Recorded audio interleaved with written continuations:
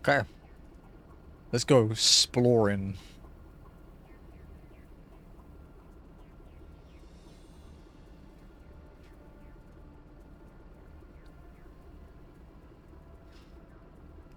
So yeah, this is um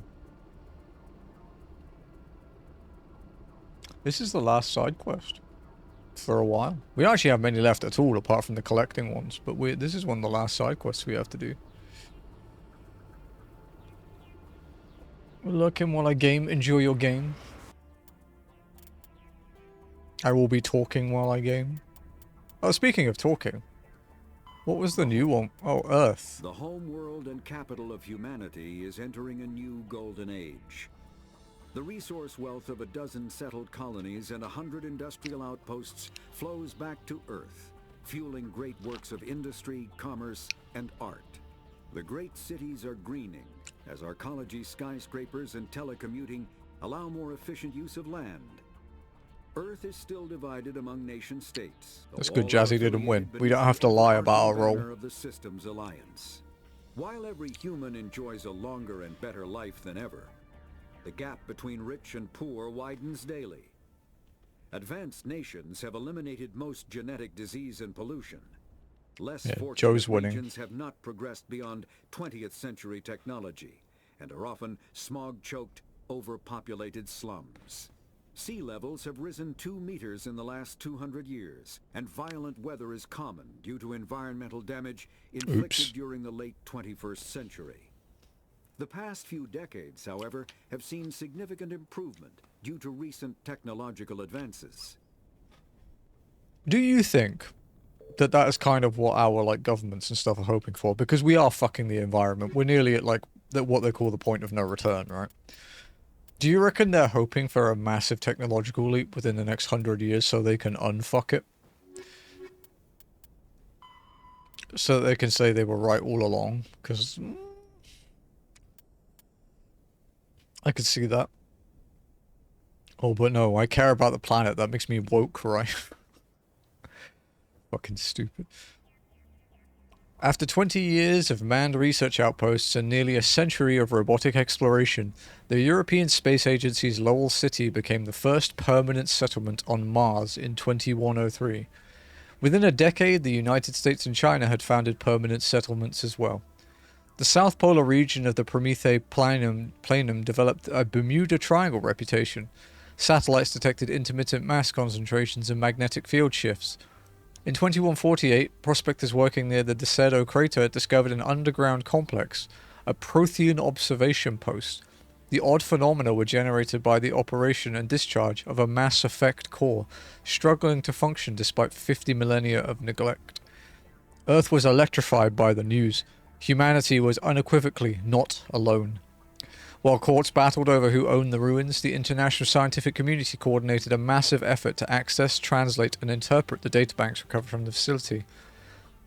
The facility proved to be a biosciences observation post built when Homo sapiens were first evolving on Earth. While the motives of the Protheans are not certain, translated records indicate that the facility was in regular communication with automated observation platforms in Earth's orbit and on the lunar near side. The half-dozen Mass Effect spaceships found in the facility were presumably used for first-hand observation. Hey Grey Wolf, how's it going?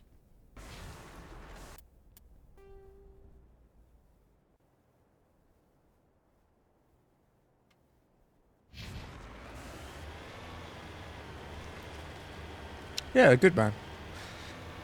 All good.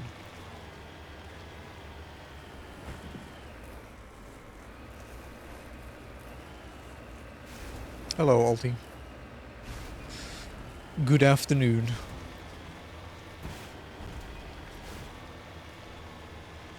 Alright, let's go get some minerals.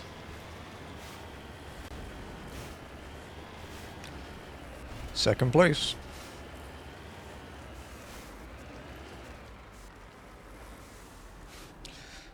Get some plutonium. And try not to run myself over.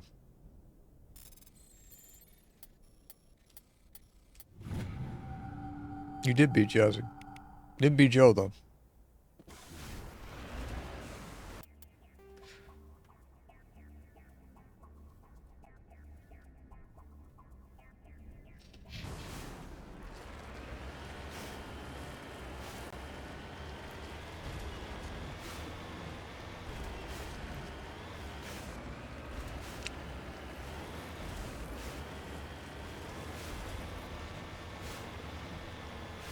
Joe is the winner, yeah. With our, what does he get? You get 135, Joe? Is that what you got?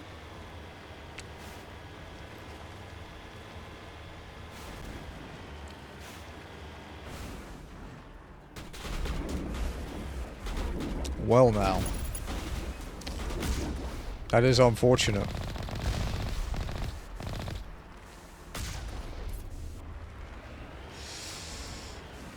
Anyone a Halo fan here? I played Halo... Fuck, how far did I get when I played them? I was young. But, I think I played up to, like, ODST.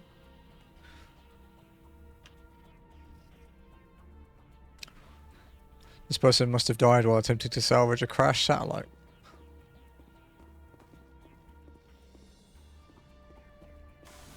Oh, it wouldn't let me salvage it, so he might have succeeded.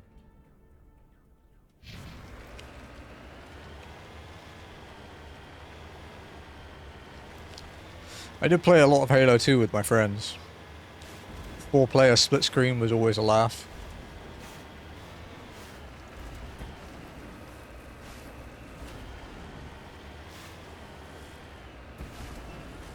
They do have good OSTs.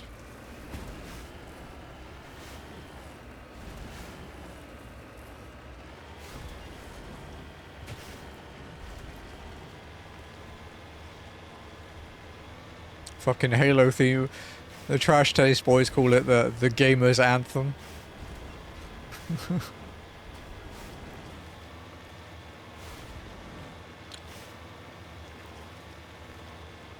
I actually nearly bought the Master Chief Collection, I just never got around to it. You'd think with how decent my PC is, I'd actually play more, but my PC is a streaming and FF14 machine.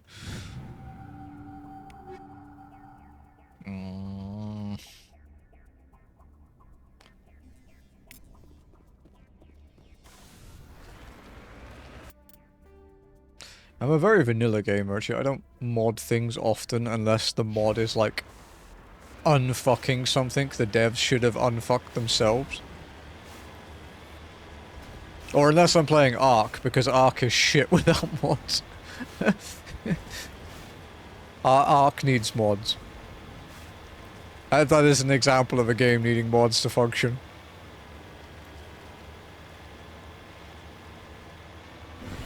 Oh, fuck off.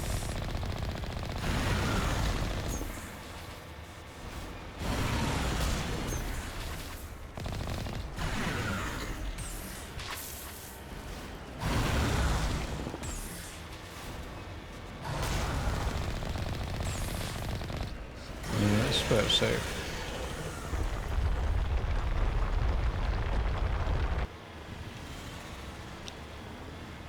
Dude, there are so many Threshers. I swear every planet I've landed on in the last, like, couple days has had one.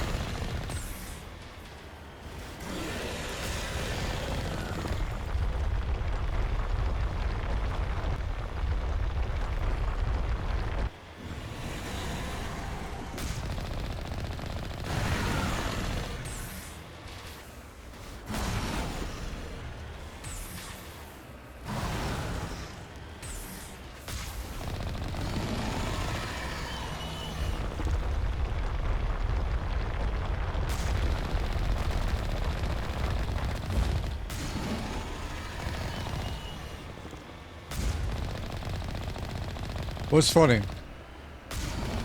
is the tentacles hurt more than the threshers do.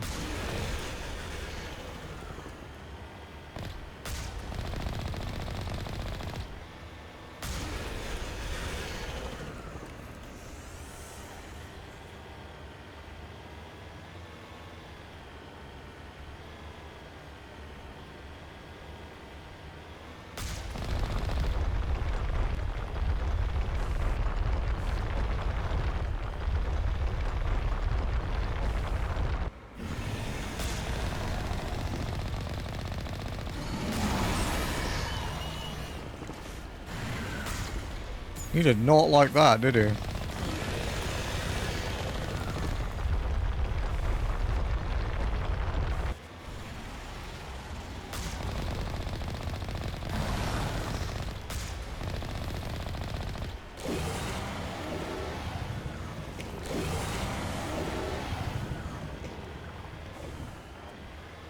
Asshole.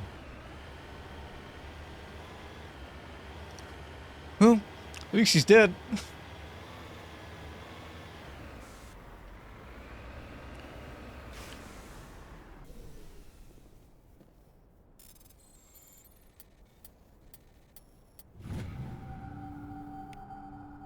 Alright, you miss Ark? Yeah, sorry, I was fucking, I'm bad at the Thresher fights because driving that car is awful. Yeah, I played it with a viewer, like a VIP, earlier in the year. And Jazzy played it as well, and then a couple of us booted up. We beat, like, I think like 2 bosses on the island. But then we just got kind of bored. The game isn't designed very well around small groups, and if you enable the single player settings to make it easier, it becomes too easy. And even with custom difficulty tweaks, it's kind of hard to tweak the bosses to be good for, like, you know, 1 to 5 people. They're generally designed for like 10 plus. It's just, eh.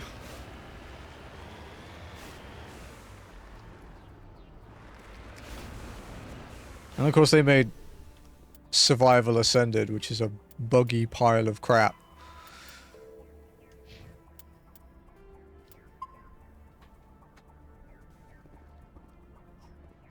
Hey Nox. How's it going, dude? Take down the terrorists, but remember to check your targets. The civilians are so addled by the drug, they'll wander right into the middle of a firefight. Oh, right, fuck, it's this thing, isn't it? The siege base, yeah.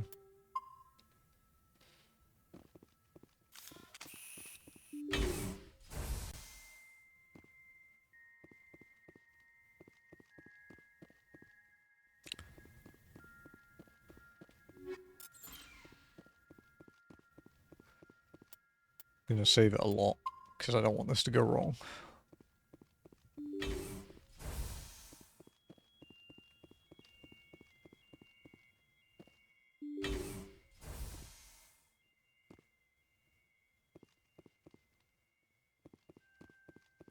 You must die!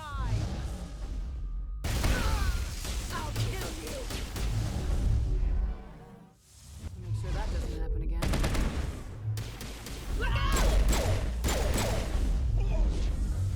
I gotta be more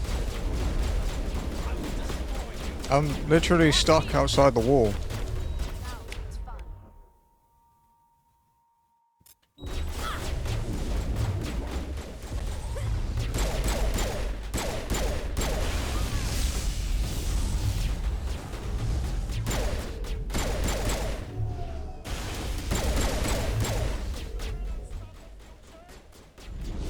Fucking Rex flying across the screen.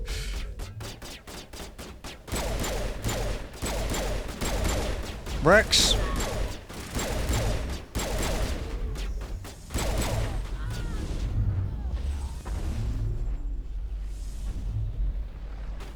What are you doing, Liara?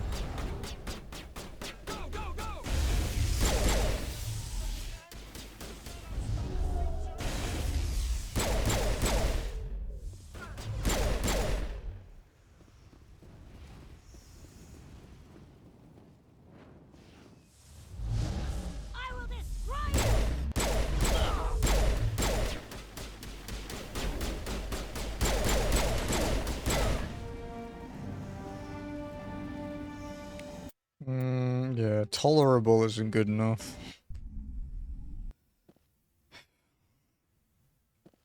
I did check my fire. They fucking didn't. Let's do,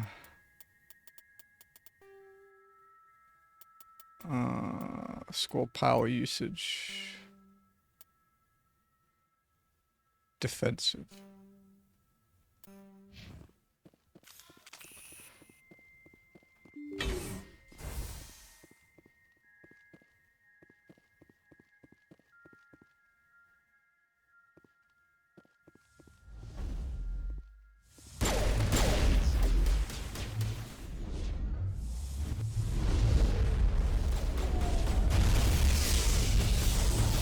I appear to be stuck in a wall again.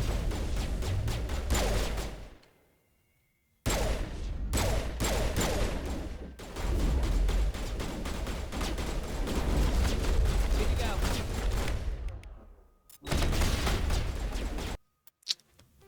This is really shitty. Alright. Since you guys literally cannot be trusted.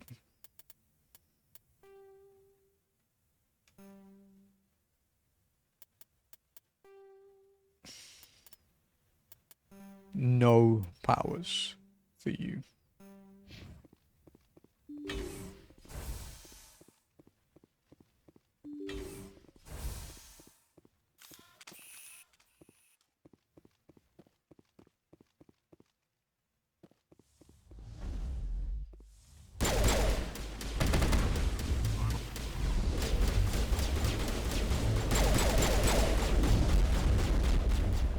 Yes.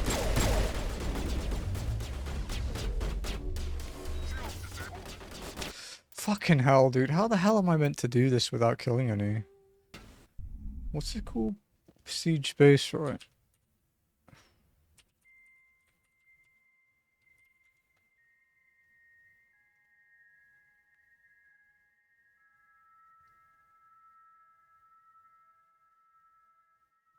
Hmm.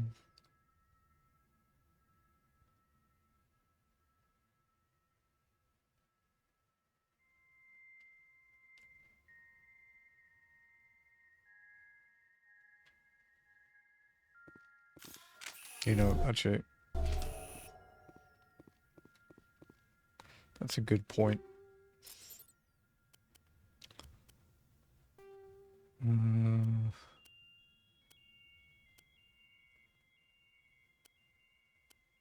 Sledgehammer.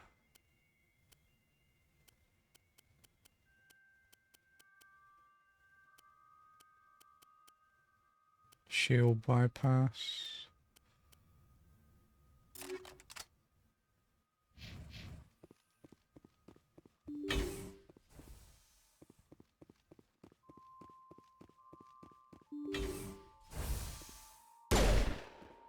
That should get their attention, right?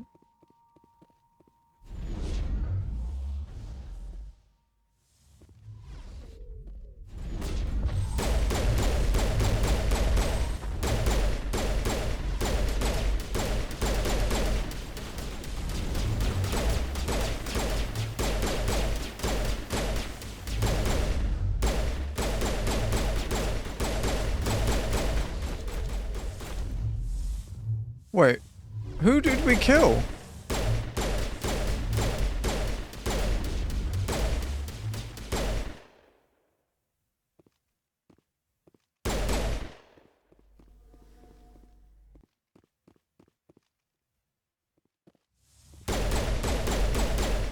You cannot stop the future!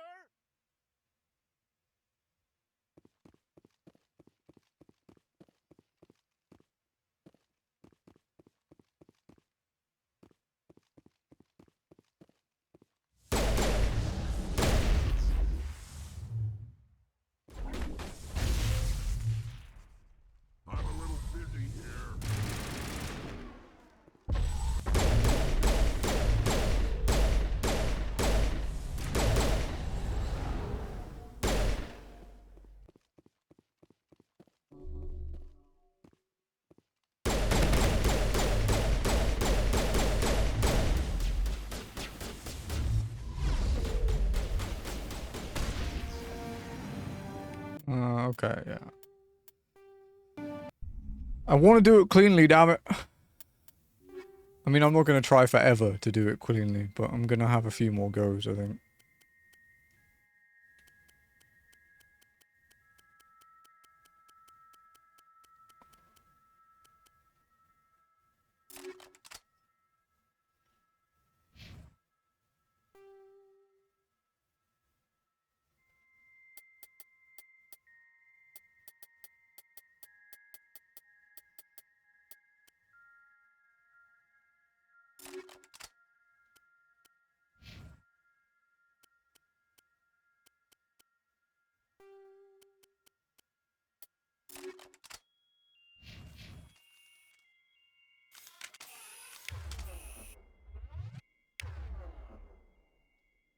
Okay. Now... no. Power usage, none. Save. Okay. Strike him. Right, I'm just gonna shoot and see what happens.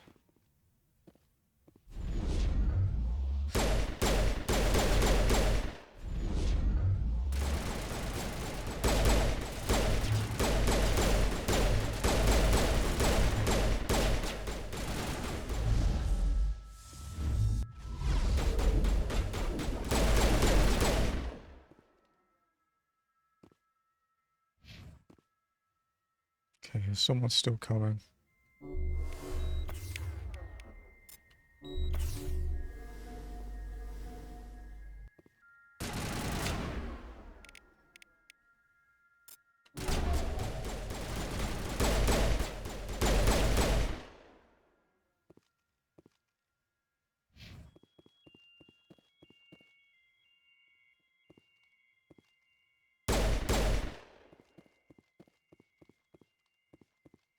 Try and lure them over.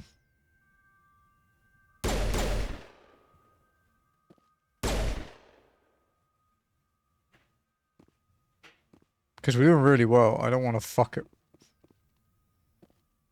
There we go. There we go. He's coming. He's coming. He's coming. Rex for the...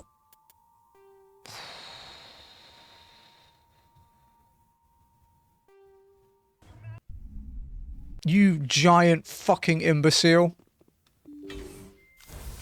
The fuck are you doing?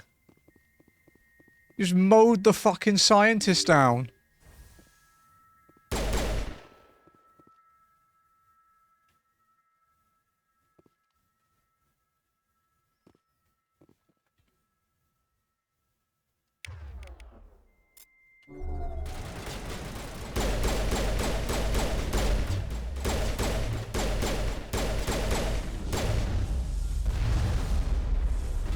There are a few of them.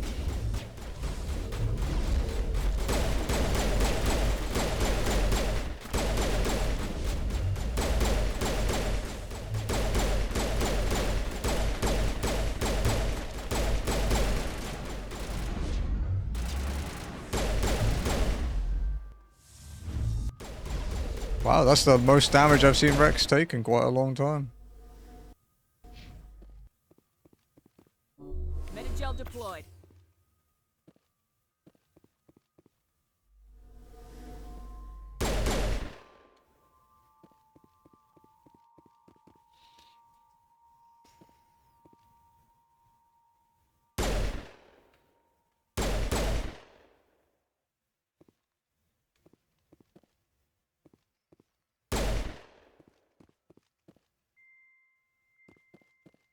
Alright, listen, you C-word. What's up, Jared? How's it going, dude? Ahoy hoy.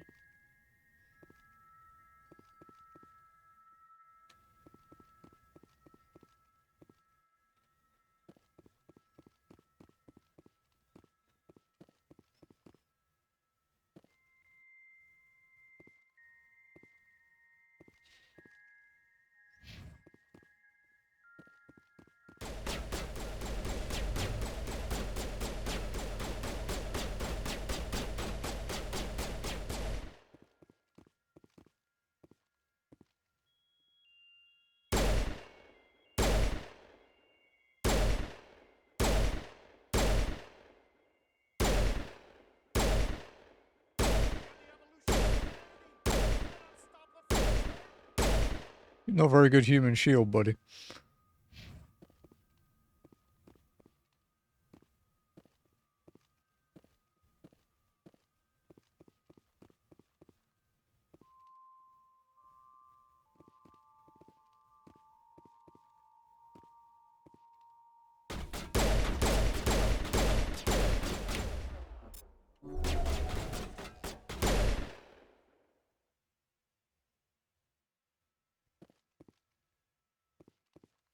Otherwise, not too shabby. Yeah, it goes good. Trying to do a mission with no casualties at the moment, and it's tricky.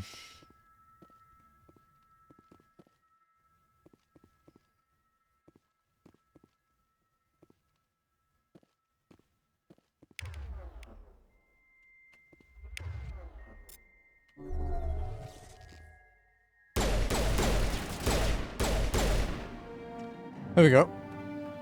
You've cleared the facility. All the civilians are safe, though they're still chattering to themselves and screaming at the garbage cans. Evolution of humanity, huh? These biotics didn't seem that different from the other scum you deal with. Okay. Predator heavy 10. Oh, it's fucking human. Damn it.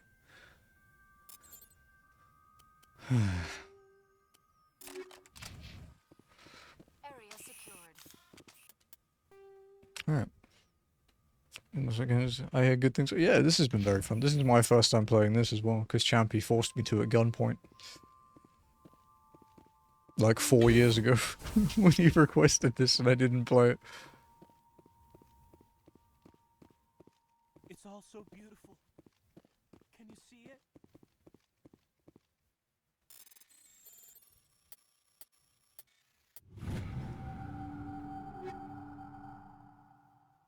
Hmm.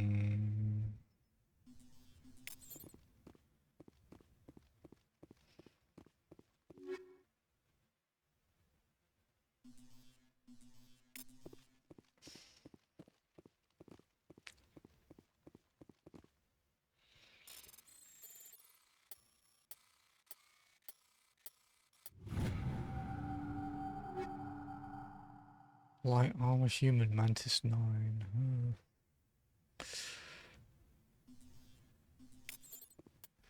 Don't know what she's using. Predator LX, okay, yeah. Anything better than that will be a Colossus X. Hmm.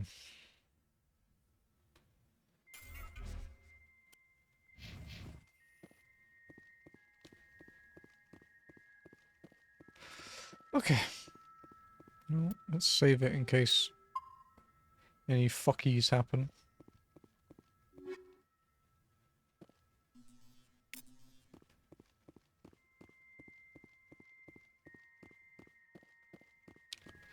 And then... that could be okay. And then we'll go do whatever the fuck is next, I don't remember.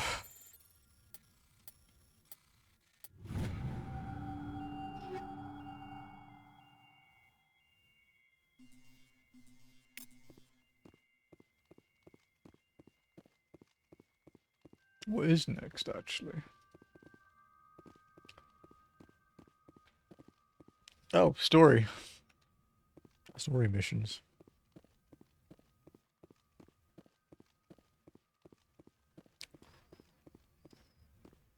Been a while since we did any of those.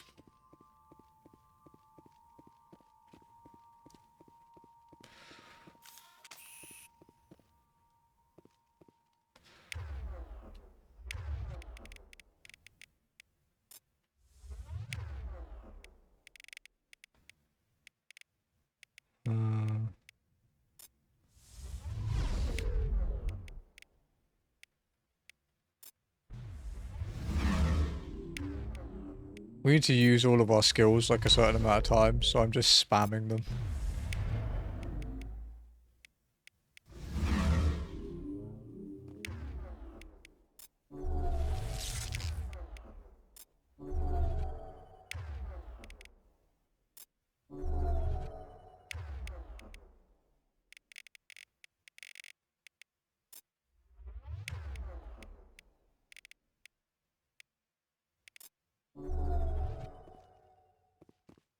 Find your crewmates, and is it true? Supposedly you can romance them, yeah. That's generally a thing in BioWare games, is romantic stuff. Not always well written, but one of the ones in this is terribly written, but we avoided that one because it was bad. So,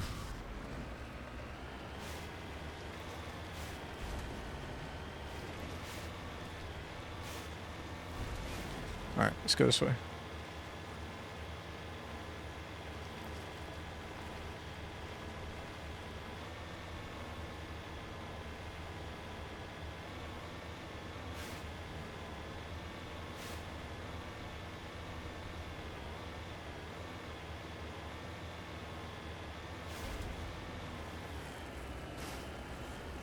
Come on. Come on.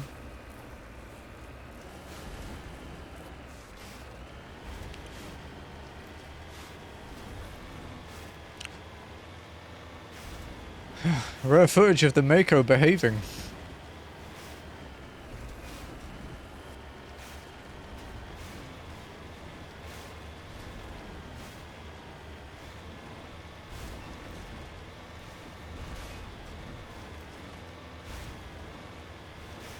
Alright. That's a point.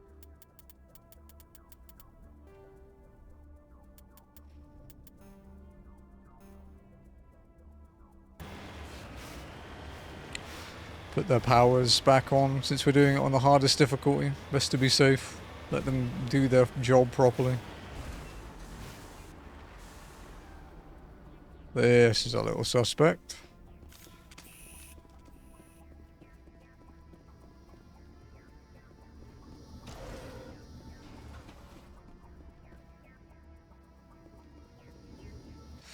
Close to the transmitter, your comms pick up a recording of a wistful string quartet. You power the system down. Whoever lived here, they haven't been back for some time. The crates are covered with Chohei's chalky dust, and the status lights of the shack indicate its atmosphere rang out long ago.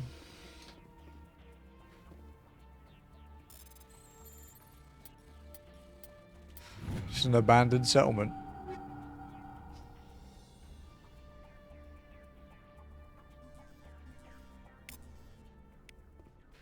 Oh fuck, I skipped. Damn it! It was a matriarch writing.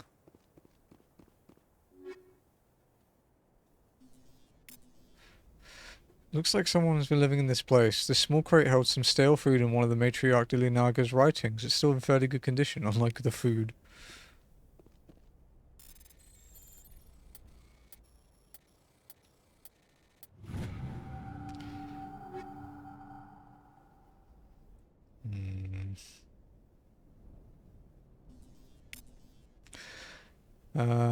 It's not clear who owns this container, but you discover one of the Matrix Dillinaga's writings. That's 3 of her writings?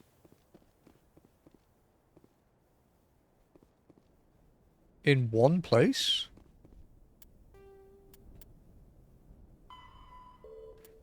Okay. That seems quite important.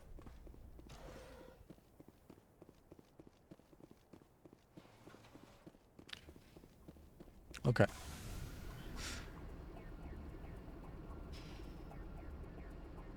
Let's check the map, make sure we do everything. 2, 3, 4, 5, 6, 7, 8. Yeah.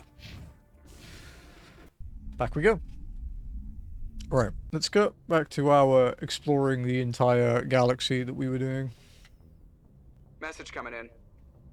Patching it through. I didn't think it could be done, Commander. You managed to secure the base and neutralize the biotics without a single civilian casualty. Glad I could help. Just doing my job, Admiral.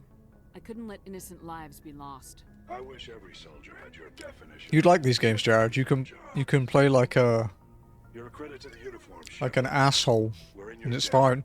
Fifth fleet out. We're playing it like a good guy, but you can play it like a complete dick.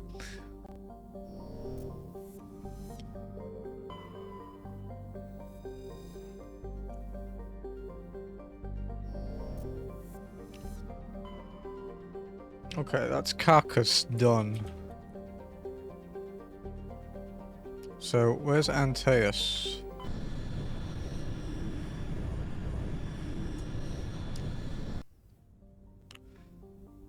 Right.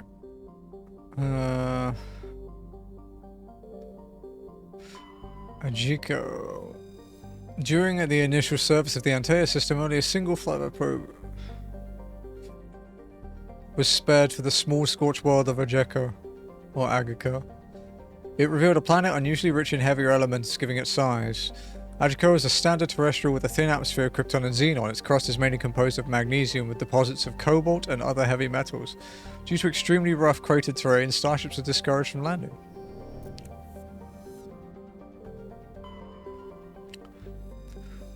Edmos is a standard hydrogen-helium gas giant with traces of methane in its atmosphere. If Trebin's terraforming is successful, it is expected that a helium-3 fuel refining facility on the system will be set up here. Survey. Gas deposit discovered. While scanning the planet of Edmos, you detected a large concentration of hydrogen. Ploba. Ploba is the second and by far the larger of Antaeus 2 gas giants. Active scans by survey ships have returned tantalizing indications of massive solid structures within the atmosphere, too regular in pattern to be anything natural. Some believe Ploba is a Jupiter brain, a planet-sized supercomputer. Adherents of the series have fruitlessly beamed signals towards the sunken megastructures, hoping to get the machine's attention. Others believe that an ancient spacefaring race disposed of their weapons of war by dumping them into the planet.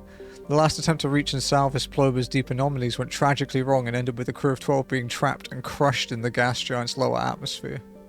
Rough. Oh, Matrix rank recovered. You recovered a strange object orbiting Ploba. Chief Engineer Adams and Tali tried unsuccessfully to determine its origin. They didn't find one of Matriarch Dilinaga's writings stored within.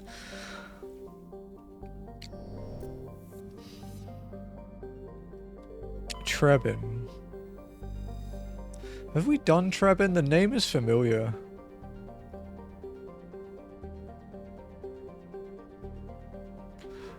We can double check.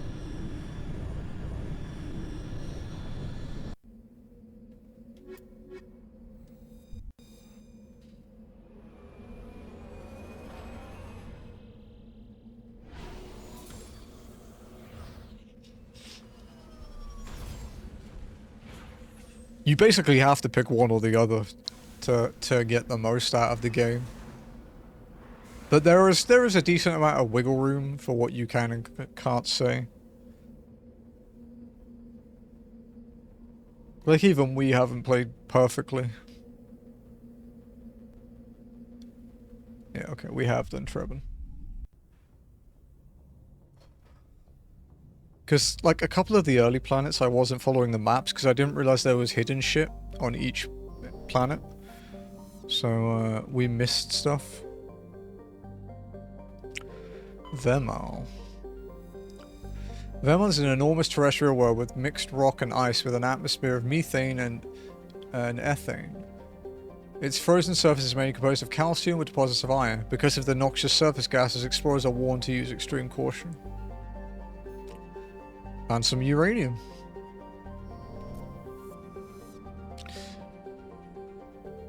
Hunador.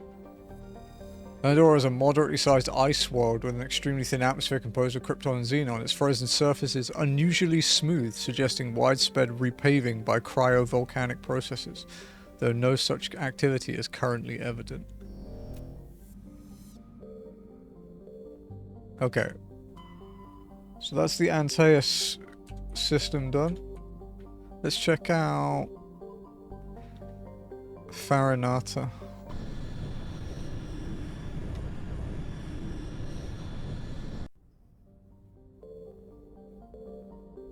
MSV Ontario, we've done that. I'm pretty confident I remember that one.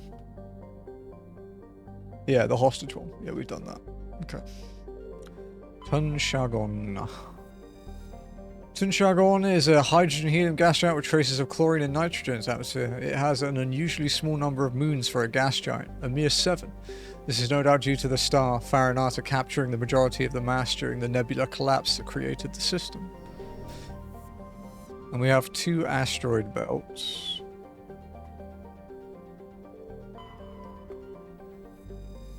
Juntorma is a small broiling terrestrial world. Its thin atmosphere of carbon dioxide and ethane is being steadily blown off by the powerful solar wind from the star Farinata. The surface is scorching hot and mainly composed of sulfur with deposits of copper. Its density is low enough to leave the world tidally locked to Farinata. The Alliance Defense Data Network notes that several ships have been spotted cruising near Juntorma with transponders turned off. While an Alliance patrol attempted pursuit of one, the unidentified vessel rabbited to FTL. Its trail was lost when it obscured its light trace in the confusion of signals along the Anansi Ishtar shipping lane. Hey, that's a good deal. 85% is a healthy discount.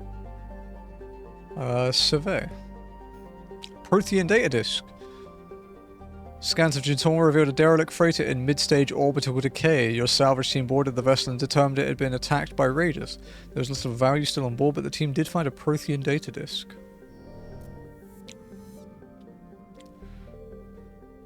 Nepnu. The rare combination of features, Nepnu is of particular interest to the scientific community.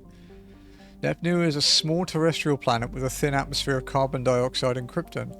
As with all the worlds of Farinata, its surface is scorching hot. The crust mainly consists of silicates laced with iron. And we found some thorium on a nearby moon.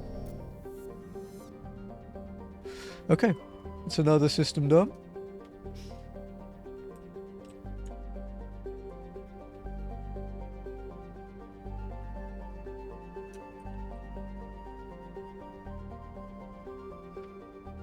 Okay, so Farinata done, Carcass done, Dees is done, Antaeus is done, so I think it's just Plutus. Unless there's one over here that we didn't see. Nope, okay. Let's check Plutus out.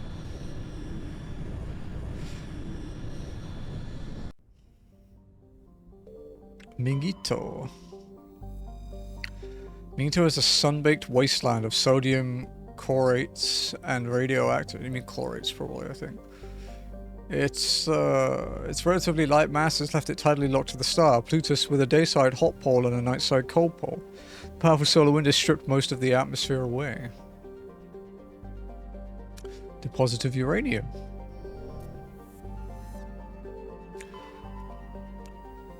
Mydla is a terrestrial planet with a light atmosphere of carbon dioxide and hydrogen sulfide. The surface is hot and mainly composed of magnesia with deposits of sulfur. Over a dozen volcanoes are currently erupting across the surface. Just a few dozen.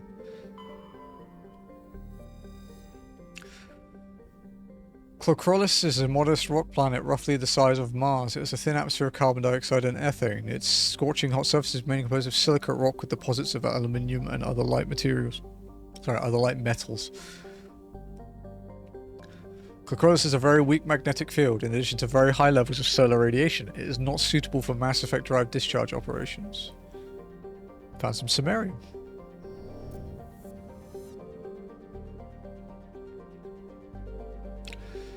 Nonul.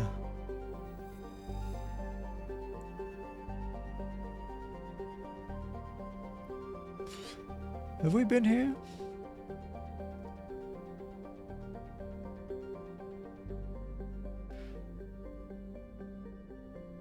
We haven't been here because the mission isn't available to us because we're too good. It's the bad guy mission.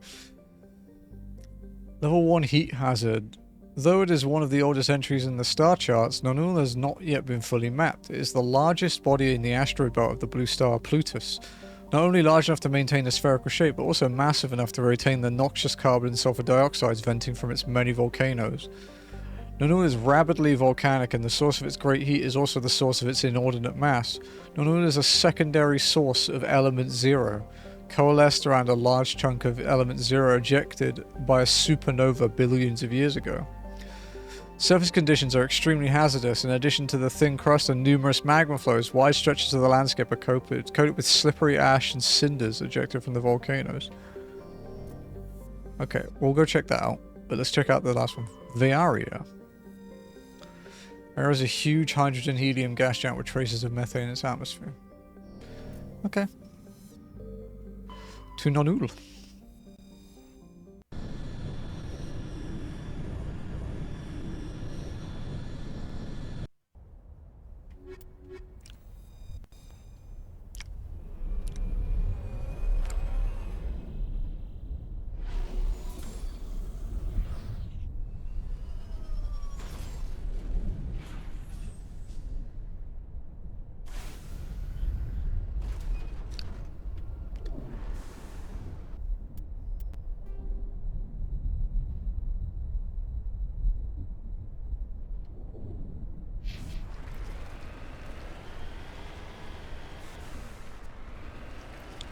Alright.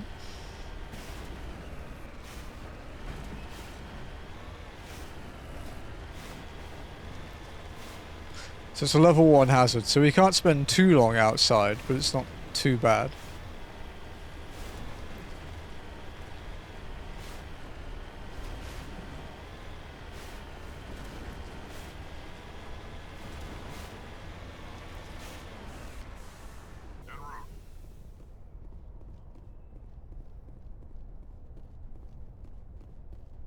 Judging by the footprints in the ash, the two mercenaries were facing each other over the crate when they died. Both suffered single gunshot wounds and have a rifle close beside them.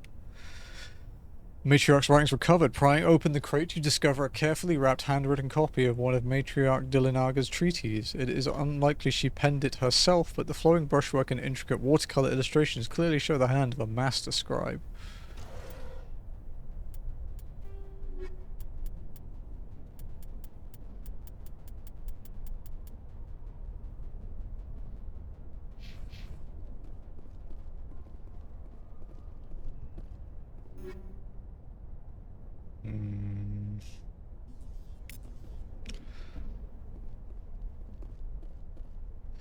Medallion recovered. This mercenary is carrying a League of War medallion. There's no indication of how or where he found it.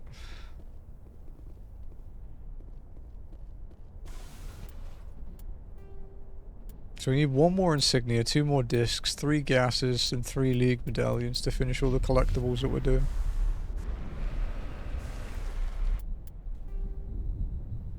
So let's go to this debris.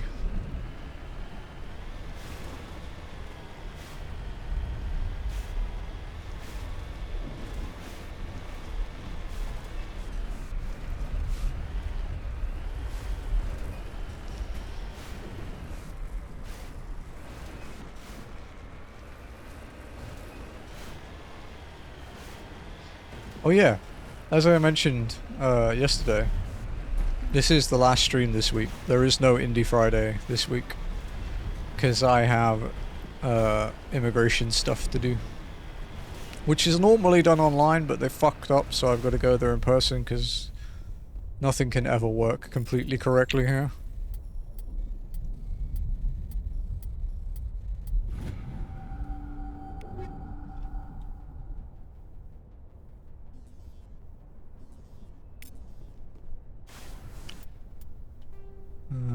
Up here.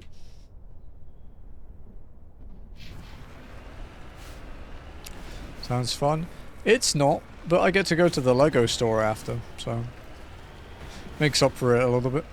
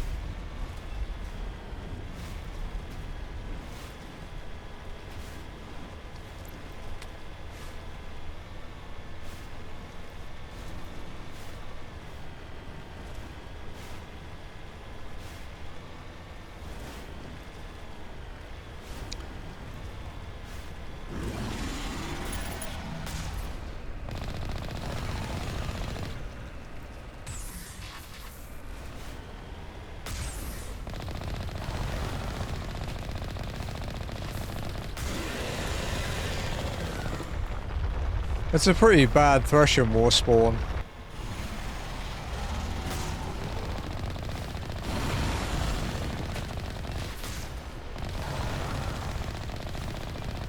You need to turn back, Commander. You're going beyond the range of the operational area.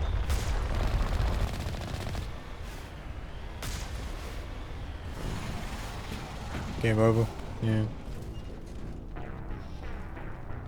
You get hit by it, it's fucked. On insanity difficulty, you're just fucked over. You're done. I have to redo the other 2 now because I didn't save it.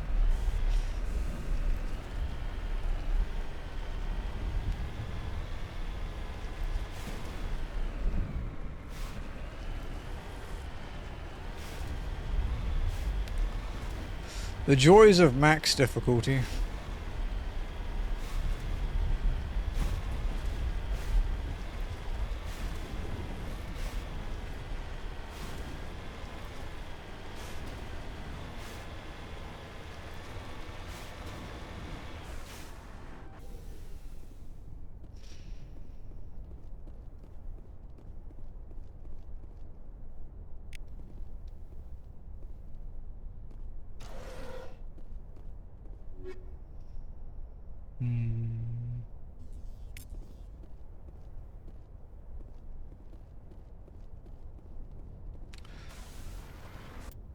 Well, we'll just remember to save it after this. But I know there's a fucking thresher more over there.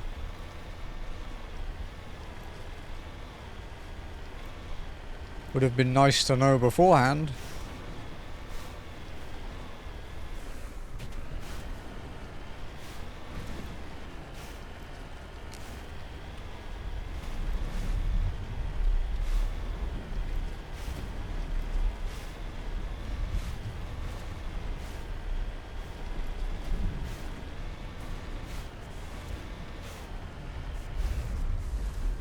Heading out.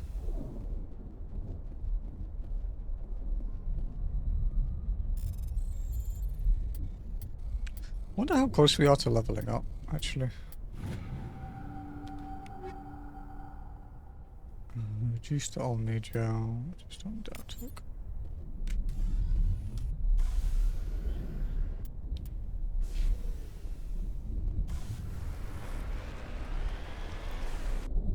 That's interesting, it wouldn't let me save it.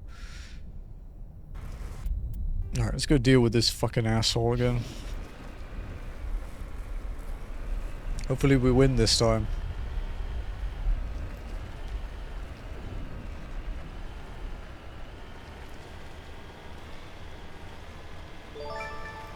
I'm looking at Mass Effect stuff and watching your stream, Venetians replay. That's good, man. I'm glad it inspired you. Hey Papaya, how's it going? How are we doing? Are one of my mods alive?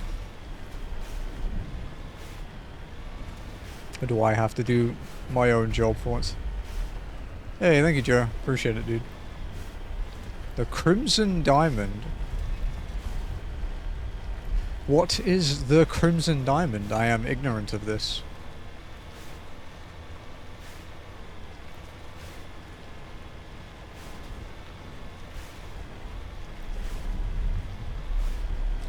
Let's see if I live. After fighting this.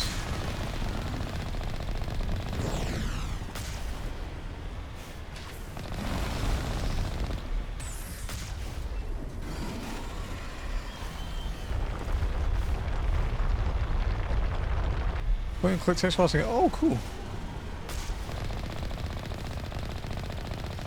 I've been getting the itch to play the Broken Sword games. They're my mum's favorite. And I've only ever, like, played one of them.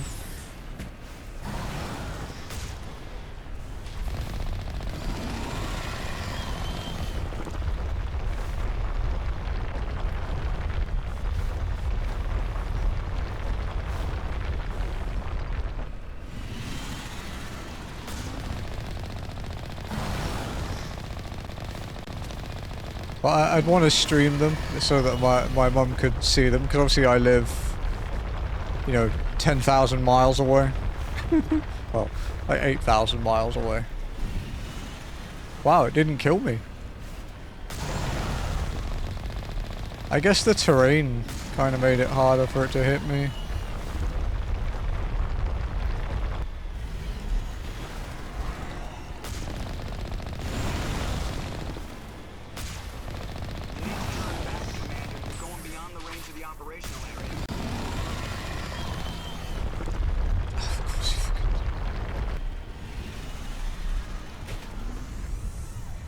Oh, we lived! Not for long, but we lived. Flip! Flip! No, we can't. Oh, wait. Wait.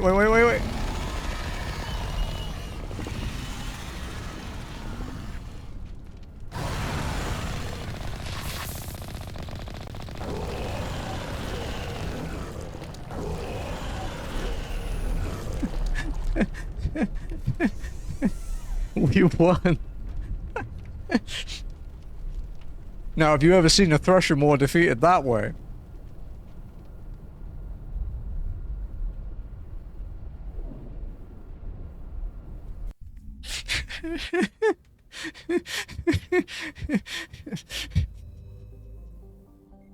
Style. That's all that was, just style.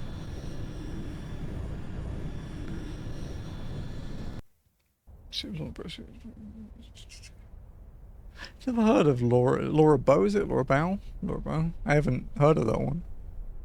Played them for the first time myself recently.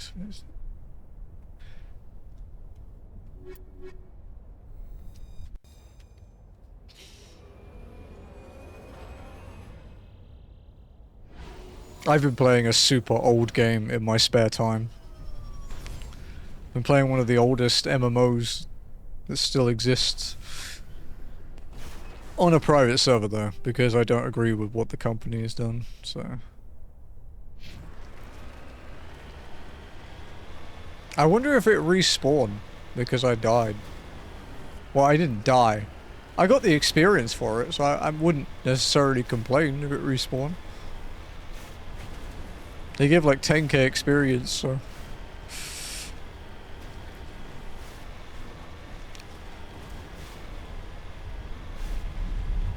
But yeah, I've been playing Tibia. Again, it's that time of year where I get addicted to it for a few months. Because we just finished the, I finished my re-clears of the current Savage Raid tier. So I have to wait for the ultimate to release in like a month and a half or so.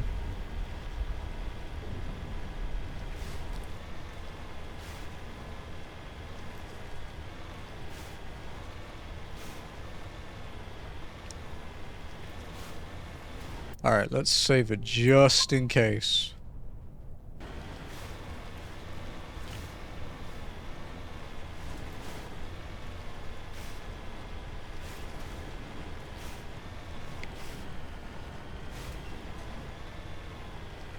No, there's a cross there. I think it counts. You need to turn back, Commander. You're going beyond the range of the operational area. Well, you put a fucking survey point outside of the operational area. Of course I'm gonna get it. Do you not know what completionist fucking brain does? It's a disease.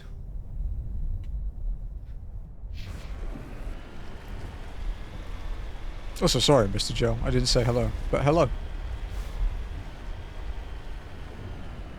Welcome in. I was slightly distracted by a Threshermore while on my roof. Was not optimal.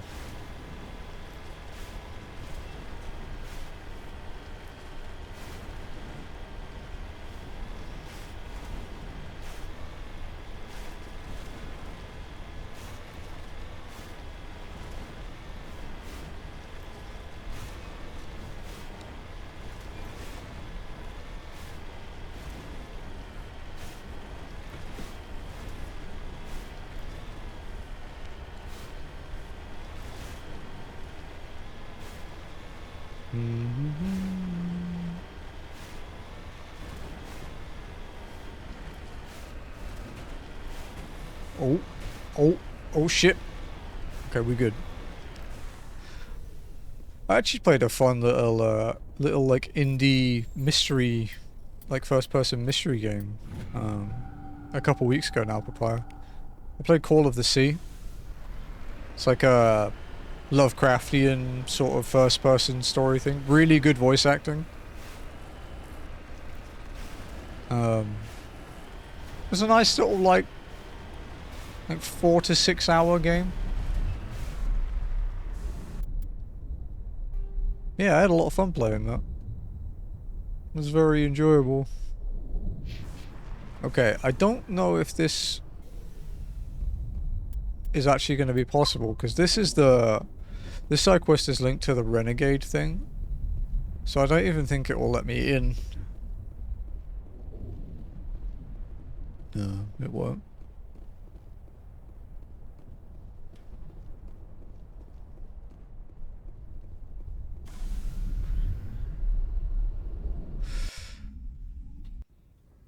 Okay, so that's the Plutus system finished.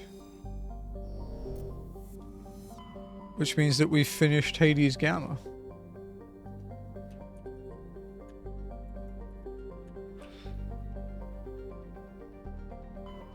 Okay, so we finished Sol. Horsehead is finished. What about Exodus? Exodus is Asgard and Utopia. Okay, so Exodus.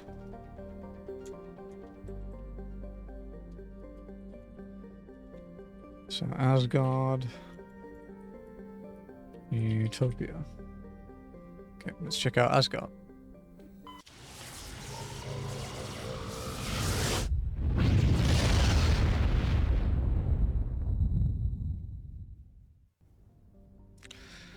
Okay, so we've got Terra Nova.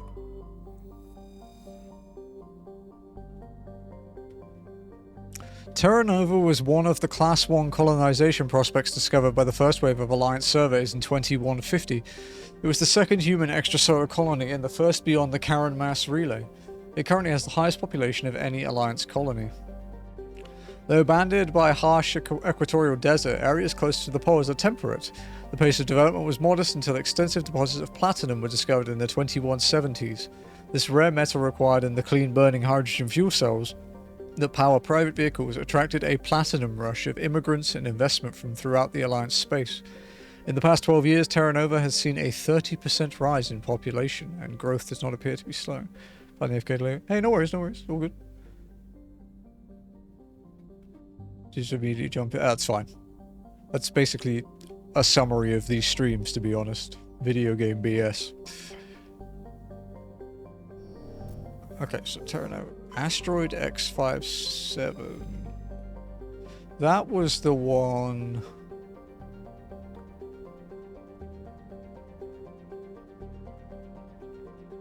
for Bring Down the Sky, right? Yeah, so we've done that. Bohr. Bohr is a huge hydrogen-helium gas giant with over 90 moons. Its striking coloration is caused by the light of ionized hydrogen filtering through an upper cloud deck of sodium. The source of the ionization has not yet been confirmed, but Bohr's mass equal to 6 Jupiters, and high temperature suggest it may be a small brown dwarf, a large gas giant that gained nearly enough mass to ignite into a small star. Though Bohr's deep gravity well makes mining operations difficult, it is the only gas giant in the system. The hydrogen needed for the local fuel cell industry, combined with the ever-present need for helium-3 fusion torch fuel, make it economical to mine. Tyr. Tyr is compositionally quite similar to Earth, however, it lies over 4 astronomical units from Asgard and possesses an atmosphere primarily composed of nitrogen and ethane. While a potential target for terraforming, the presence of the shirt sleeves habitable Terra Nova in the same system relegated Tyr to a support role. Nearly 100 corporations, human and alien, have constructed extensive teleoperated mining, refining, and manufacturing facilities across the face of Tyr. Combined with the platinum loads of Terra Nova, the resources they produce are driving development of the local hydrogen fuel cell industries. The Asgard system now supplies nearly 4% of the galactic market. That's quite important. What's the last one? Loki. Loki is a small terrestrial world with little to recommend it. One hemisphere is largely covered by an ice cap and the other by a craggy basaltic highland.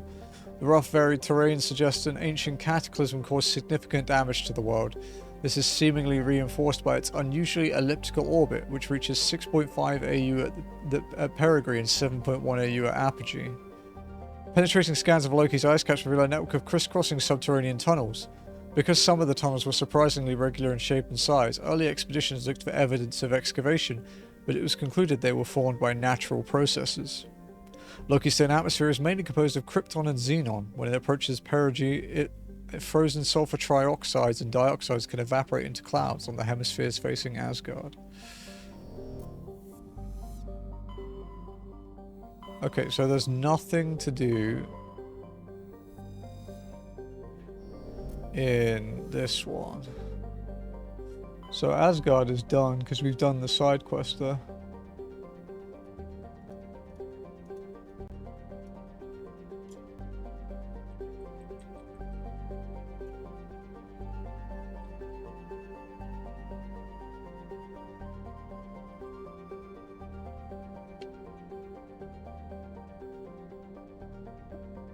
Okay, so let's check out Utopia.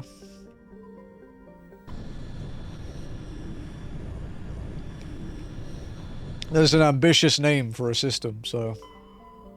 Oh hey, it's Lost's world. It's Arcadia. An unusually large terrestrial world, Arcadia has a dense atmosphere composed of nitrogen and helium. Its scorching hot surface is mainly composed of alkaline basalts, but metal deposits are plentiful. There's several spectacular examples of columnar basalt formation of scenic beauty. Arcadia's hostile environment has precluded commercial development. Eden Prime. Where the game starts.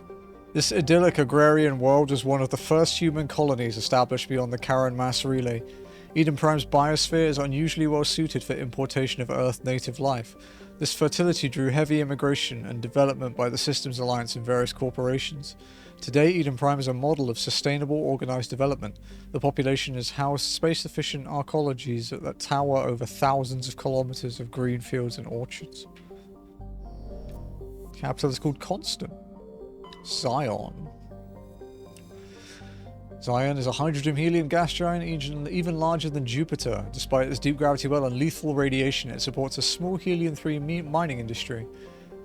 The reason is simple. As the only gas giant in the Utopia system, it is the only local source of fuel for Eden Prime's power stations and spaceports. Zion has 112 satellites ranging from captured asteroids to the moon of Asphodel, which is large enough to retain a thick atmosphere.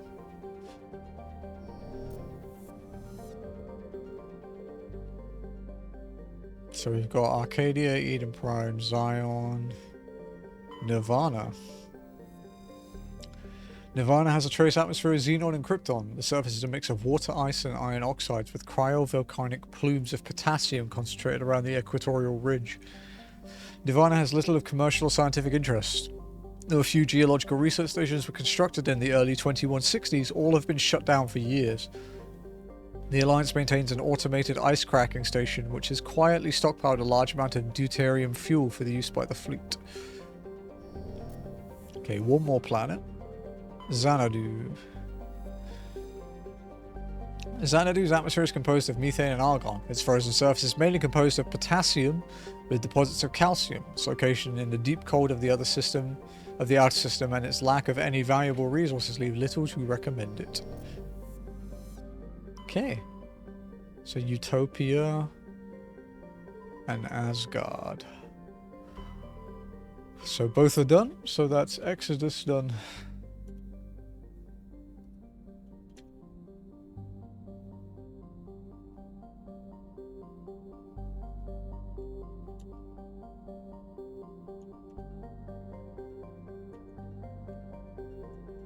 Okay, let's check out. Gemini Sigma is done. Artemis Tau isn't, I don't think. And then Argos Rho. Argos Rho has Hydra, Gorgon, and Phoenix. Okay.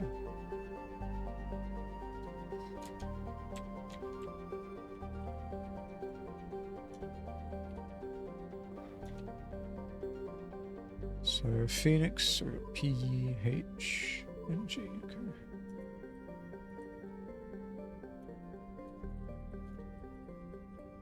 Okay. Let's go check out Hydra.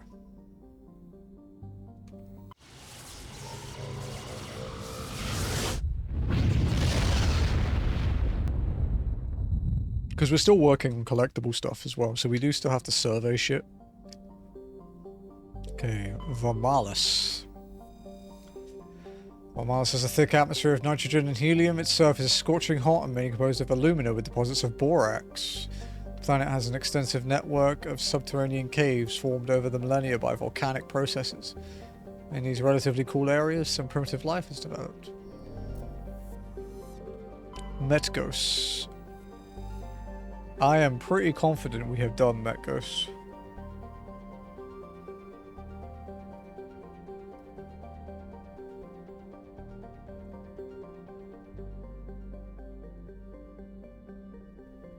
But we could check just in case.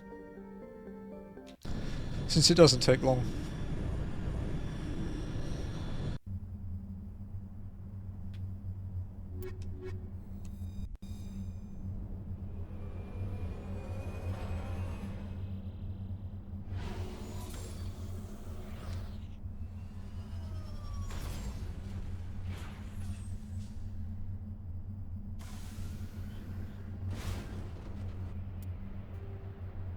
Oh yeah, we've been here. 2, 3, 4. Wait, that's still a question mark.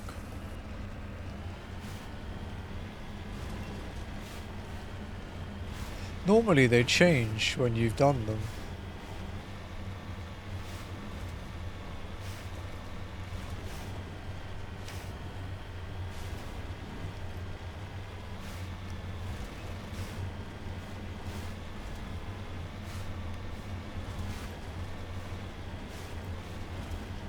Oh, it changed when I got there.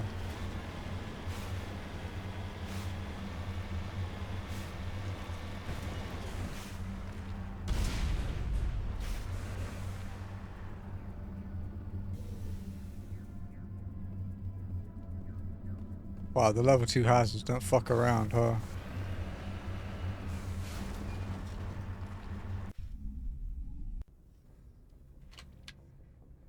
Okay, what have we got left for collectible stuff to do, actually? We need 1 more insignia, 2 more discs, 3 gases, and 3 medallions. That's actually still a healthy amount. That's more than I thought I had to do. Okay, next is Thayar. There is a large gas giant with traces of chlorine and sodium in its atmosphere. It also has a significant amount of water vapor in the clouds of its upper atmosphere. They were struck by an asteroid at least 12 kilometers in diameter within the last 100 years. The superheating caused by the impactor's atmospheric patches created a large bank of vicious storm clouds along the equatorial band.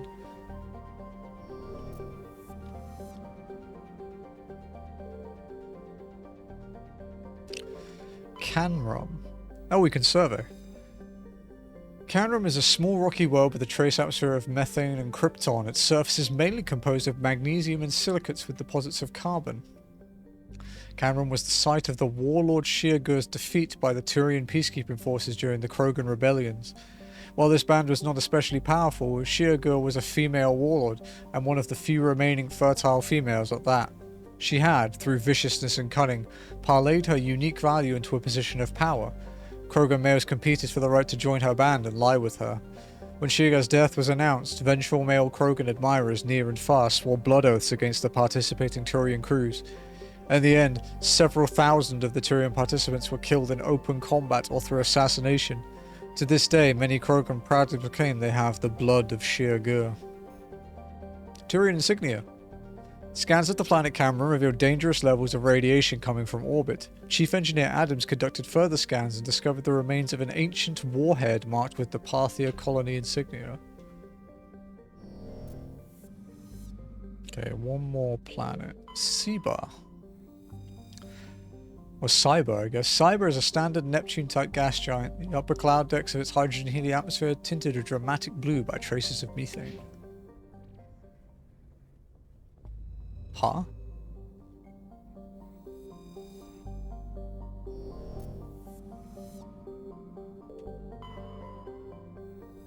Oh, okay. Gas deposits surveyed. Scans from orbit have detected a large concentration of helium-3. Alright, so that's Hydra done.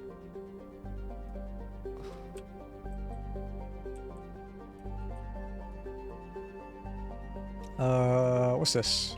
Phoenix? Sure.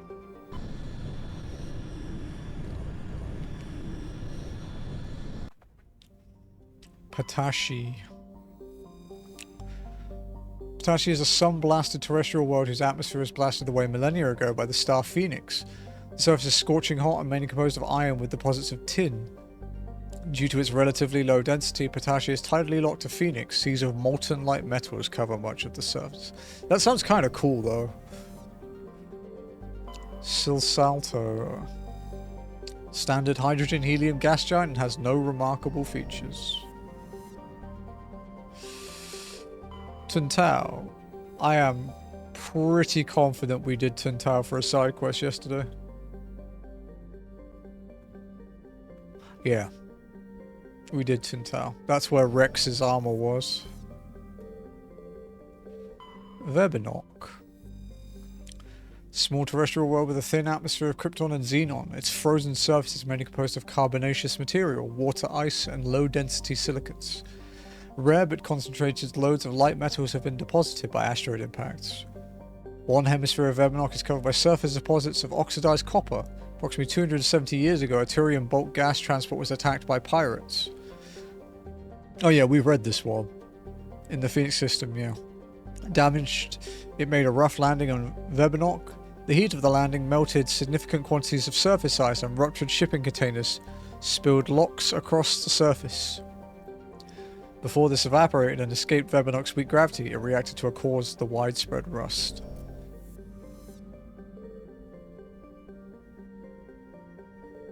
Tuntao. Okay, so Phoenix is done too.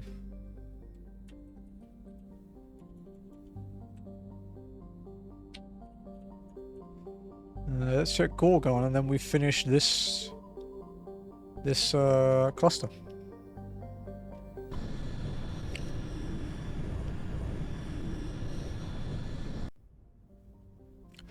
Whoa. Terrestrial planet only known from scan data picked up by unmanned probes.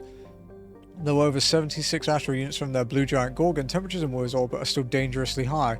Only ships with very powerful heat radiating systems can venture that deep into the system. Fortunately, Wu is not a terribly interesting world. It has a thin atmosphere of nitrogen and methane, and the scorching surface is mainly composed of alumina with deposits of platinum. The world is tidally locked to Wu, leaving the sunward side scorched and irradiated wasteland, and the dark side frigid ice. That's a typo. I think it's meant to say tidally locked to Gorgon. Vectra. Typical hydrogen-helium gas giant with traces of methane and sodium in its atmosphere. The heat of the star Gorgon is slowly blasting away the gas giant's massive atmosphere, which is visible as a long, dim tail that trails behind the planet. Cameron. Terrestrial world with a thin atmosphere of carbon dioxide and argon. The surface is scorching hot and mainly composed of iron with deposits of nickel. Like Wu, Cameron is tide locked to the blue giant, forever looking into the face of the Gorgon. Ah, well played. Shablu. Standard hydrogen-helium gas giant, the methane Shablu's atmosphere gives it an azure hue. The Asari crew who initially surveyed the system during Earth's 17th century named Shablu after a then popular soprano. The singer was renowned for her unusual skin tone, which was quite similar to that of the planet. That's kind of cool. Having a gas giant named after you is pretty fucking neat. Slekon. Orbiting at an unbelievable distance of 710 AU, over 66 billion kilometers from Gorgon, Slekon is a huge gas giant with an atmosphere tainted by methane and chlorine. It's a ring planet too.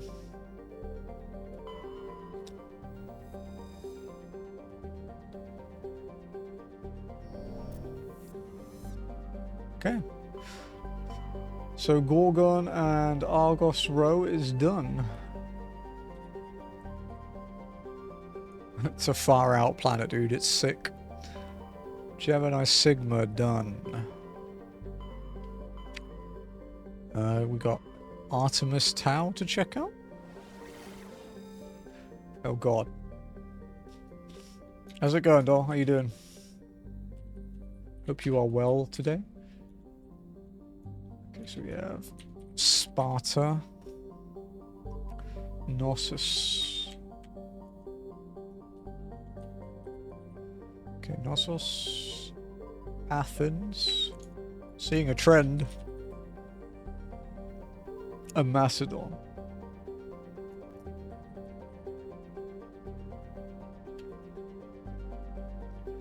Okay, let's go alphabetically.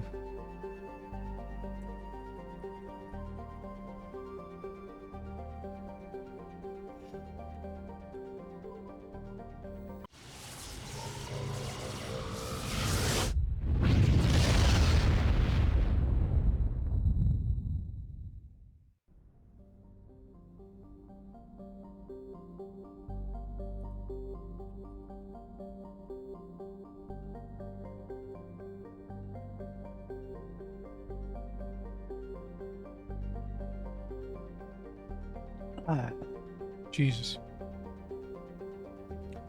Salamis. It's Salami the planet. Dude, a planet made of salami? I would never leave. The geological properties of Salamis have been scanned from orbit, but little else is known about it. Due to its thick carbon dioxide atmosphere and proximity to the energetic star Athens, the equatorial daytime temperatures have been known to turn the surface molten. The crust is composed of iron with deposits of platinum. Proteus. Ooh, we can survey it. Like the Hanar homeworld, Proteus has more than 90% oceanic cover. The incredible heat thrown off from Athens raises global humidity to 100%, creating constant cloud cover and powering colossal typhoons that rage across the surface year-round. Hot, humid, and storm-racked, Proteus' rare combination of oxygen, nitrogen atmosphere, and carbon-based biosphere nevertheless recommend it for colonization. A pilot program is studying the possibility of colonies below the ocean's surface, safe from the worst effects of the weather. And there's 12,000 people living there. Gas deposits first. Large amount of free oxygen.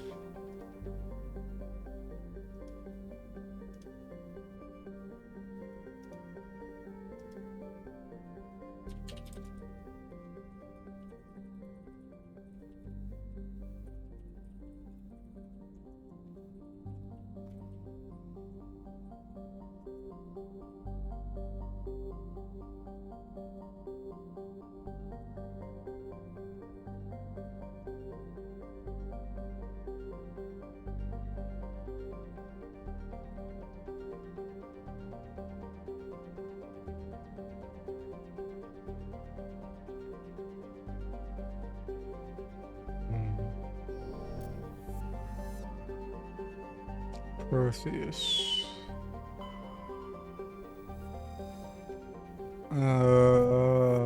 2, 3. Nausicaa. Hey, detective, how's it going? Welcome in.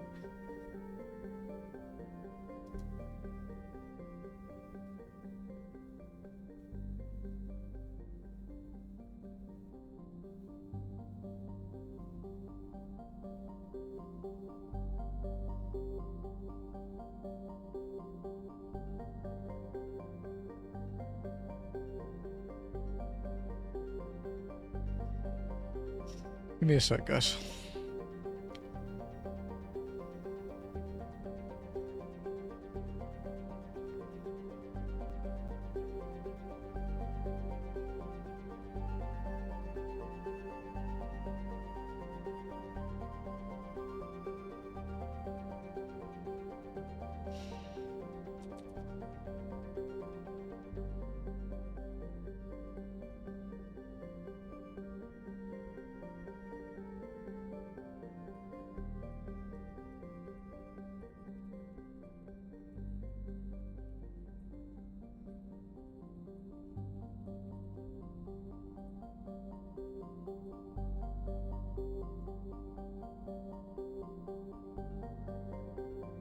You're gonna be romancing Liara.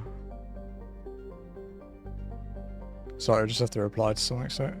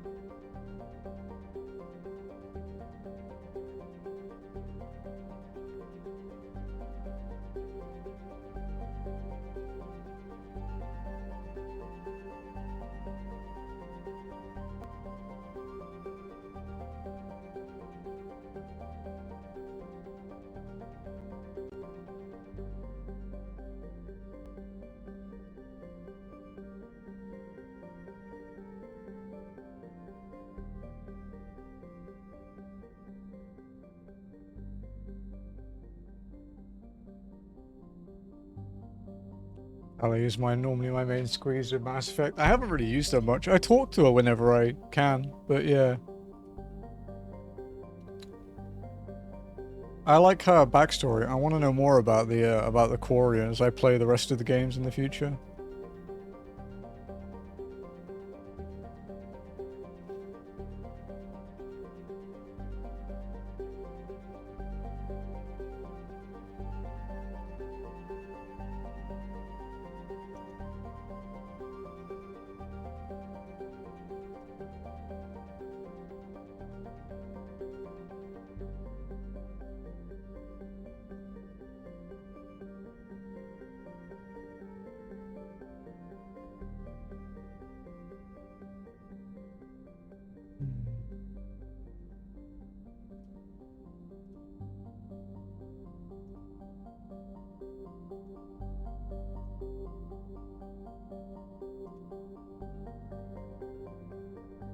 Sorry, just give me a sec.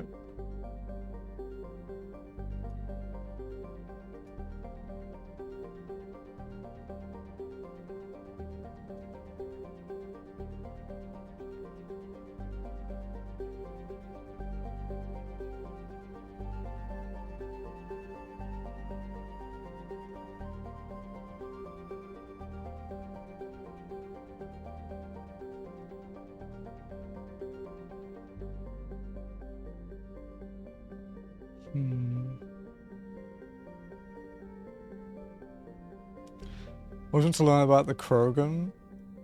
Yeah, like, I gotta say, I think every race in this is actually quite interesting. Even humans, surprisingly, every species, like, the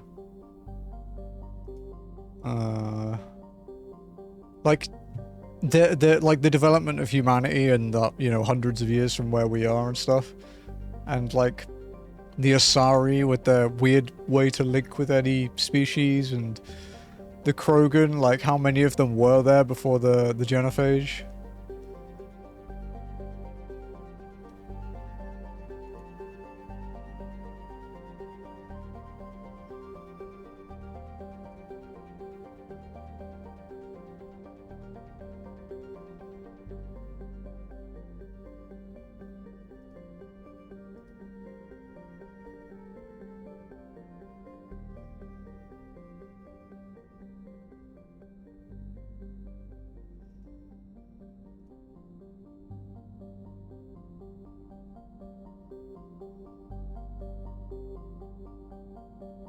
Give me a sec, guys. Pretty sure someone I know has been hacked on Discord. So...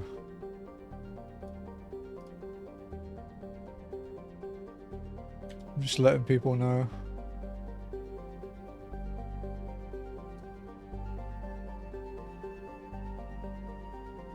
Geth are also interesting. Yeah, there's not much been said about the Geth so far, I guess, at this point, apart from, like, they're very evil, but it seemed that the Quarians wanting to destroy them all is probably what made them more evil than they were possibly going to be. So, I am kind of curious about how they'll go.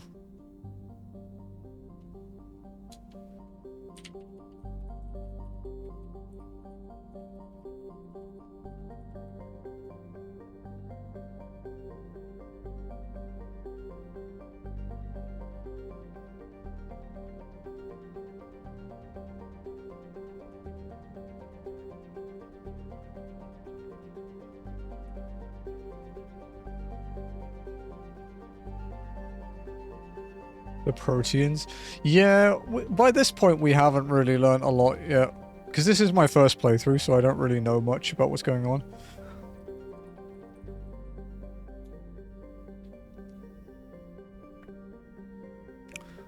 Right, sorry, yeah.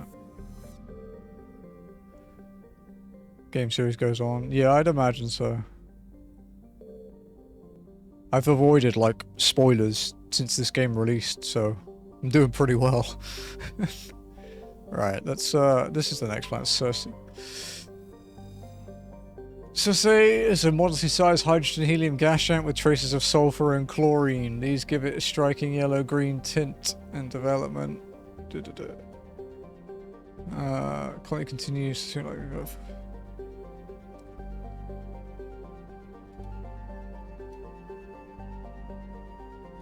Yeah, it's my first playthrough. We just went on the hardest difficulty.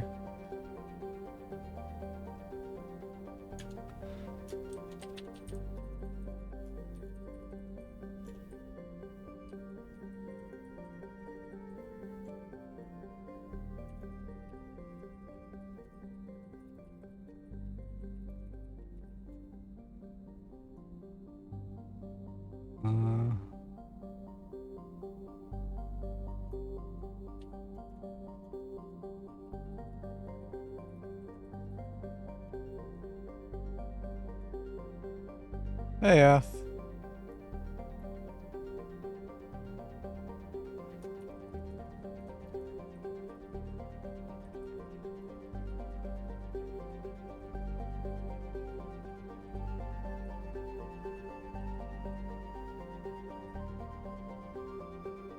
Sorry, I had to do a Discord announcement because I'm pretty sure Aurelia got hacked on Discord.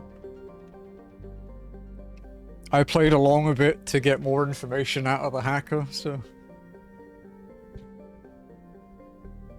Because I know how Aurelia talks, I've been around her long enough, and I know it's not her.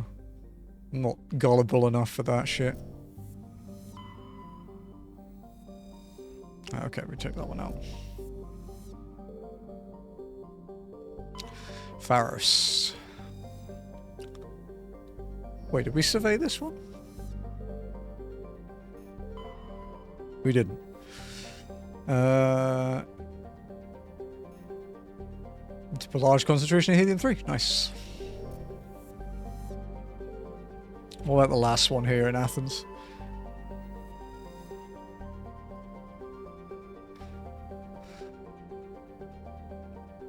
Distant Pharos has seen only a cursory examination by an unmanned probe. It has a trace atmosphere of nitrogen and argon.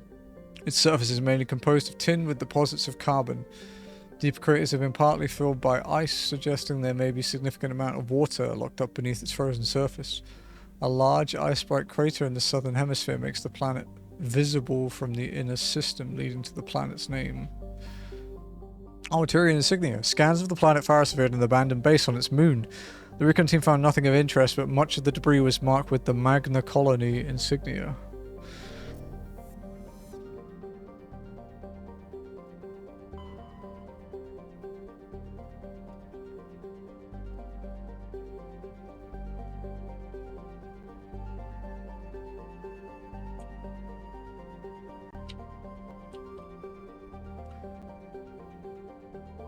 Okay, let's check out Knossos.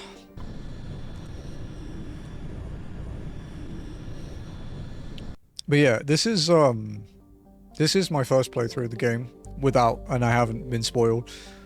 But I keep first playthrough out of my titles most of the time, because I have noticed if I have first playthrough in my title, I tend to get the assholes that want to, like, tell me what to do all the time.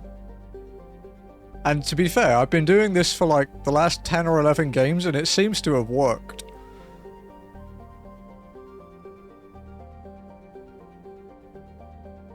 The Normandy, it does look cool, yeah. Phaistos. Phaistos is a small terrestrial with a trace atmosphere of carbon dioxide and xenon. The surface is scorching hot and mainly composed of sulfur and various silicates. There is little of interest on this desolate world. People like to spoil. People do be assholes, you know. Therium is a distant but rich industrial world claimed by the Human Systems Alliance. Its plentiful heavy metals have fueled the recent manufacturing boom on Earth.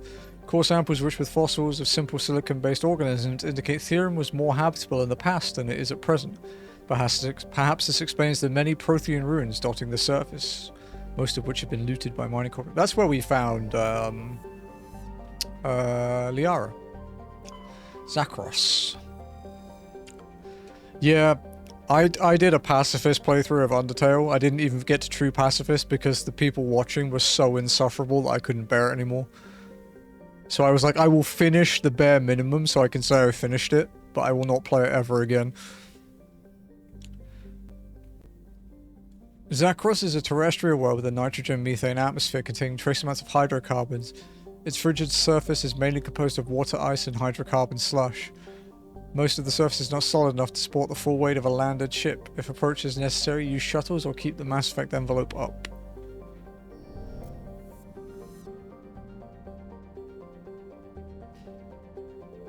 Almini. Almini is a terrestrial world with an unusually thin atmosphere of Krypton and Xenon. Most common atmosphere seems to be Krypton and Xenon. Its surface is composed of silica with deposits of carbonaceous materials. The initial flyby probe over many detected multiple areas at the equator with oddly regular surface protrusions.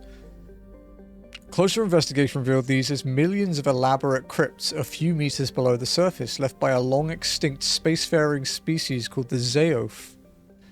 Many human universities wish to perform archaeological excavations. Council law holds grave sites as sacrosanct, however, and the matter has been tied up in court for a decade. Yeah, it's really bad, dude. I was lucky that one of my mods is has played Undertale a lot and dealt with any backseaters or spoilers very quickly, but it did ruin the experience. Small hydrogen helium gas giant Arcanes has been developed as a full-featured, if modest, stopover for ships hauling refined materials from Therium. In addition to a powerful magnetic field to dump drive charge, Arcanes has a largely automated infrastructure of helium-3 refining and deuterium mining on its many water ice moons. And we found some nitrogen. Okay. That's Gnosis done.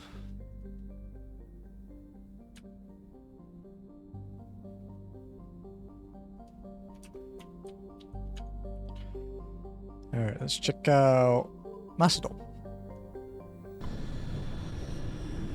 We're being very thorough, guys. We're checking out all the moons and stuff.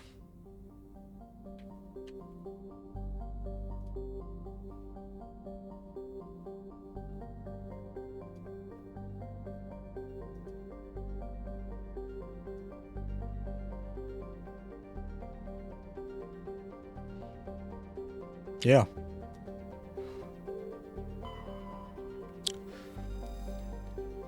Sharjila. I'm pretty sure we landed here yesterday. Yeah, we did. So we don't need to read that one. Porolan. Porolan is an enormous terrestrial planet half again the size of Earth. Despite its thick atmosphere, the weak output of the red dwarf Macedon leaves the surface biting cold. The crust is mainly composed of silica, but significant deposits of iron and other industrial metals are present. These lodes may prove rich enough to be profitable mined. Heavy gravity, okay. Oh, matriarch writing. You were scanning the planet Porolan when a strange signal came from orbit. Navigator Presley determined the signal was from an ancient beacon.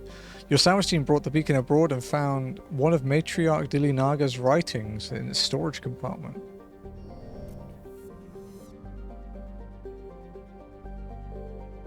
Patavig. Patavig is the second of Macedon System's giant terrestrial planets and by far the more interesting.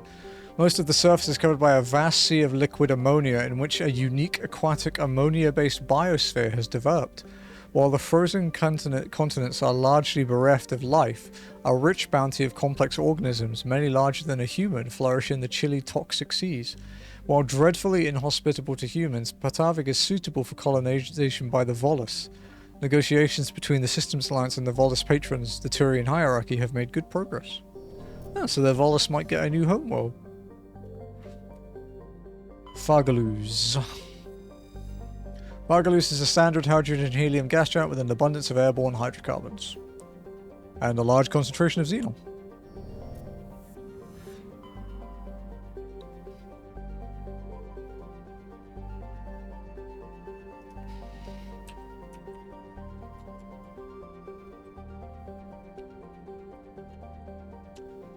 Alright. Sparta is the last one of the Artemis Tau cluster.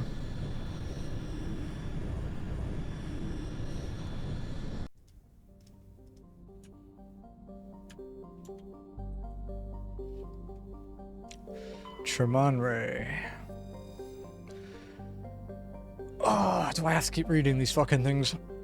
Tremanre is a dwarf planet composed of light magnesium silicates with deposits of aluminium. Its surface is covered by wide swathes of ancient dark basaltic lava, possibly indicating the world was created through an impact with some other body in the system. Tremanre's magnetic field is non-existent. This makes it impossible for ships to dump drive charge from orbit. That said, Tremanre's minuscule gravity allows even cruiser-side vessels to land safely for direct grounding. 55C is pretty warm. It's not going to kill you, but it's not going to be comfortable. Idolus. Idolus. What did we do here? Which side quest was here?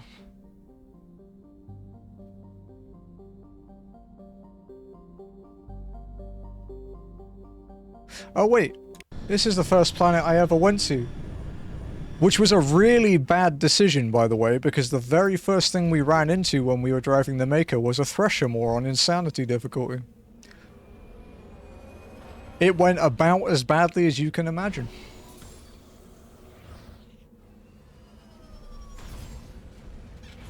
We won in the end, but it took like 5 attempts.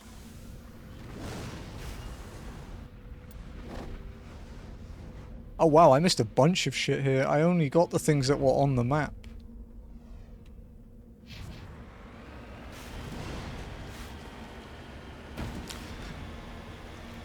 Yeah, this giant steaming pile of 6-wheeled crap.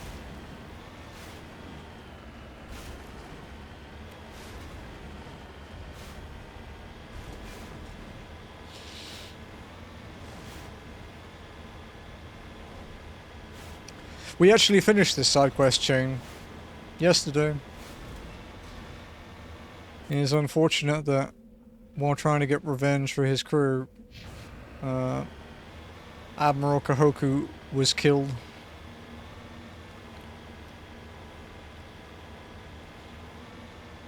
Could be worse, trust me, could be so much worse. I don't want to trust you, I don't want things to be worse.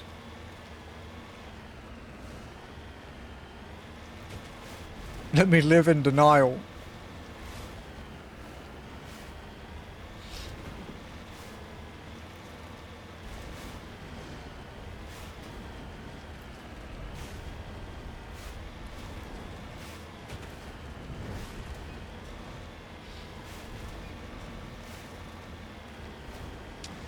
To be fair, once you learn how to drive it, it isn't too bad.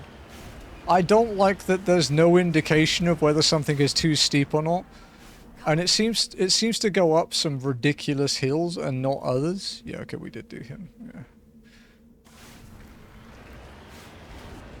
The only time I don't like it, like when I genuinely hate the thing, is when you're fighting Thresher Moors.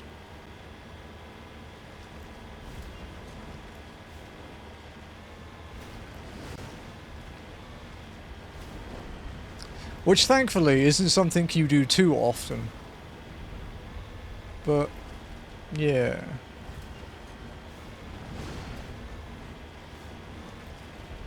Yeah, that's the thing, is that it's not annoying most of the time.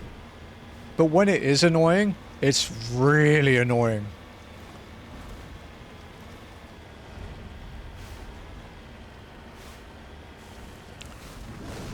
I'm pretty sure I hacked this already. Yeah.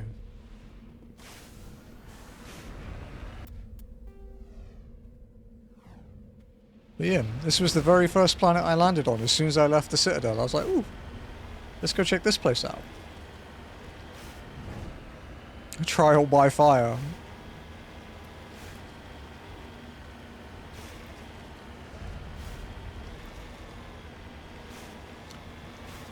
Going from the Citadel and like Eden Prime on Insanity difficulty to like fighting a Threshermore in the Mako is kind of like out of the frying pan and into the core of the sun. Like it was a jump.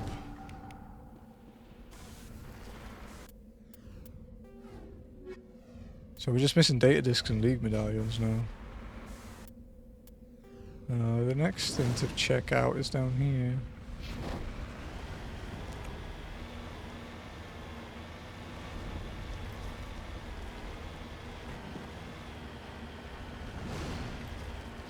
I did hear from Huey though that the controls for the Mako used to be worse, which is staggering to believe. It was a Mass Effect leap, yeah.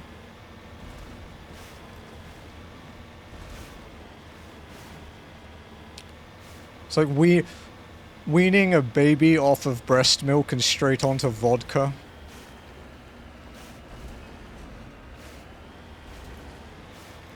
Speak of the devil and he shall appear.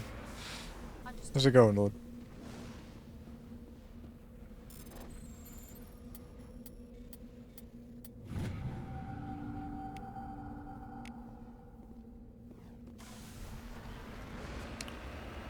What's wrong, Ath?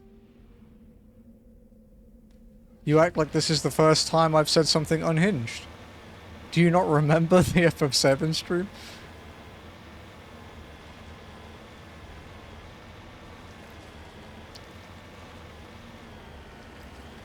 How's the Mako treating you? Honestly? Not that bad today.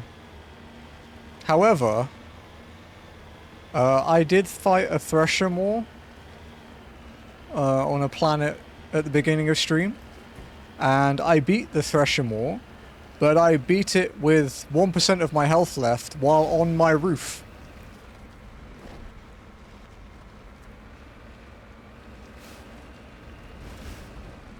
So, you know, it could have gone better. You know what you write? I don't know what you mean though. What I said in response to Tempest's question was perfectly reasonable.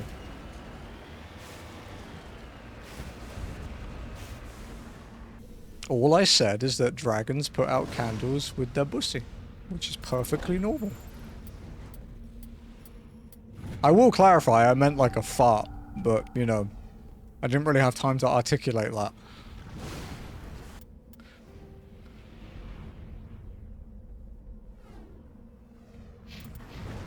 So it came out as even more unhinged than it originally would have. Return to the Normandy. Okay, we cleared up this planet though. That's good.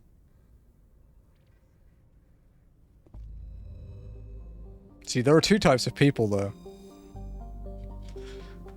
There are people that are like, what the fuck is this crazy guy saying? And then there are the other people that are like, dragon pussy.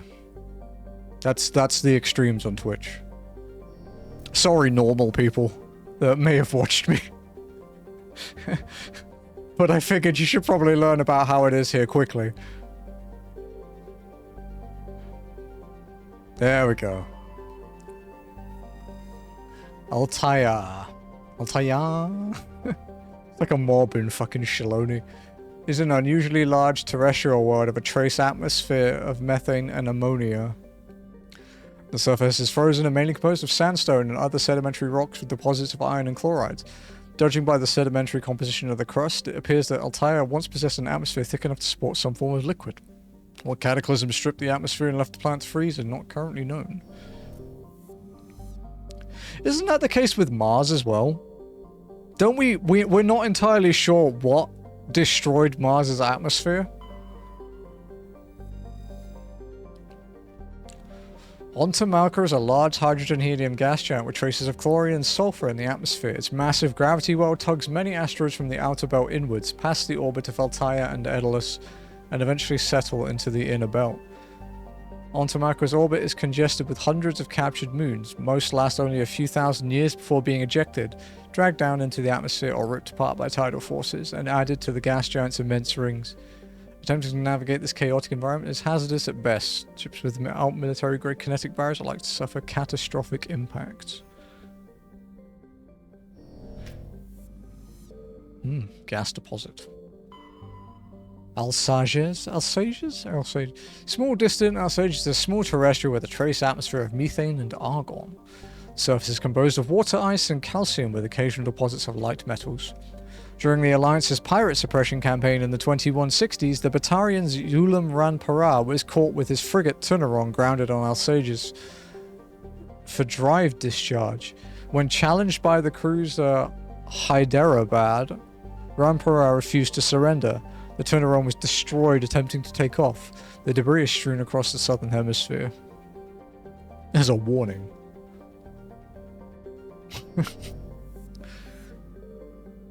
That's what you do, right? You can give people vocal warnings, or you can cover an entire planet with their species' brains. Both are effective in different ways.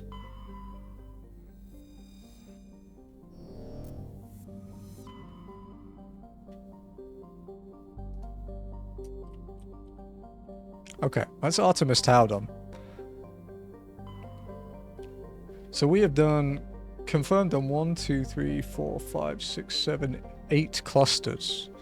1, 2, 3, 4, 5, 6, 7, 8, 9, 10, 11, 12. Okay, we're over halfway. This is all literally all we've done for the last hour, but we're going to keep going. Maroon Sea, Atakan Beta, Voyager. Voyager is done. So we've done 1, 2, 3. We've done this one, all of these. And then we got to here.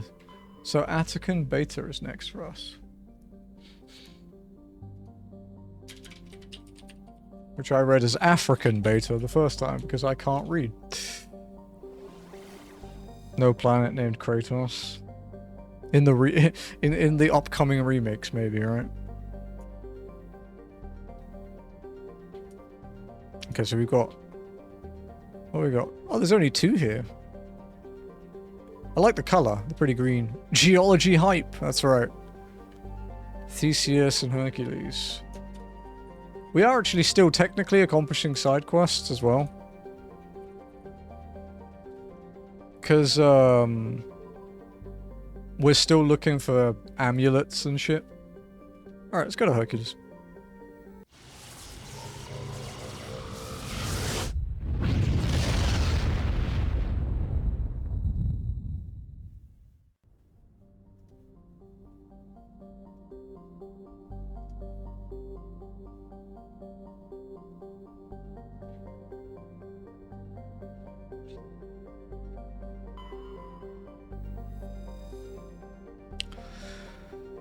Zatheron is a small rock planet with a thin atmosphere of carbon dioxide and hydrogen sulfide. The surface is scorching hot and mainly composed of sulfur with deposits of boron. Okay, nothing there on Zatheron. Ceodid. The proximity of the energetic star Hercules causes constant blue and violet aurora in Ceodid's nitrogen-argon atmosphere. During periods of increased solar flares, the aurorae are bright enough to wait, what? To read by on whatever, and can be seen with the off-the-shelf optics from a distance of several AU. Ceodid's scorching hot surface is mainly composed of magnesium with deposits of iron. A surprising variety of simple carbon-based life flourishes in a complex network of cave systems that wind through the crust, protected from Hercules' heat and radiation. Oh, a medallion. Sick. While scanning Ceodid, you discovered a large debris field in geosynchronous orbit. Chief Engineer Adams conducted several detailed sweeps of the area and detected a few items of interest, including a League of One medallion encased in lead molding. Would make a decent MO. Yeah?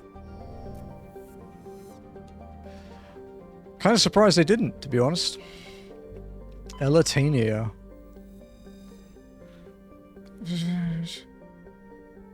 I am pretty sure we've been here. The name is familiar.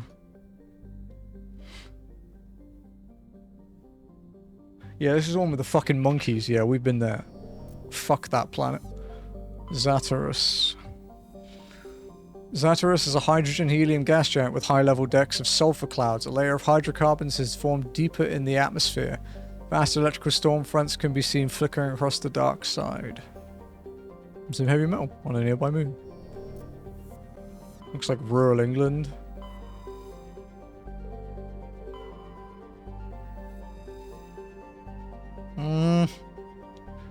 Kind of?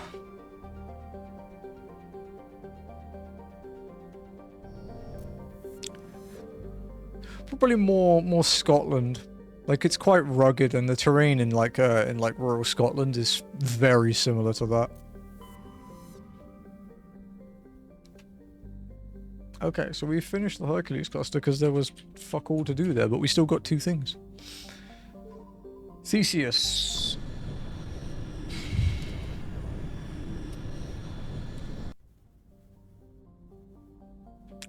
Sitao. Sitao is shrouded by a high-pressure atmosphere composed of carbon dioxide and sulfuric acids. The surface is composed of geologically young plains of volcanic basalts and rhyolites, with high concentrations of carbonate and radioactives. Sitao is rapidly volcanic. A dozen supervolcanoes, 50 to 120 kilometers wide, are erupting across the planet. Sitao's carbon content and constant volcanism make natural diamonds plentiful, if extremely costly and dangerous to recover. How am I doing? Because I'm doing well, dude. I am doing well. Scotland is a level 1 toxic hazard. Not wrong. I'm half Scottish, I can say that. I'm allowed. And then Pharos, which was story quest.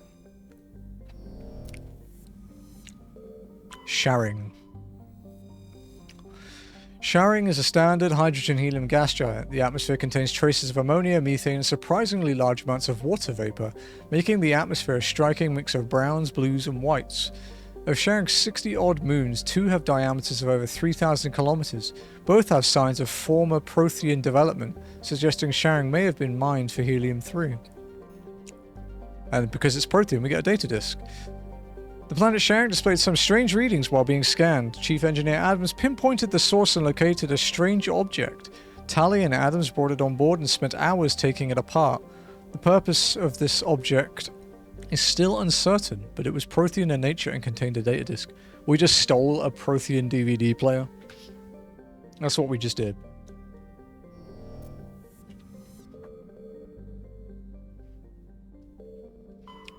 Quana. Quana's frozen surface is rich with heavy metals, and the planet's higher than average density suggests further mineral richness in the depths. The atmosphere is composed of nitrogen and carbon monoxide. The remains of a well-developed Prothean mining infrastructure dot the planet. Abandoned mines are connected to dead cities by collapsed maglev lines. Unlike the crumbling skyscrapers of Pharos, Quana's ruins are reasonably intact. Unfortunately, this only made it easier for looters to strip the silent necropoli of anything valuable. We found some cobalt. Kind of thought we'd get a disc from that. But, you know. Logan. Oh shit, it's Logan Paul. This will be the most toxic planet. It is a gas giant. That is pretty apt. Because he's full of something. Logan is a standard hydrogen-helium gas giant. The survey team who charted the system 20 years ago reported many strange disturbances in Logan's cloud bands, suggesting many remarkable large solid objects were present beneath the cloud tops. As the ships approached, however, they subsided one by one. These disturbances have not been reported again. Yeah. How big is it? 66,000 kilometers radius. So that's like what? What's the radius of Earth?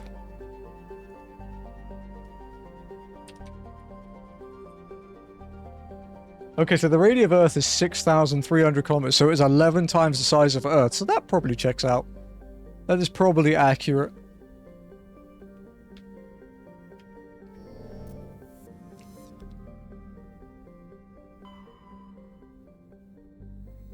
That is everything here, right? Yeah, okay. Okay, we did another cluster.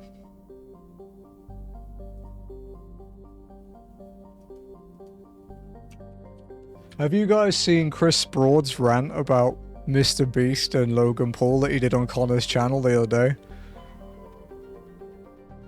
It is a masterpiece of angry British man.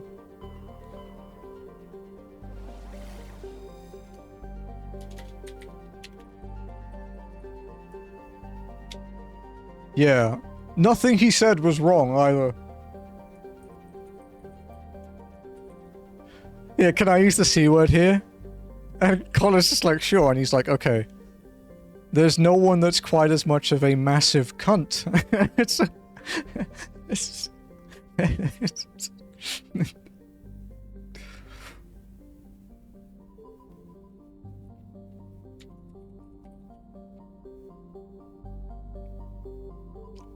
And then there are the ones defending him, like, oh, but people don't dwell on his, like, 2018 or whatever it was, like, you know, Suicide Forest video that he tried to use for clout. It's like, okay, but let's say we don't dwell on that. What about his currently ongoing crypto scams and him suing anyone that exposes it? Just saying, there's plenty of ammunition. Okay, let's go to Caspian.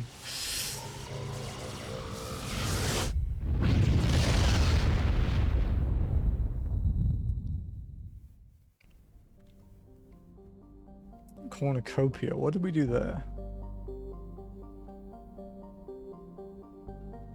Oh, the derelict freighter. Okay, yeah. Clotanka. Oh, what is a pretty planet? Clotanka is a large but low-density terrestrial world with an atmosphere of nitrogen and carbon monoxide. Not very nice air, though. Its crust is composed of sulfur and unremarkable silicates. Occasional deposits of heavy metals, usually the result of meteor strikes, dot the surface. High-speed winds powered by the hot blue star Caspian present a constant hazard. Atmospheric entry is hazardous and EVAs are discouraged. We've had some iridium. Farnuri. Farnuri has a trace atmosphere of carbon dioxide and helium. The surface is mainly composed of silica laced with iron oxides, indicating the world had an oxygenated atmosphere at some time in the past. Given the relative youth of the blue star Caspian and the significant gravity well of Farnuri, this must have occurred with an astonishing swiftness, perhaps as a result of some cataclysmic event. Further research is required. Oh, we found some gold.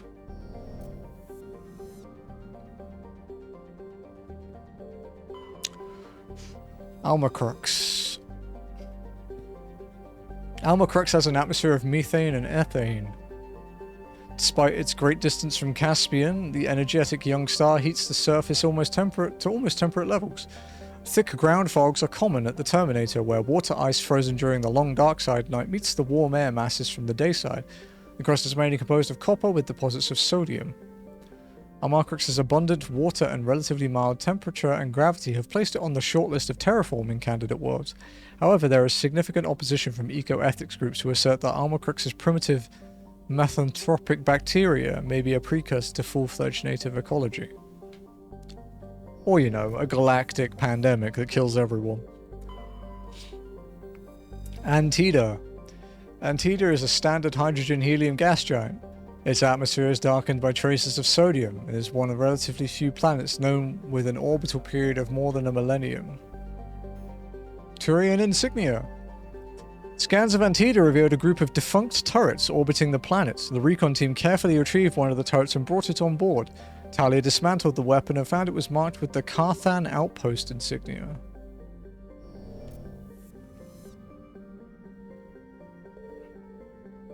Okay. Caspian done.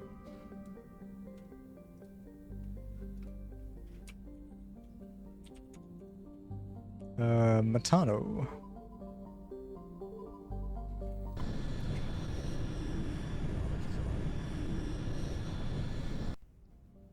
So the biggest one was the Hades Gamma Cluster, I think. Inti. Inti is a terrestrial planet with an atmosphere composed of ammonia and helium. Its surface is mainly composed of sodium oxide with deposits of magnesium. Its density is rather low, leaving the planet tidelocked to Matana. Inti is an unremarkable world, drawing little more than a cursory scan for surface pirate anchorages when Alliance patrols enter the system. Chaska. What is Chaska? I'm pretty sure we've been here because the description sounds familiar. Yeah, Colony of the Dead. Yeah, we've been there.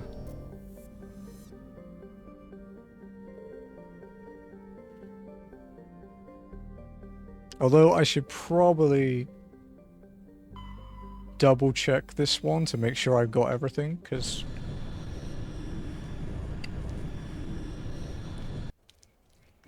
can I check this out? Because I don't remember which one I used the maps for, like when I started.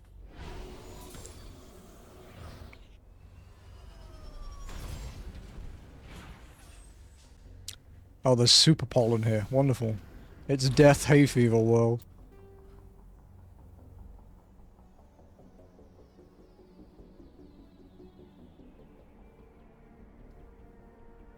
You know, we actually didn't do everything here, apparently.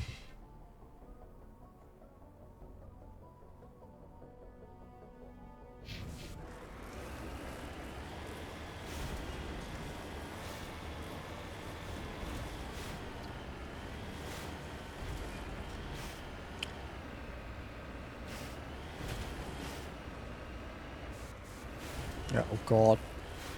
These are the planets where it's... You kind of wish that the Mako could fly.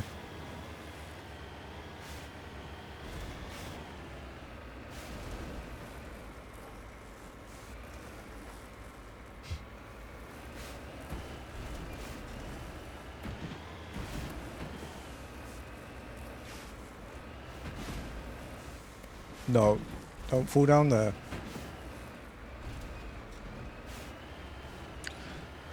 All those days playing Mud Runner paid off. That's it. Go down slowly. That's not very slow.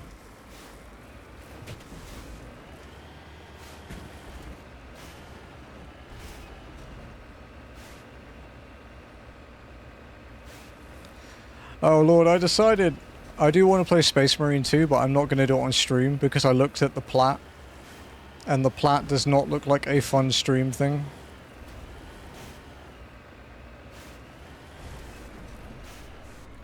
So I'll probably buy it when I'm done with Helldivers off stream, I think.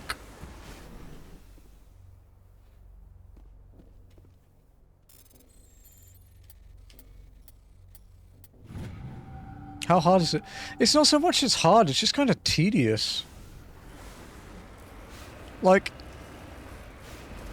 you know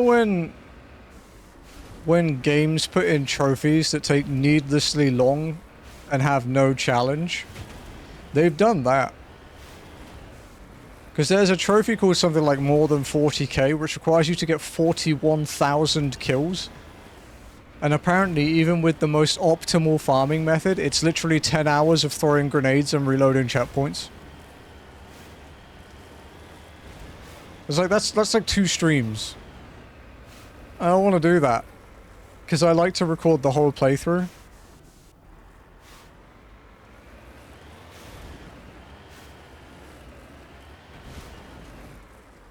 Oh, crap.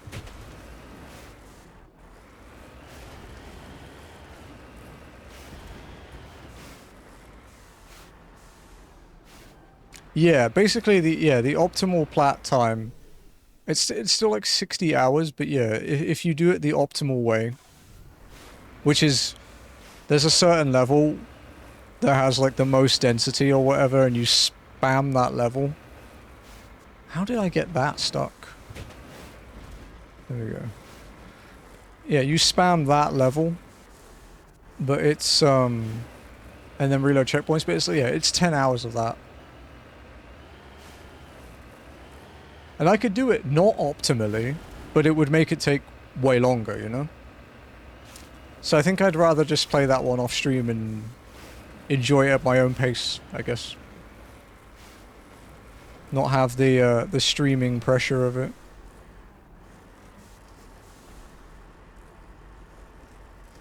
That's why I didn't stream Helldivers. Oh, I got caught on the fucking thing. That's why it was stuck. Fucking idiot. That blends in quite well, I'm not gonna lie. Yeah, that is pretty well hidden.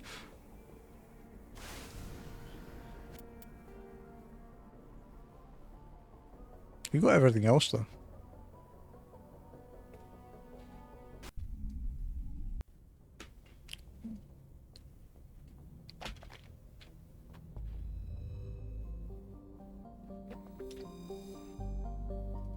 Okay, Chaska's done. So next is Apo. A craggy world of igneous and basaltic mountains, Apo wrecked by constant geological activity. While volcanic hotspots are rare, continental plates are constantly piling up new mountains, subducting old ones or causing slips along transform faults. Apo has a dense atmosphere composed of nitrogen and carbon monoxide. Due to the constant earthquakes and landslide activity, surface exploration is not advised. The rubble-covered wrecks of half a dozen expeditionary ships stand in mute testament to the planet's instability. Ilapa. Ilapa is a hydrogen-helium gas giant with an unusual ruby color caused by contaminants in the atmosphere. The world has over 120 moons, one of the highest totals of all known systems. Once full development of Chaska colony begins, a helium-3 refining infrastructure will be developed on the Ilapa system, concentrated on the large ice moon of Koniraya.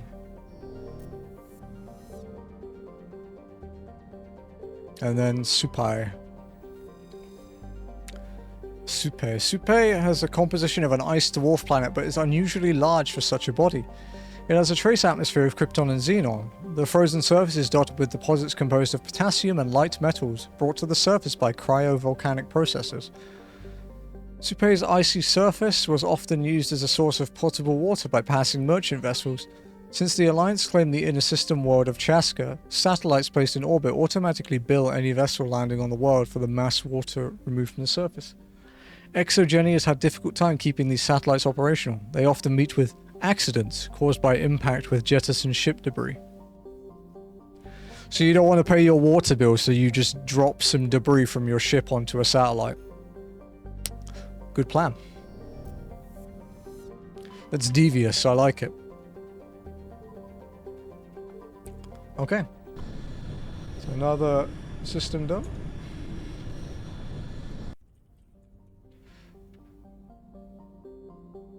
Oh yeah, I want to check my collectibles. One more disc, 2 more medallions. We're getting there.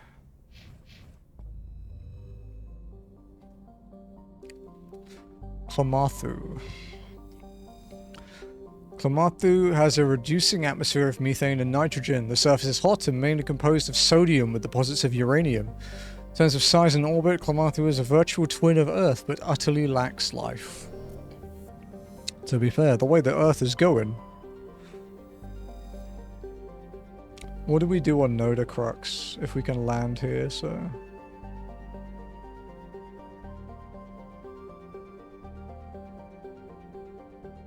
Let's double check.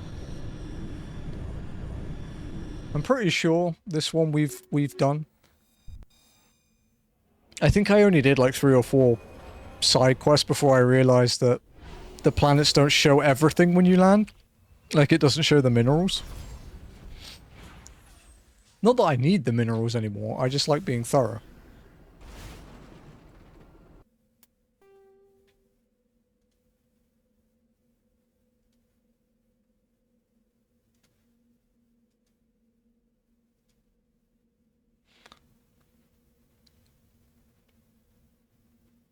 So...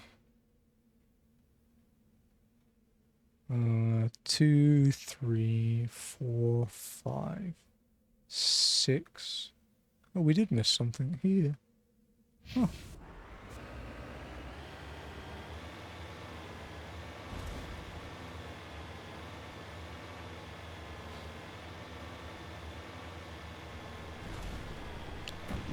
Speaking of experience, oh, we need like 3k to get to 28. That's pretty good. Alright, there was a miracle that happened yesterday, Lord. I survived a melee attack. It's never happened before. I wouldn't have survived a second one, but I survived a melee attack.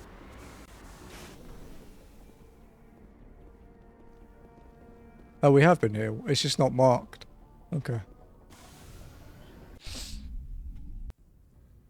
Yeah, it took this ridiculously broken suit that I have, like this Colossus one that I'm wearing, but I survived an attack.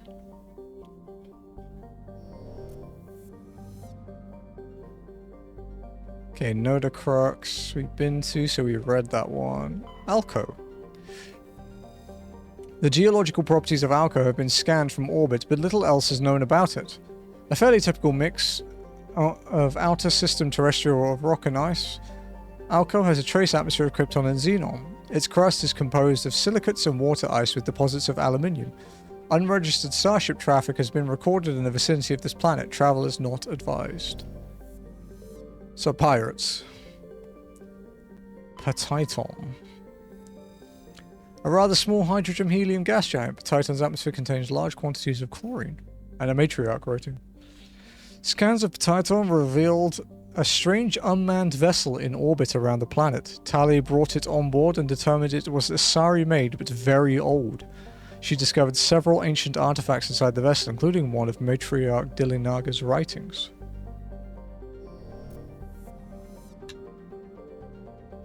Okay, I think we've mapped Vostok, which means we've done all of the Maroon Sea now.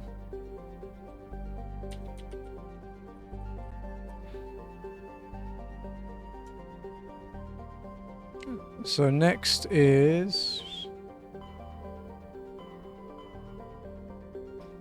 if we start here... Hey Firma, if we start here and then we'll go around these like that. So let's go to the Hawking Eta cluster. And there is only one system here.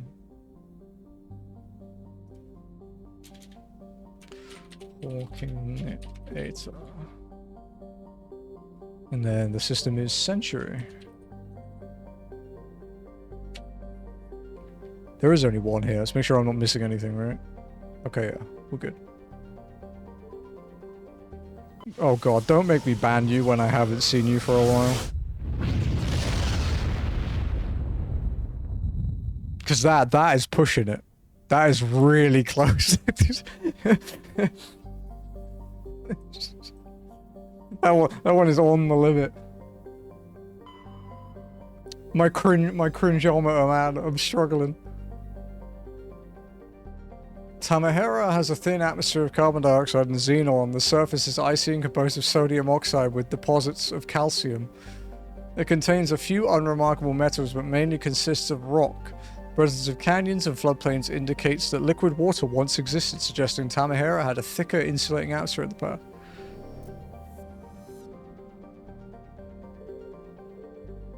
You mean we can't be cringing here? No, you can. There are just limits. Look, if you couldn't be cringe here, Ath, you wouldn't be allowed to be here just by virtue of existing. You sat through my... You don't have to sit through my ads. You can skip them if you like.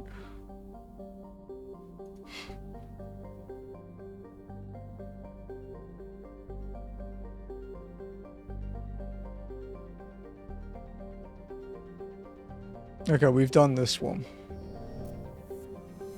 It did go down like a lead balloon, yes.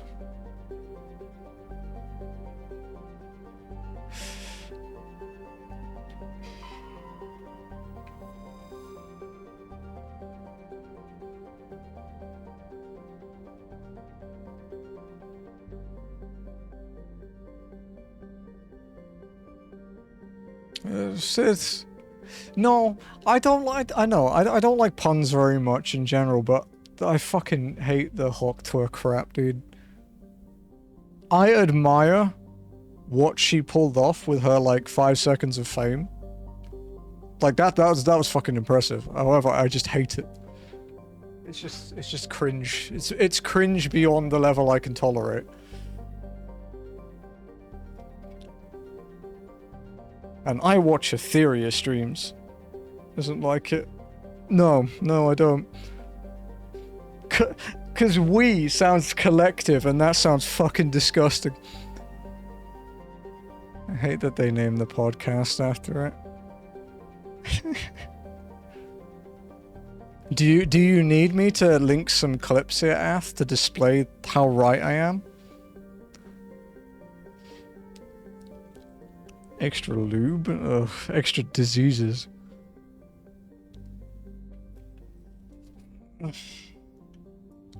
Wait, Would we have surveyed this one already? Okay, no. No? What's it you always say to me? You watch yourself. Oh, we're all clean. Dude, we're all gamers. None of us are clean. We're all filthy. That's the stereotype, right? Clendagon is an arid terrestrial, slightly larger than Earth, with a lower density that reflects its relative lack of heavier elements. The crust is composed of tin and aluminium, with wide deserts of dust-fine sand that are easily stirred by the wind.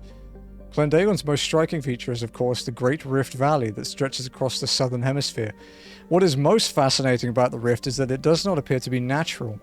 The geological record suggests it is a result of a glancing blow by a mass accelerator round of unimaginable destructive power 37 million years ago. So someone fired a gun big enough to scar a planet. Damn. How big is this planet? Bigger than Earth.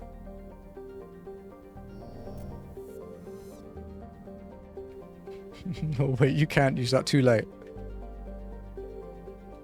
You have no power here.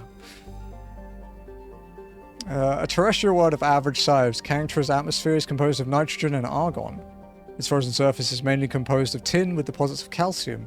Aside from some spectacular formations of water ice at the poles, the planet has little to recommend it. And some cobalt. Must be the Doom guy. You can't just blow a hole in Mars.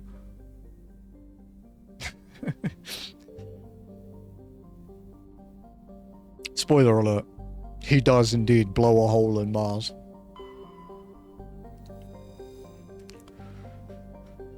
Theropto is a typical hydrogen-helium gas giant with traces of chlorine and sulfur in its atmosphere. It has over 100 moons in an extensive ring system composed of pulverized rock, presumably the debris from shattered moons. Medallion. While scanning the planet Theropto, you discovered a tiny moon with some odd readings. Further scans by Chief Engineer Adams revealed a destroyed escape pod. Your salvage team recovered the components and found a League of One medallion. I think we only need like one more of those now. I know it's called the League of One, but there's more than one of them, okay? Fake news, I know.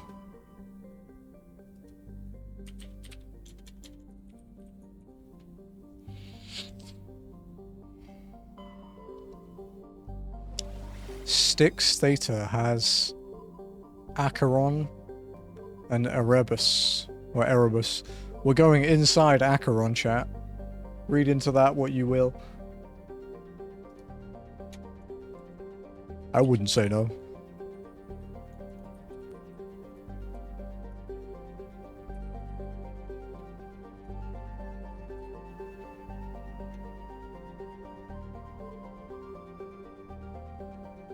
I mean, have you seen her?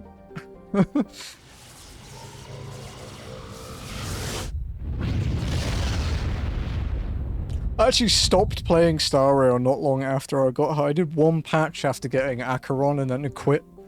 I was like, yeah, I'm satisfied. I'm done. Farthal. The modest terrestrial planet, Farthal has a thin atmosphere composed of carbon dioxide and chlorine. The crust is mainly composed of sulfur with deposits of nickel. The terrain is extremely rough, a patchwork of craggy overlapping craters dating back to the formation of the solar system.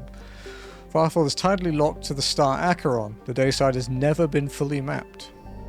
Because it's probably really fucking hot. Altair. We have been here, I know that. Was it yesterday we were here? Or was it last week?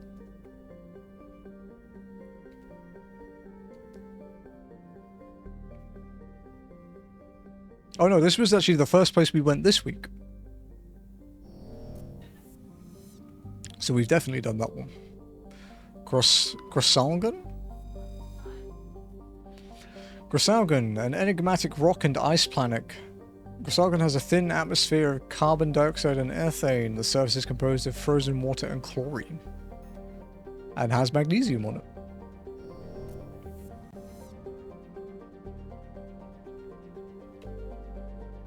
Imanea. Though exceptionally large for a terrestrial world, Emaneo is composed of water, ice, and with a core of various carbonaceous compounds. It has a density only half that of Earth and an atmosphere of nitrogen and carbon monoxide.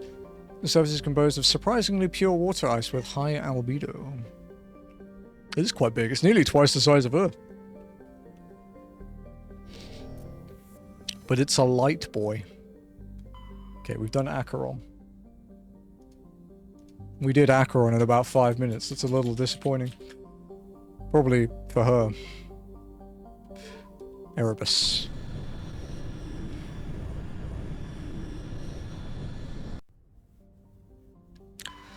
Nepmos.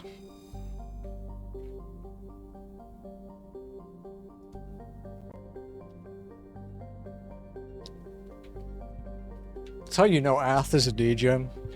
As soon as I make a lewd joke.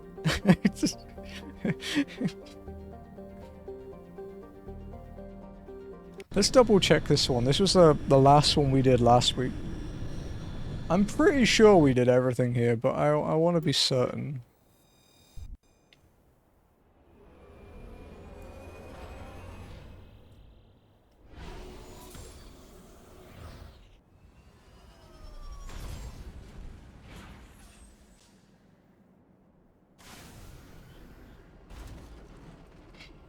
Okay. My nose is so fucking itchy. At least it's not running though. Right, so we land here. 2, 3. What a weird order to explore in. 4, 5, 6, 7, 8. It says there's something here, but it's not marked. What is it? Oh, I think it's just a Arachni ambush, which means we probably did it. Because they're easy experience.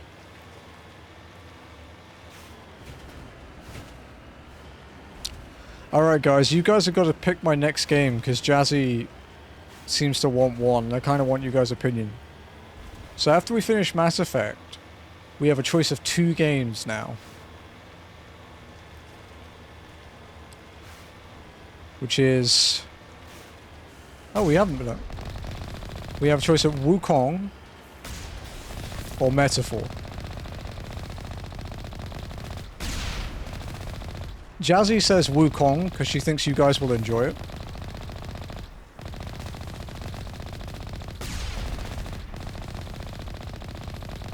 The only thing putting me off Wukong is the RNG trophy, but I've done worse.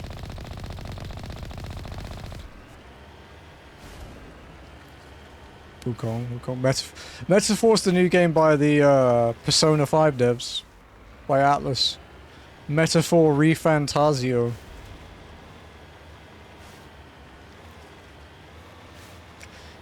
It has been out like 2 days and it already has a 100% guide. Oh, that's right. Jared only plays FF14. Yeah, it does, right? I did make a deal with Jazzy though. Because she helped pick the game. The first new game I do in 2025, when I've finished whatever I'm finishing up, will be Persona 4 Golden. Hi, can I get mod? No. But thank you for asking. FF14. No, I don't stream 14 because no one watches it. Maybe I will play 14 one day. Yeah, there's a free trial. Hi, can I also get mod? Yeah, sure.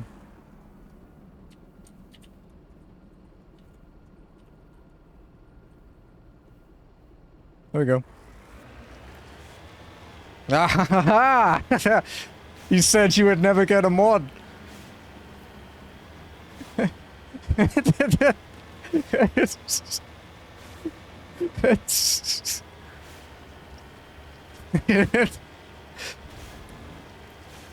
Play with fire.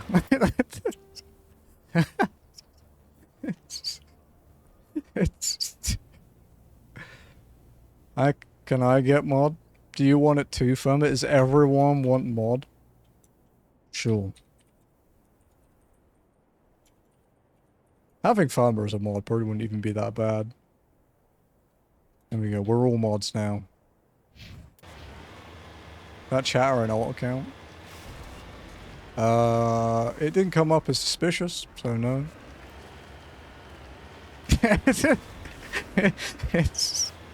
It's fine, it's very easy for me to undo it. It's only temporary, but yeah. Everyone has swords, or diamonds. Not dumb enough to give me mod power. Sorry, what's that, Jared? You want to be mod too? Oh, okay.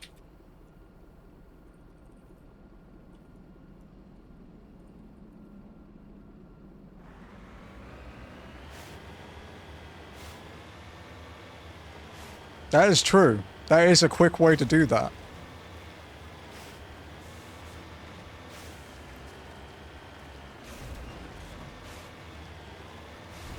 You know, I'm not gonna lie, the idea of seeing Jared with a sword logo next to his name is fucking terrifying.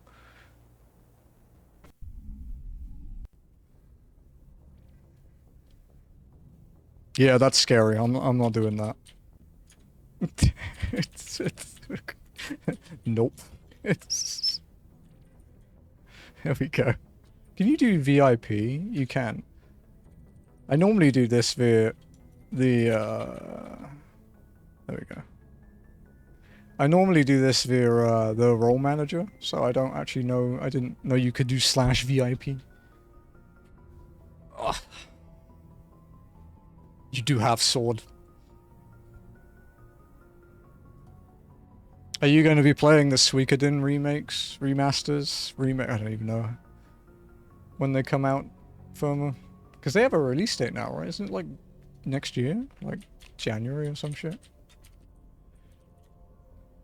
The remasters, sorry. March 6th, okay. Not quite January, a bit later.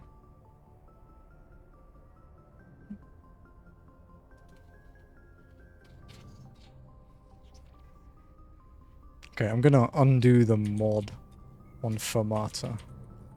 But I'm gonna keep Huey's for a while. Because Huey being a mod is funny to me. it's... Is this my punishment? For what? What have you done? I'm gonna screenshot that and send it to Jazzu. Is this... It's... There are actually 2 JRPGs I'm really excited for coming out next year. 3, actually 3. There's 3 turn-based games coming out next year that I'm hyped for. I thought that was rather sensible. No, it's more that I was just memeing, to be honest. I said I would never add more mods unless it was unless I was like partnered or something. Because the ones I have do the very little that I need them to do, so. AKA Joe does pretty much everything, while the rest exist.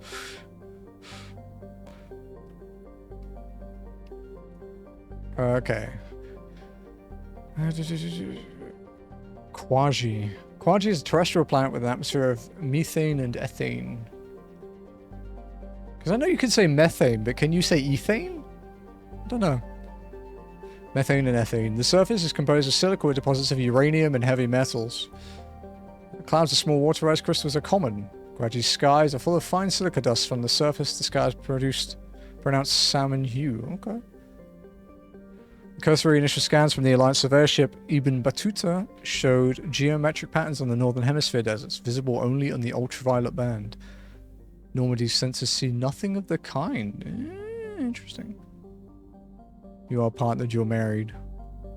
Yeah, but being married doesn't get me a better cut on Twitch. Although, to be fair, being partnered doesn't get you a better cut on Twitch anymore either, so... It's not really much different.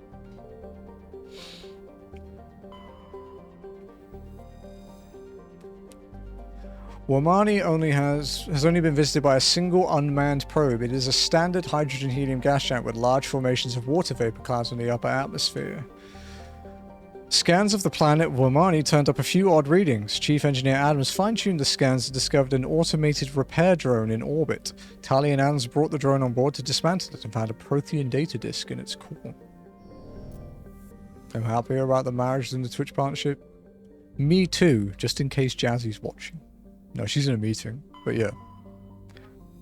I stopped caring about Twitch partner quite a long time ago. Now I just play games. Basically, if you want to be a successful content creator, don't do what I do. Because I have no interest in it.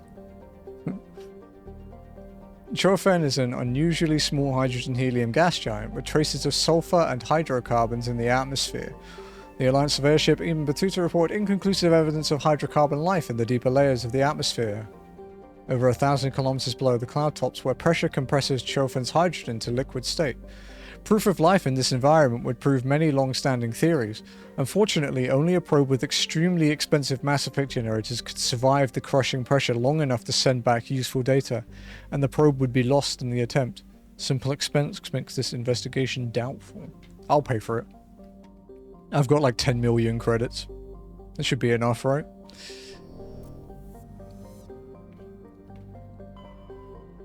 Okay though, that's the Styx Theta one done. How's your mod badge treating you, Lord?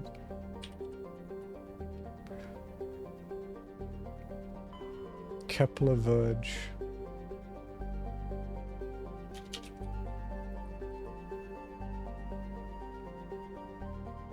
Oh yeah, for people that don't read the Discord announcements, if you get a DM from Vralia, I'm pretty sure she's been hacked, so just block her until you know it's safe.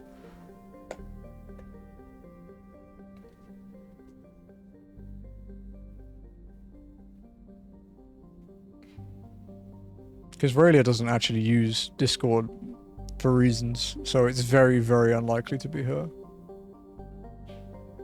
Okay, Kepler Verge. So we have Herschel.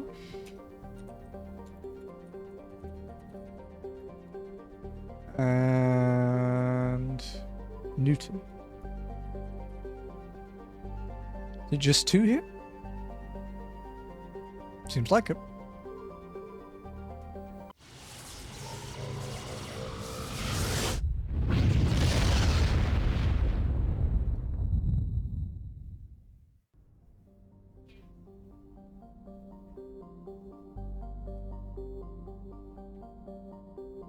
Tungle. Sounds like an insult. Tungle is a massive terrestrial world, nearly twice the size of Earth, with a dense atmosphere of nitrogen and ethane. Its scorching hot surface is mainly composed of iron with extensive deposits of heavy metals and radioactives. It is a mineralogical treasure trove and many corporations are lobbying for mining rights. Matol. Several attempts to chart Matol have been made, but none have been successful. By normal standards, small rock planet, Matol has a dense atmosphere composed of carbon dioxide and argon, with a surprising amount of water vapor. Fogs and rain are common on the barren, lifeless surface. Matol is pleasant enough to be considered a terraforming prospect, though its low mass and the high radiation of the energetic blue star Herschel place it fairly far down the list. Like Matol, right? Yeah.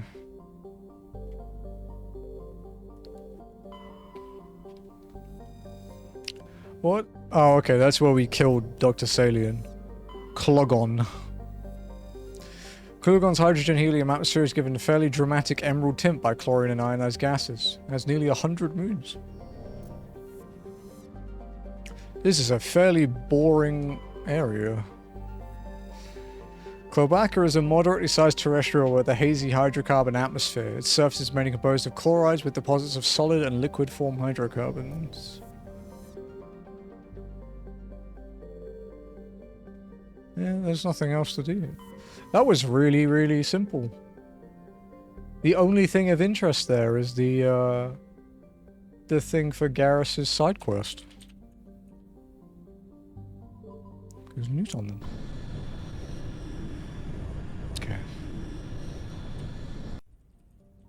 I think Lord has suffered enough now. There you go, you're free, Lord. On to Rom. What did we do there? Finally. Let's check this one out. I don't think we've missed anything here, but we did do this quite early. What's that? You want to play Chain Together with me, Lord? Oh.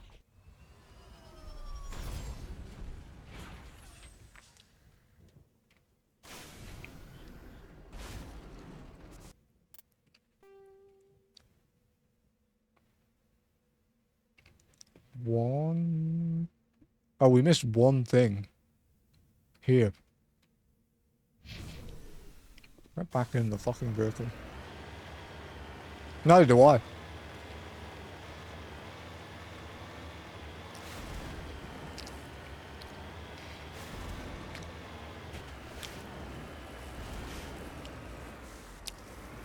But Chained Together is like a light form of torture,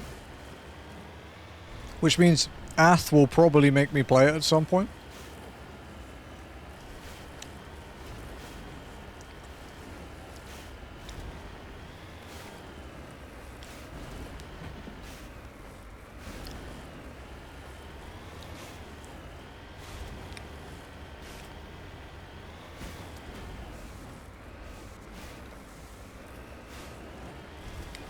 Me and Jazz. We do pretty well in co-op games, to be honest.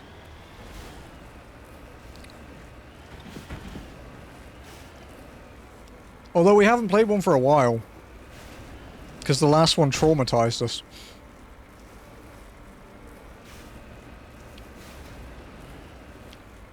It was such a good game at first, but one of the later puzzle mechanics was so bad that it kind of ruined the whole game.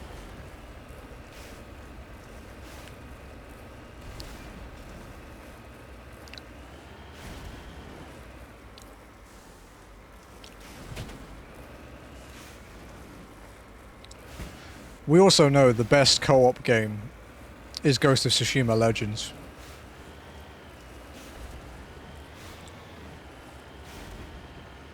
That's the thing with Helldivers 2, right? Is I enjoy playing Helldivers 2 most of the time I play it, but it just makes me want to play Legends.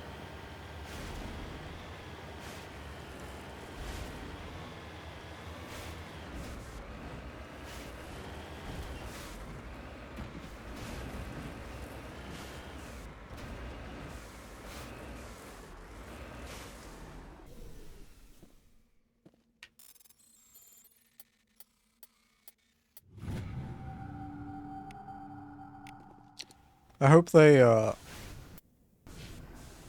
hope they bring... Oh, we leveled up. I hope they bring Legends into Yoto. The fuck is Operative? Oh, right, it's the thing I unlocked yesterday. Sure, whatever. Advanced Overload.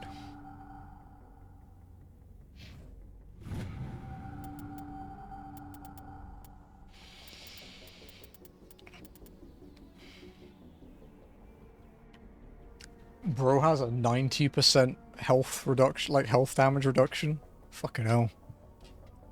Becomes a god tank for 6 seconds. Should play power. Yeah.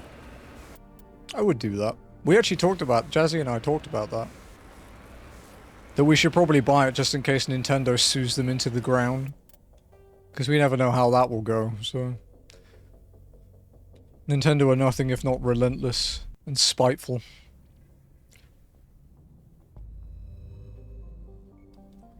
It's also reasonably priced, I think. It's not like a scam game in terms of its price. Clincoria is a rock and ice planet with an atmosphere composed of chlorine and argon. The frozen surface is mainly composed of potassium with deposits of iron. Clincoria is famously claimed by the eccentric Volus billionaire Kumon Scholl. He claims that the vision of a higher being told him to seek on Clincoria the lost crypts of beings of light. These entities were supposedly created at the dawn of time to protect organic life from synthetic machine devils. Scholl has been excavating on Clincoria's toxic surface for 2 decades at great expense. No government has valued the world enough to evict his small army of mercenaries. Scans of the planet Clincoria revealed the cockpit of a Volus trading vessel. There are no signs of the rest of the ship, but the salvage team discovered one of Matriarch Dillian Naga's writings on the ship's systems. Junkro. Junkro is a hydrogen-helium gas giant with traces of chlorine and sodium in its upper atmosphere. Like Uranus, I'll get people to giggle. Like Uranus in the Sol system, it is tipped on its side, its north pole facing the star Newton. And we found a large concentration of hydrogen. Sesmos. Sesmos is an ice dwarf world, its surface composed almost entirely of frozen water. Normally, a planetoid this small would not rate inclusion on the system's charts, but Sesmo's unusually large and beautiful ring of ice crystals has made it a popular subject for visual artists. The ring is the result of a glancing equatorial impact, which left a large trench and threw a great deal of melted water into the atmosphere. Excuse me. The rings are a temporary feature that will completely decay in a few thousand years. Oh, you can kind of see the trench when you zoom out. Cool.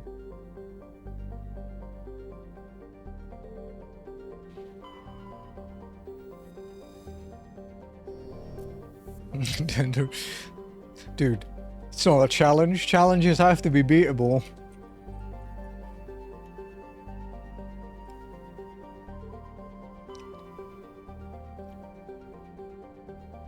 Okay, that's that one done. Styx Theta, Hawking Eta, Armstrong Nebula. We only have 2 left to do, chat.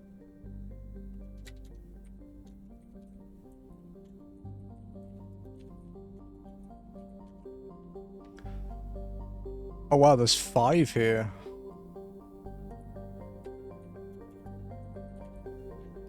Grissom.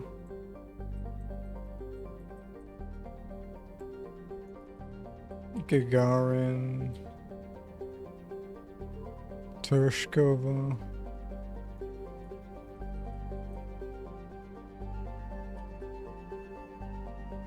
So this is one of the only 2 that has like 5 systems in it. Along with the Hades caster and then Vamshi. Okay. Alright, let's start with the Gagarin system. No worries. Thank you for the look.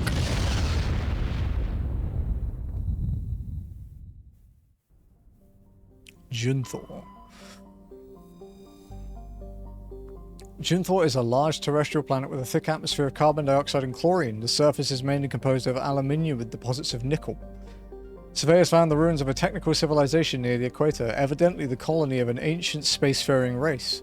The ruins had subsided to almost nothing, merely wind-hollowed husks of archaeologies and other megastructures. In the center of the ruins was a single column whose inscriptions defied translation for several centuries. When Asari linguists finally managed a translation, the elaborate relief carvings said merely, "Walk among these works and know our greatness." The crude scratches on the base of the reverse side said, "Monsters from the ID." Monsters from the id? Matriarch's writings recovered. Scans revealed a wrecked freighter orbiting one of Junthor's smaller moons. A recon team found no signs of life, but they did recover one of Matriarch Dillinaga's writings. Pressure. Pressure is a relatively small hydrogen-helium gas giant with large amounts of hydrocarbons in the middle layers of the atmosphere. When the Krogan rebellions ended 3 millennia ago, the Turian chief of naval operations, a distinguished soldier named Mercury, declared his immediate retirement. He disappeared into what was then uncharted territory. It was only 200 years ago that his ship was found on the surface of Precious' largest moon. It had landed gently and been deliberately shut down. Of Admiral Mercury, however, no trace was ever found. Ooh, a mystery. Ringiri. I think we were here yesterday.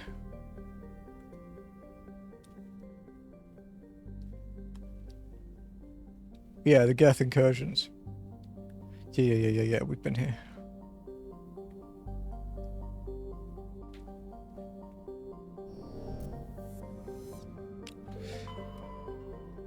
Sogulrus.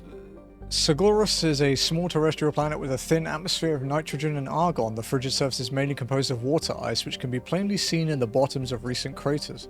The dark coloration of the surface is caused by carbon and ferrous material, pushed up from the denser core by cryovolcanic processes. And then the last one... Antirumgon? Antirumgon is a small rock and ice planet with a trace atmosphere of methane and ethane. The frozen surface is mainly composed of carbon with deposits of calcium. Antirumgon has been used as a crude anchorage for Terminus pirates for many years. The shells of temporary dwellings blasted by Alliance frigate patrols dot the surface. But always, the pirates return to ground their ship's drive charges, chip out some water ice and trade slaves and stories.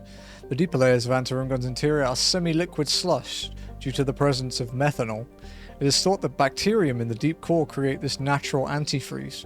Some species of Terminus pirate drill through the ice crust to recover this natural alcohol. Literally drilling into a planet's mantle to get pissed. But we found some cobalt.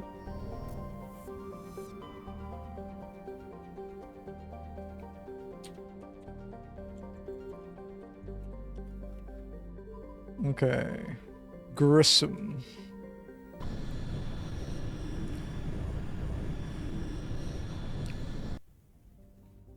Bender.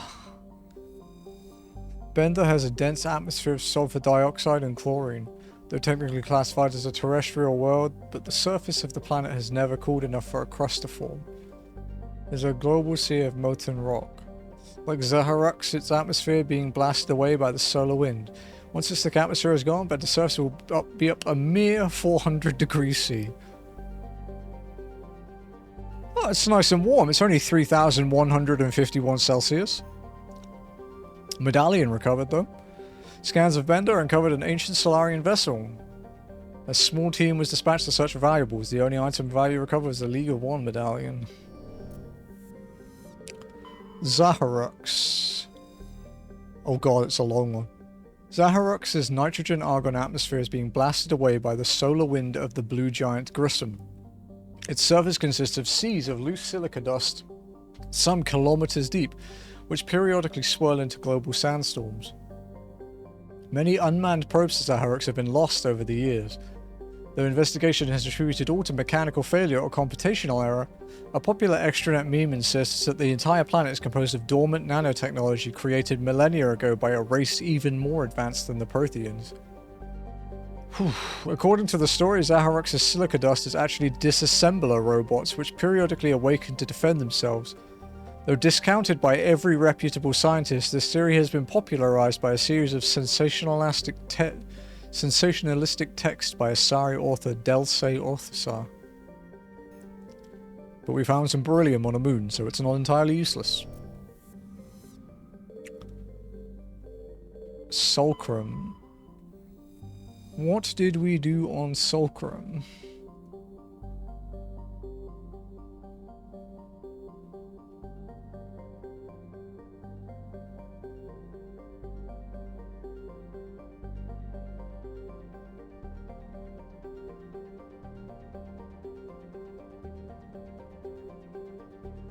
Okay, yeah, we've been there. That's where we did the final Geth headquarters. Notanban. Notanban is a hydrogen-helium gas giant with traces of ammonia. Molecular nitrogen is present in the highest levels of the atmosphere, giving the planet its odd violet tint.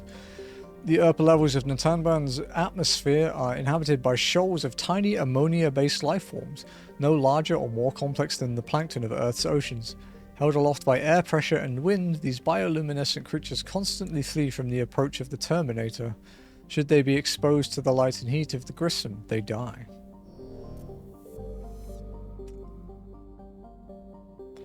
Okay. 2 down in the Armstrong Nebula, 3 to go.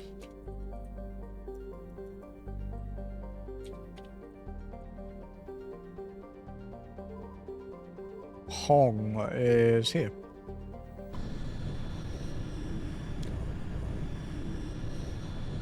Man, we have done so much exploring today, holy shit.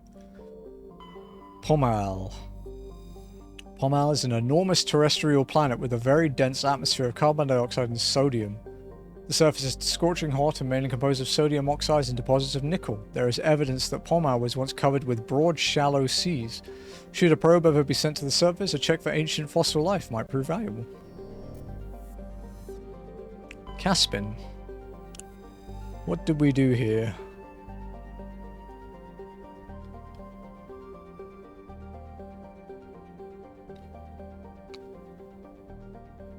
Oh, okay, there's a Geth incursion. Yeah, we've been there.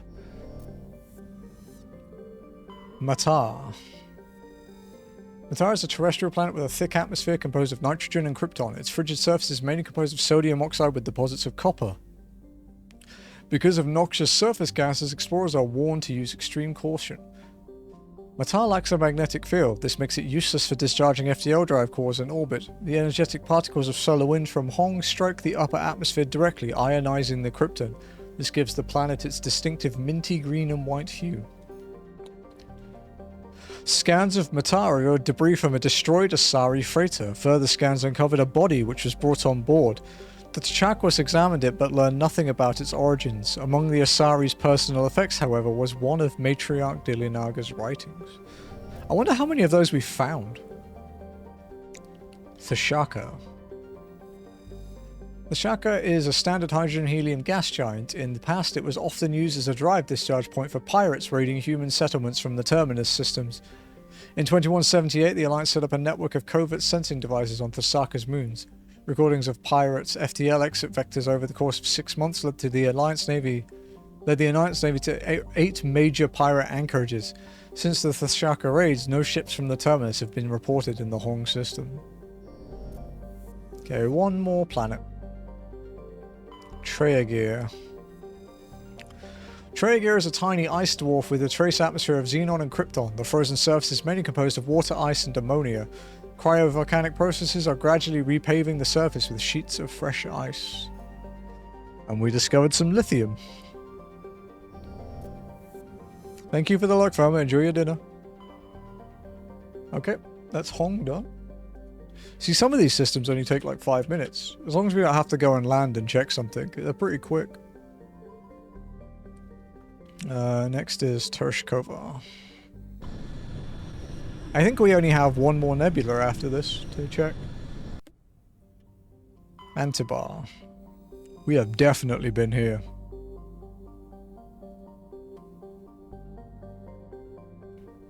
Yeah, it's a Geth incursion. Yeah, okay.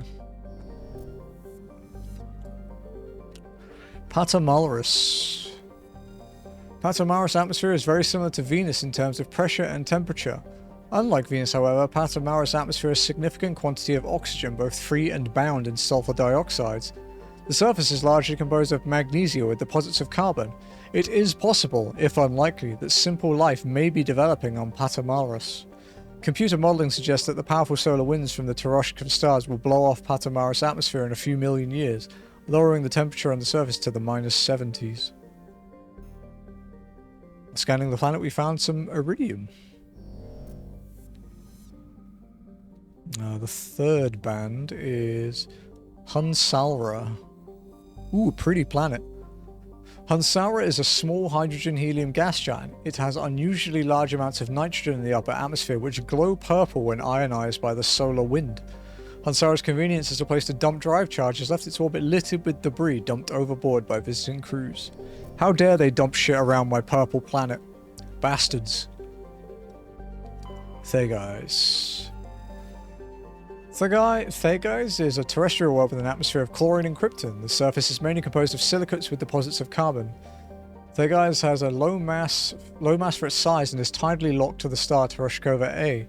The temperature difference between the somewhat hot pole and the dark side cold pole creates constant gale force winds across the Terminator. While scanning the planet, you detected a large deposit of mercury. Solmalon. Solmalon is one of Tereshkova's 2 outer worlds, significantly removed from the rest of the system and with unstable elliptical orbits. It is thought they may have formed within 3 astronomical units of the binary stars, and were hurled outward due to the instability of such an orbit.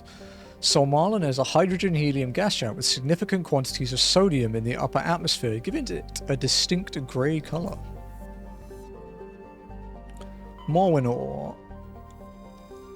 Morwinor is the second of Tereshkova's outer worlds. It is essentially a rock of unremarkable ores with some deposits of water ice, but no minerals of value.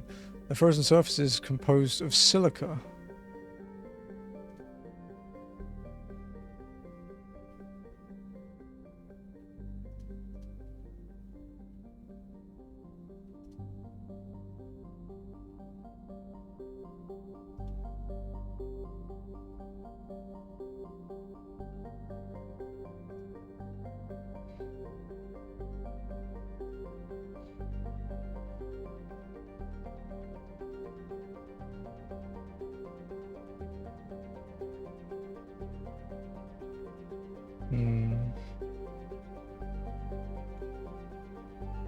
Okay.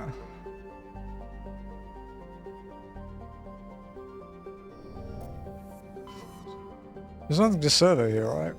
Mornor is the second of Tereshkova's outer worlds. It is essentially a rock of unremarkable ores with some deposits of water ice, but no minerals of value. The frozen surface is composed of silica. Like the gas giant Solmalon, it is thought that Mornor formed too close to the Tereshkova stars and was thrown outwards by gravitational effects. Computer models suggest it will be ejected from the system in a few 100,000 years. Okay, one more system in the Armstrong Nebula, and I think we're on to the last nebula to check out. Vamshi.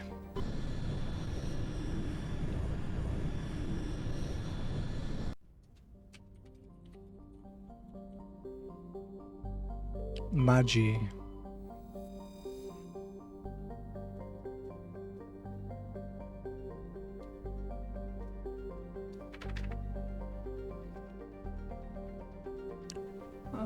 What have we done here in Magi? Geth incursion. Okay.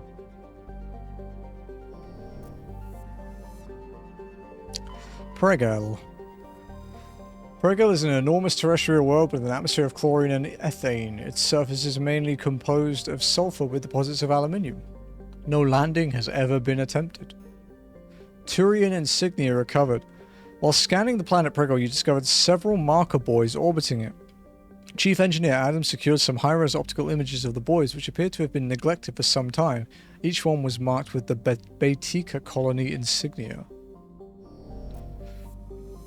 And then one more planet. Almos.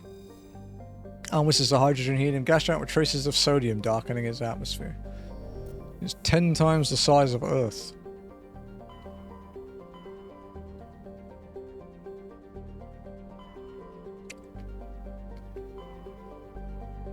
Okay, so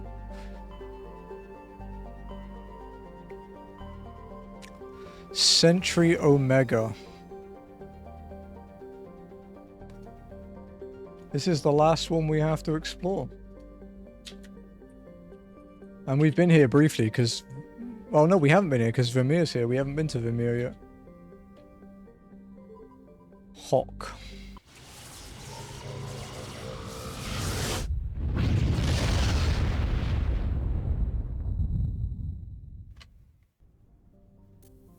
There's nothing else here, right? No. Vermeer's where we're about to go for the story. I think it's actually our next destination. I don't think we have anything else to do after the exploring. Yeah, yeah.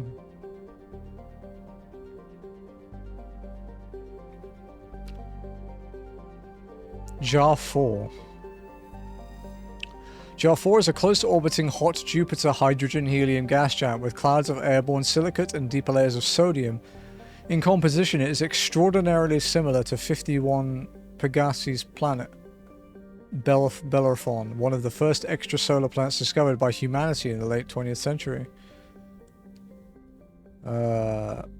Despite its great size, Jar 4 is actually rather low mass. The incredible heat of the star Hawk has caused its atmosphere to expand. In fact, Jar 4 is so low mass it is tidally locked to Hawk. The temperature difference between the sunward hot pole and the dark side cold pole creates constant hurricane force winds. Nemata. Nemata is a terrestrial planet with a thick hazy atmosphere of ammonia, methane, and a cocktail of other hydrocarbon gases. The surface is scorching hot and mainly composed of nickel with deposits of iron. With a density 1.4 times that of Earth, it is obvious that Nemata is rich with heavier elements. Mining could be extremely profitable, though the lethal heat and high gravity would make initial development costly. Given the political instability of the nearby terminus systems, investment is unlikely. And it's Vermeer. Chlorophon. Chlorophon is a relatively small hydrogen-helium gas giant with a haze of methane in the upper atmosphere. So not really interesting. Priscilla. Priscilla is a terrestrial world so small it cannot retain even a trace atmosphere. The surface is frozen and composed of magnesium silicates with carbonaceous deposits. In the recent past, a pirate band from the terminus systems carved a message into the surface using ship-based laser weapons. In 100-meter-wide Batarian syllabic, the message proclaims the military prowess and virility of one Captain Zeish. A smaller postscript alludes to the questionable parentage of all humans. Wow. So basically, he said that he called us a son of a bitch, I'm assuming. Which, you know, fair.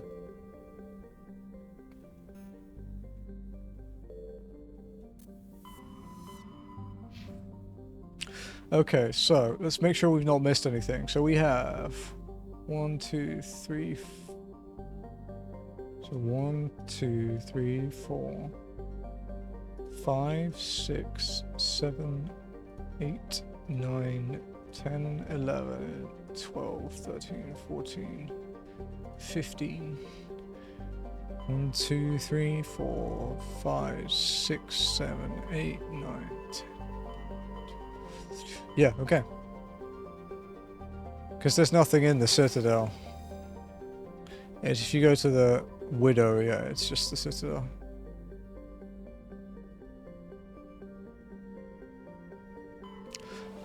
Alright then. Shockingly, on my stream, we're about to do story.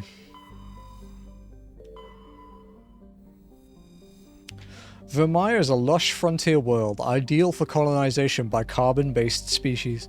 Its vast seas and orbital position on the inner life zone have created a wide equatorial band of humid tropical terrain. Unfortunately, the political instability of the nearby terminus systems has impeded colonization efforts.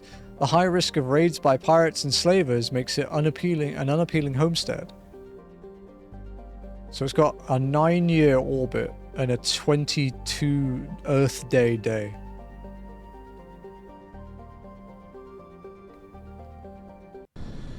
8-hour workday when it takes 22 days to orbit? That sounds pretty reasonable.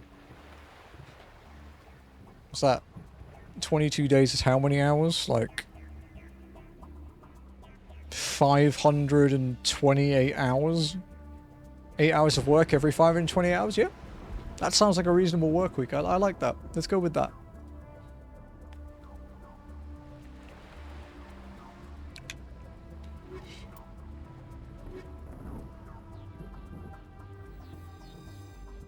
Commander, I'm reading a signal. Must be our Solarian infiltration team. Check out those defense towers. Drop the Mako. We'll go in hot and take them out. I'll get you in underneath their radar, Commander.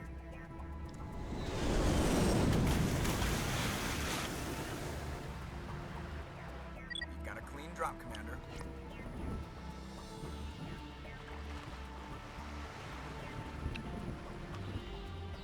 Good job, Joker.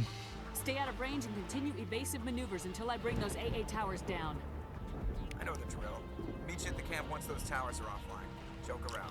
Let's have a look at the map. Yeah, usual line level for story. But it's pretty.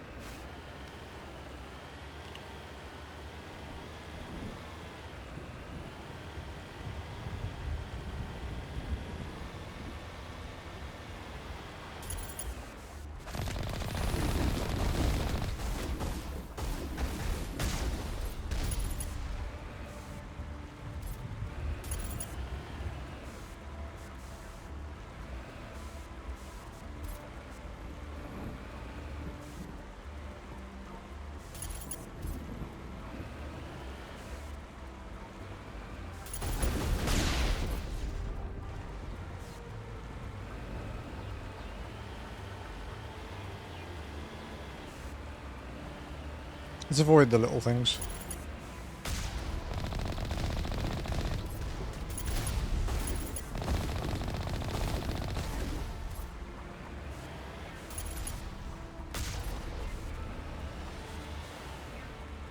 No! Okay. It nearly hit the little guy. We've got to protect the little guys.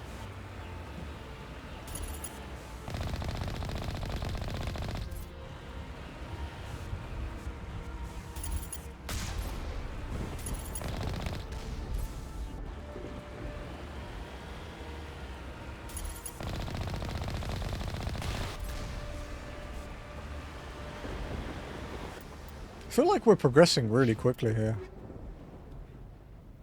Omnigel. Gel.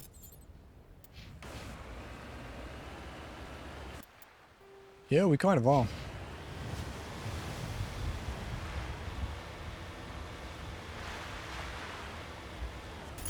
Fucking jammed my radar.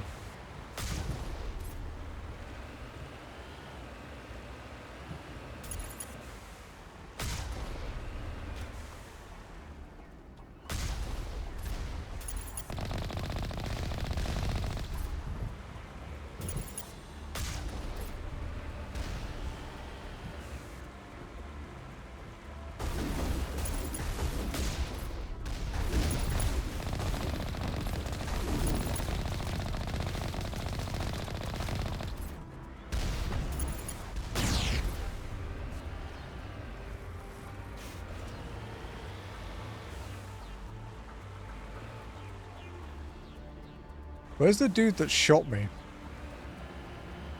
Oh, there.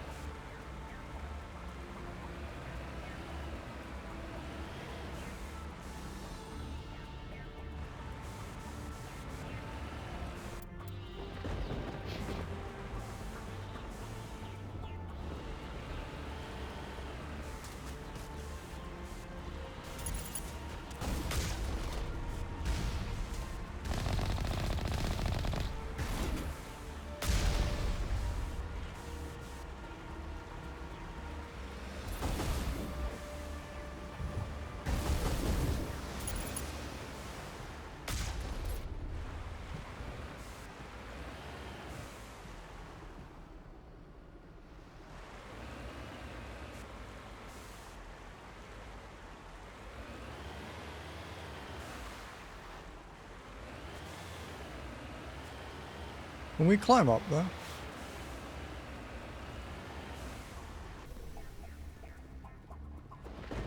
Yeah. Alright, I need to do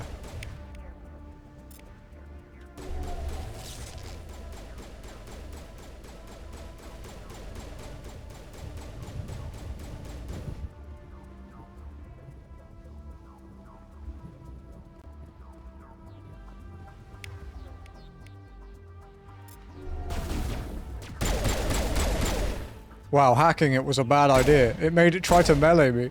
What the fuck? Asshole.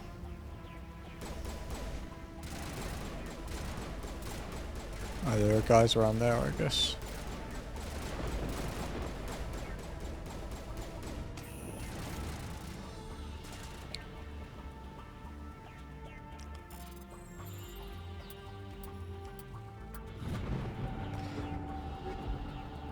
Sure.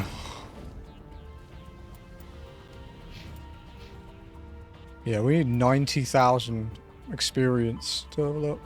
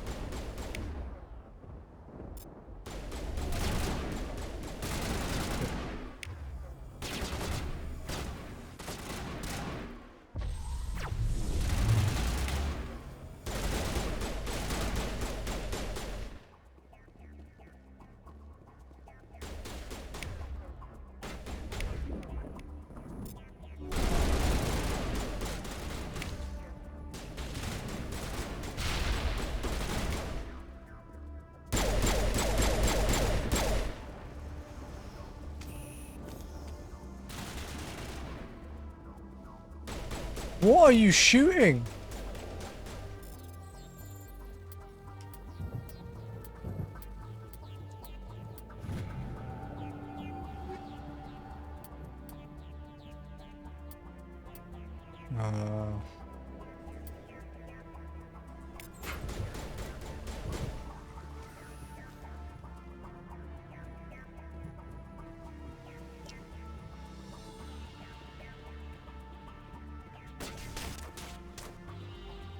Oh, there's a Colossus there.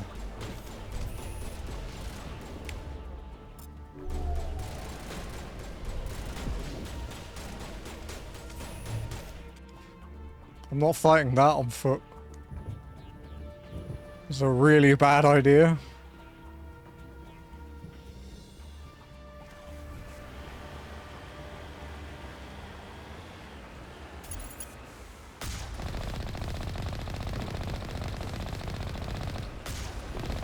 Fight it on foot? No. If there was a trophy for it, yeah, I would. I'm that easy to please.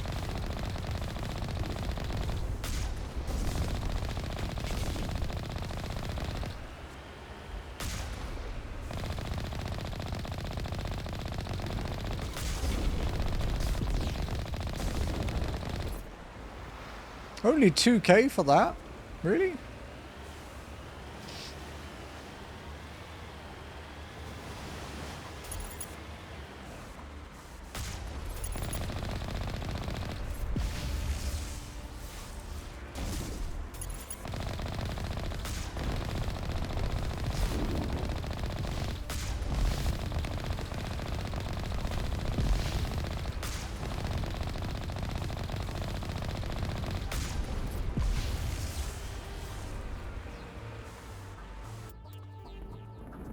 Okay, the other side's a dead end, so...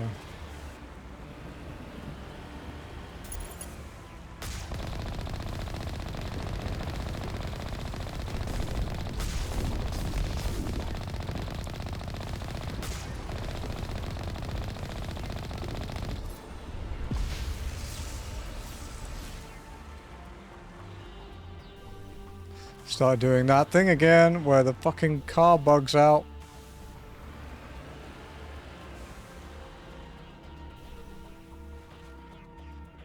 Really annoying when that happens.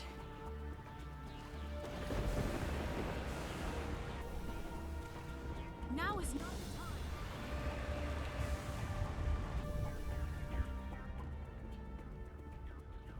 I fucking hate it when this happens.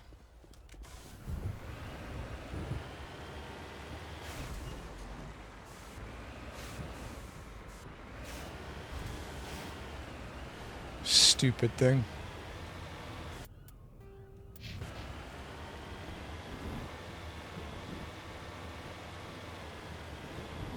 Oh, it's not a dead end. It's just really narrow. Okay.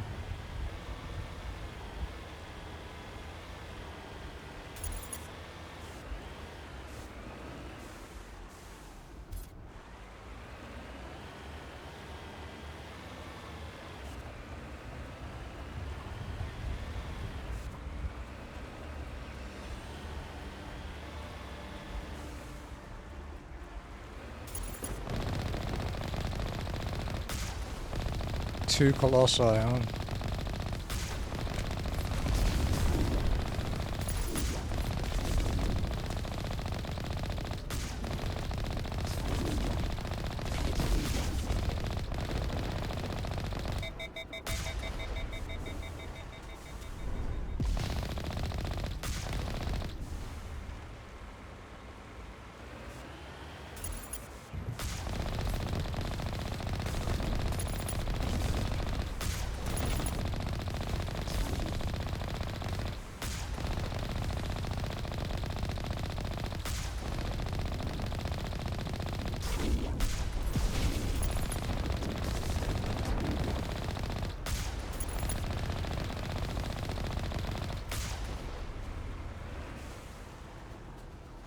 Nice.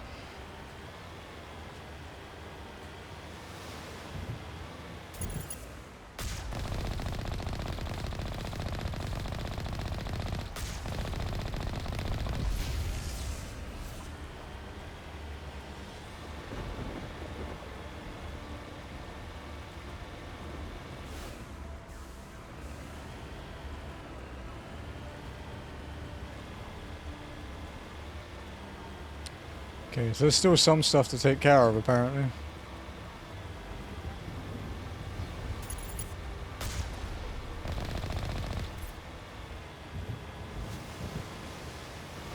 must find a way to disable their artillery.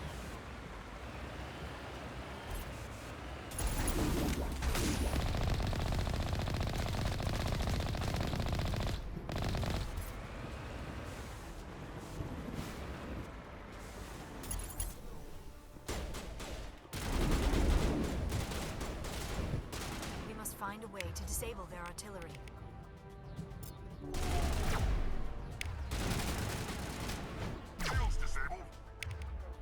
Use Rex as a shield from the sniper.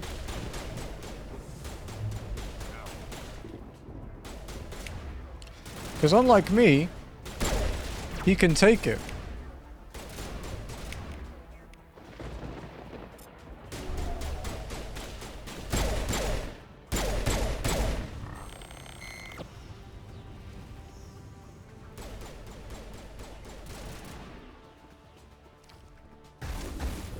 Ow.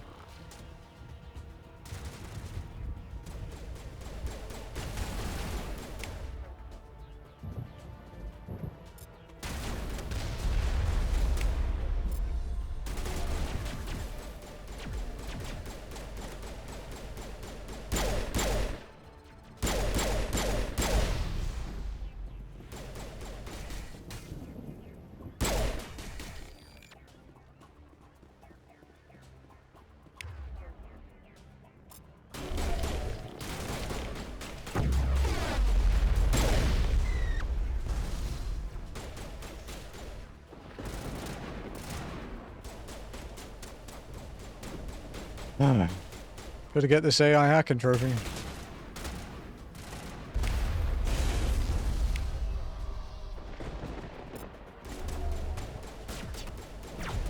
Oh, fuck me!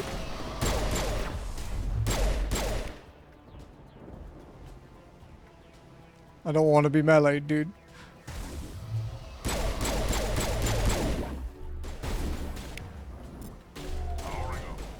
There we go. Oh, even with Rex, it took half of his shield, but at least we got a trophy.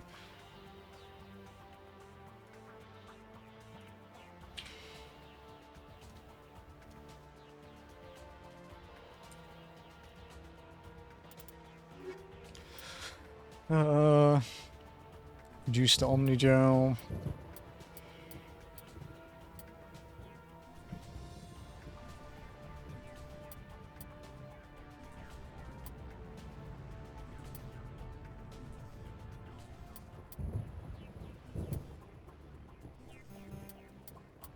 Holy fuck, there's so much stuff. Oh my god. Whatever.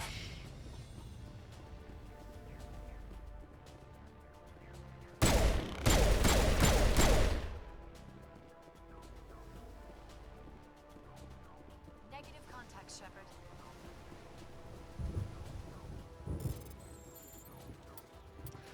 Yeah, that's like the most, that's the most like missable of the like use skill ones, because it has to be done on machines. It doesn't work on anything else.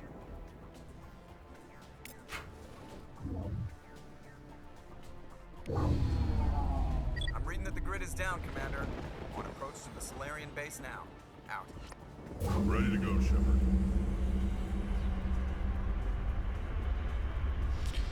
So next is, I guess, all the other ones that we have. Like warp, neural shock.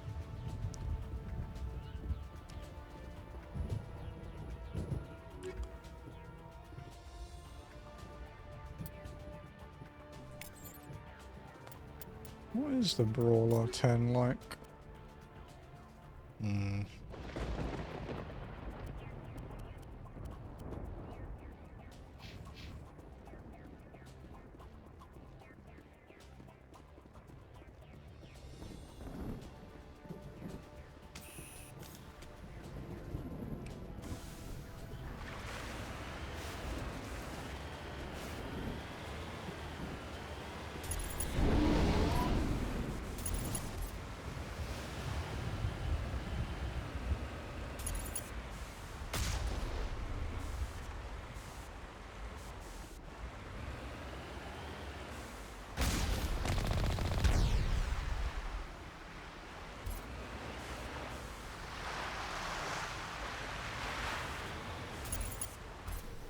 Where are we on the map now? Next gatehouse, third gatehouse, okay. Fucking Christ!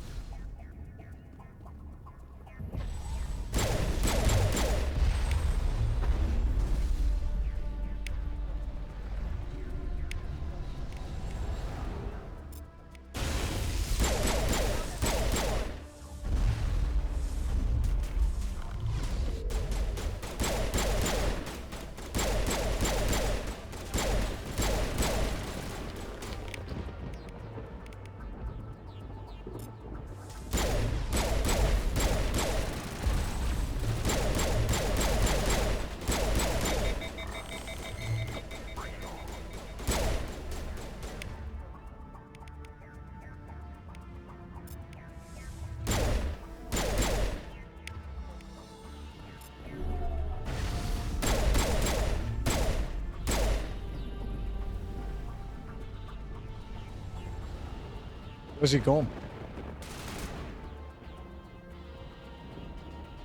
He's out of bounds.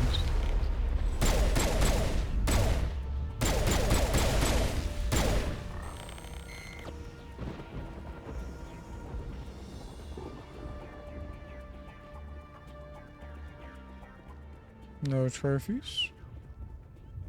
Not trophies, no crates. But there's one over here though. Loots. Jump. Okay.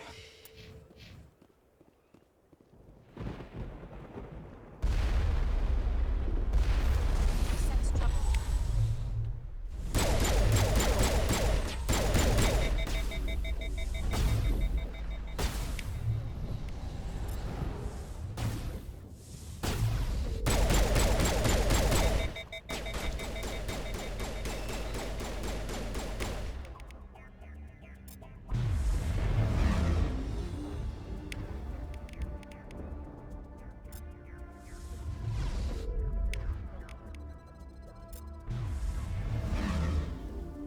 Trying to use all my skills.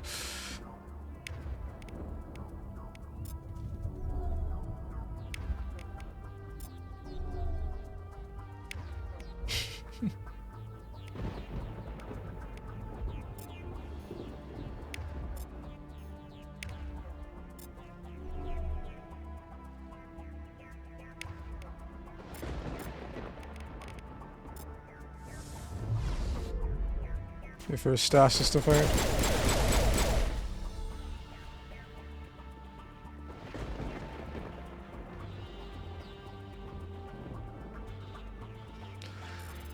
Alright, what do we got? Helps if you actually succeed.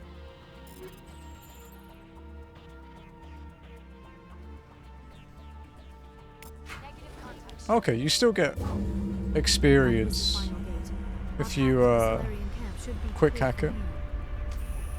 That's good.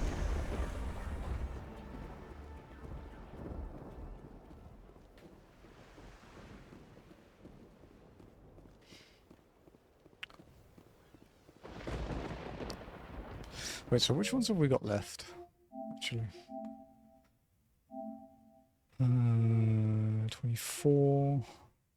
So we've got warp, barrier, stasis dampening, and sabotage, neural shock.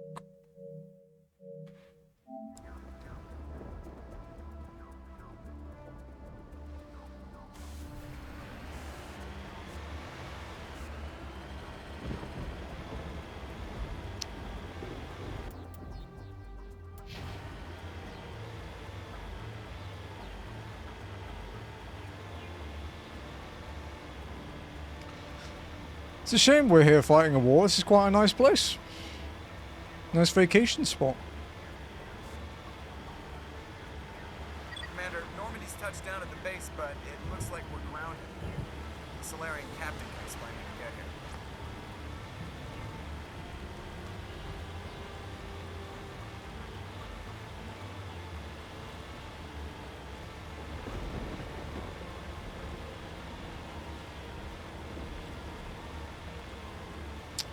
There is the Solarian camp.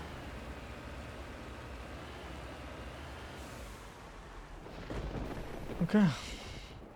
So what are we supposed to do now? Stay put until we can come up with a plan. Status. Are you in charge here? What's the situation? I'm Captain Kirahi, 3rd Infiltration Regiment STG. You and your crew have just landed in the middle of a hot zone. Every AA gun within 10 miles has been alerted to your presence. Now what? What are we supposed to do in the meantime? We stay put until the Council sends the reinforcements we requested. We are the reinforcements. What? You're all they sent? I told the Council to send a fleet. Give me a minute. I need a drink.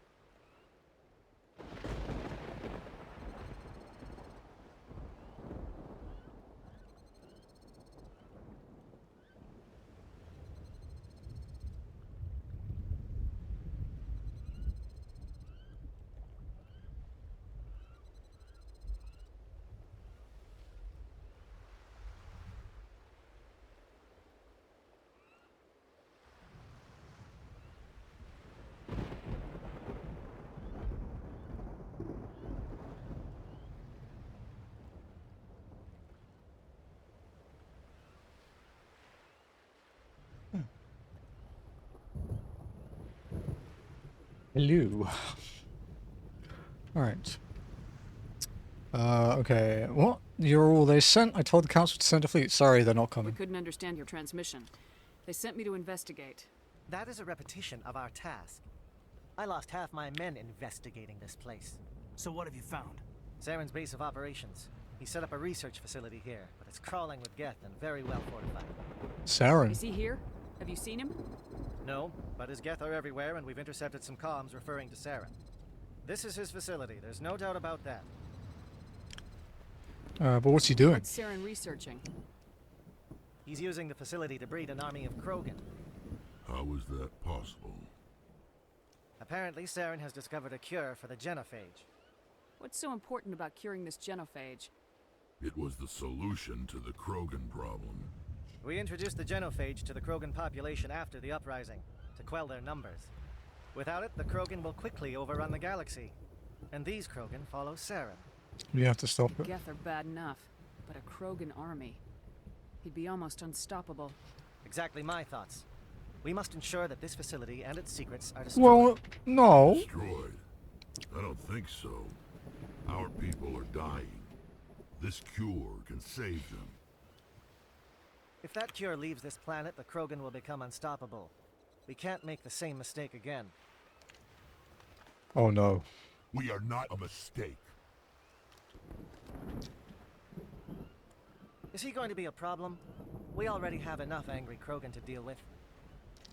He'll listen to He'll me. be fine. I'll talk to him. I'd appreciate that, Commander. My men and I need to rethink our plan of attack. Can you give us some time? I understand. Go ahead, Captain. I'll come back soon. We won't be long, Commander. In the meantime, if you need any supplies, you can talk to Commander Rentola. He's in one of the tents nearby. Looks like things are a bit of a mess. Yeah. I wouldn't be so worried if it wasn't for Rex. He looks like he's gonna blow a gasket. You Rex. think I should go talk to him? It wouldn't hurt. Well, it might actually. Just do it carefully. I'll Alright. be careful. But be ready, just in case. I'm always ready.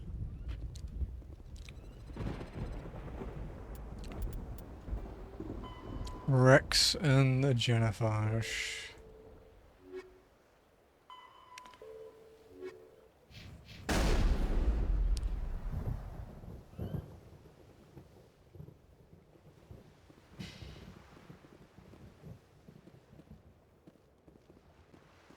I don't like the way Rex is behaving. He's really It won't be an easy fight, but we're ready when you are. I'm concerned about Rex. Can we still trust him? Damn. These guys are really fucking judgy. Someone has one hell of a gun. I really hope the council pays attention to what's happening.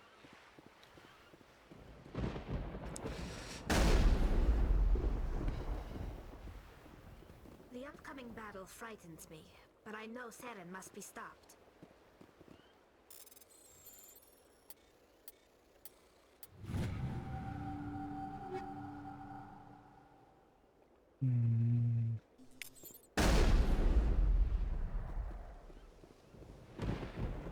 Alright, let's go talk to Rex.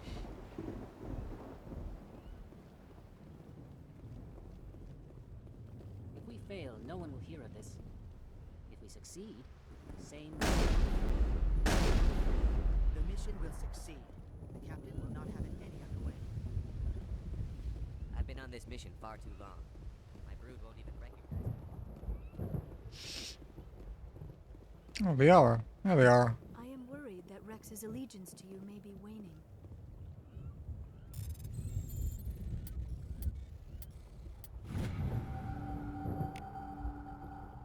Got a codex entry.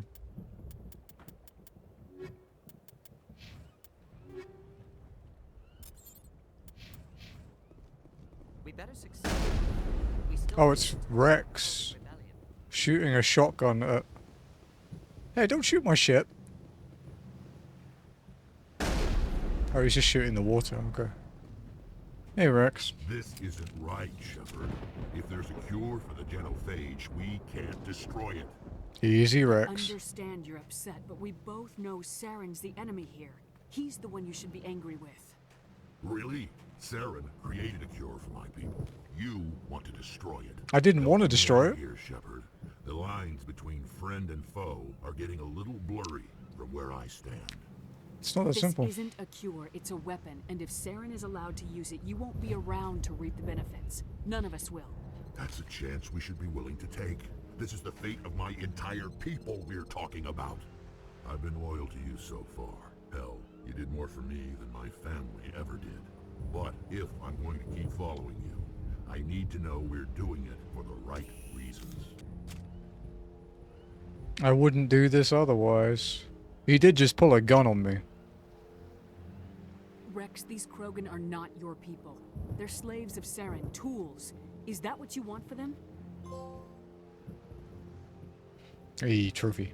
No, we were tools for the Council once. To thank us for wiping out the Rachni, they neutered us all. I doubt Saren will be as generous. Thank you for seeing reason. All right, Shepard. You've made your point.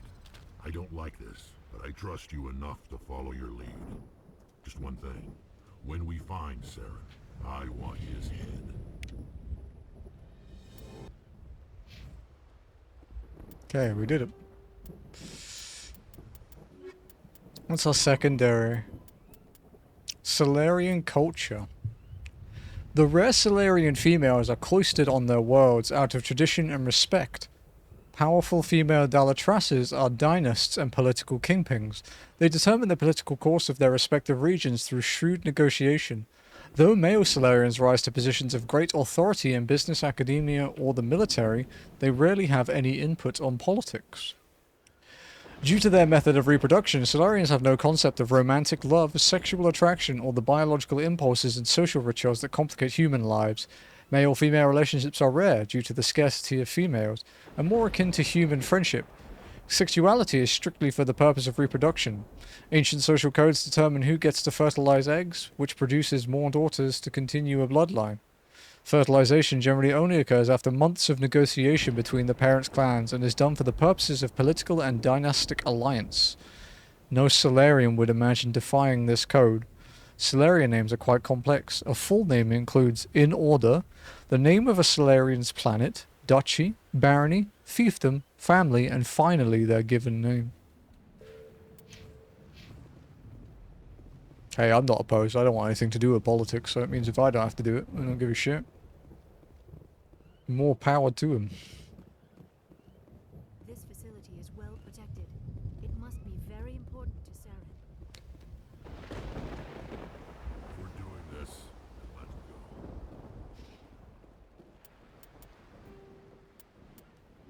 We have no side quests. Damn, dude. Okay. So the captain's the guy we have to talk to start the mission. So let's talk to these guys. These Solarians seem pretty tough. I just hope they hold up under pressure. Just say the word. I'm ready to go. With all these defenses, Saren must be hiding something big. No side quests left. Ath could never.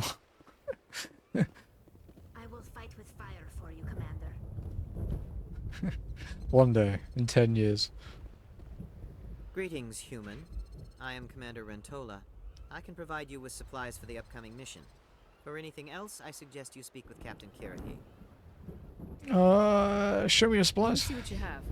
What little there is.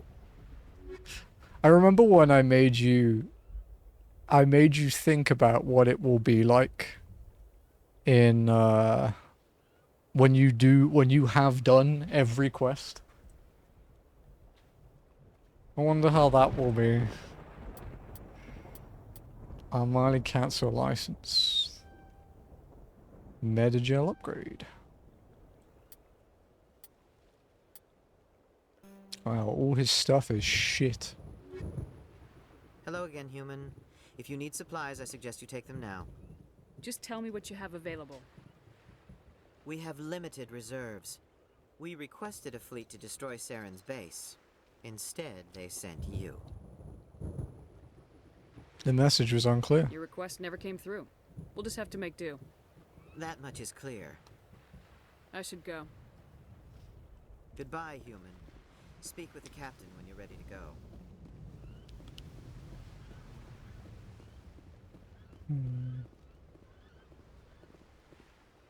Thank you for speaking with the Krogan. The assault on Saren's base will be difficult enough as it is. Assault? I assume that means you've come up with a plan. Of sorts. We can convert our ship's drive system into a 20-kiloton ordnance. Crude, but effective. Nice. Drop that nuke from orbit, and Saren can kiss his Turian ass goodbye. Unfortunately, the facility is too well fortified for that. We'll need to place the bomb at a precise location. Where? Where do we take the nuke? And how do we get there? The bomb must be taken to the far side of the facility.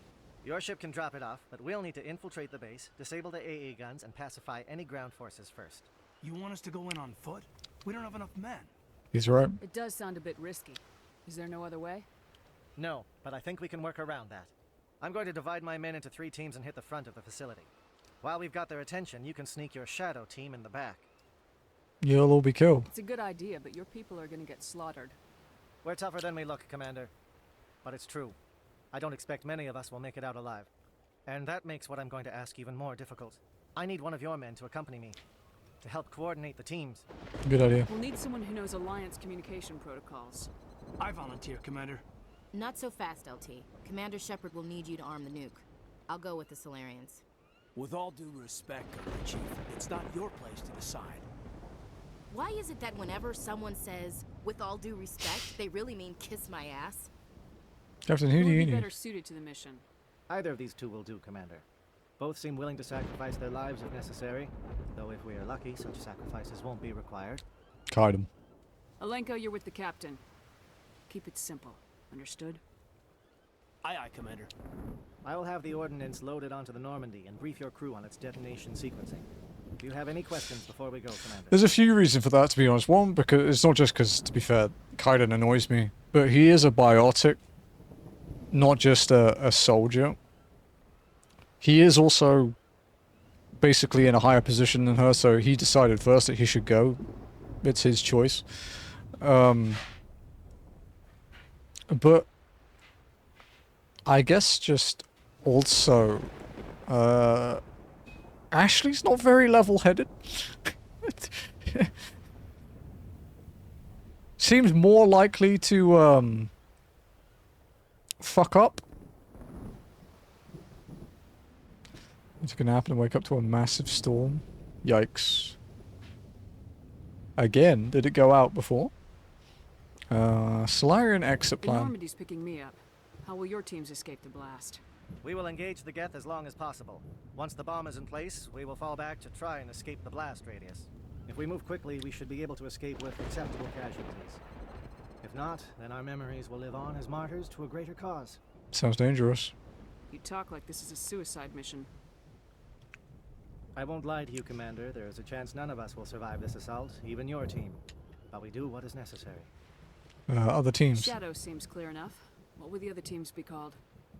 Igor, Manovai, and Jaeto. They were the initial settlements on our first 3 colony worlds. They are at the heart of Solarian territory to this day. These names will remind my men what they are fighting for. That's aviation ship They must weather. have a Oh, personal that's stake annoying. in the fight if we are to have any chance of success. Recap the Give mission. me a quick rundown of the plan again. You are Team Shadow. We will create a distraction while you infiltrate the base. Make your way to the breeding grounds at the heart of the facility. Disable the AA guns so the Normandy can land and deliver the nuke. If we get that far, we'll try to help you with guns, but don't count on it. Once you have the bomb, place it next to the geothermal taps. Then get out before it detonates. The I nuke. want to know more about the bomb. How reliable is it going to be? Its reliability depends on the person arming it, but it will do the job. The drive system is highly impervious to damage from external sources. Once it has been armed, very little can stop it. The key is getting it into place and armed before the Geth can stop us. Let's go. I'm ready when you are, Captain. Excellent.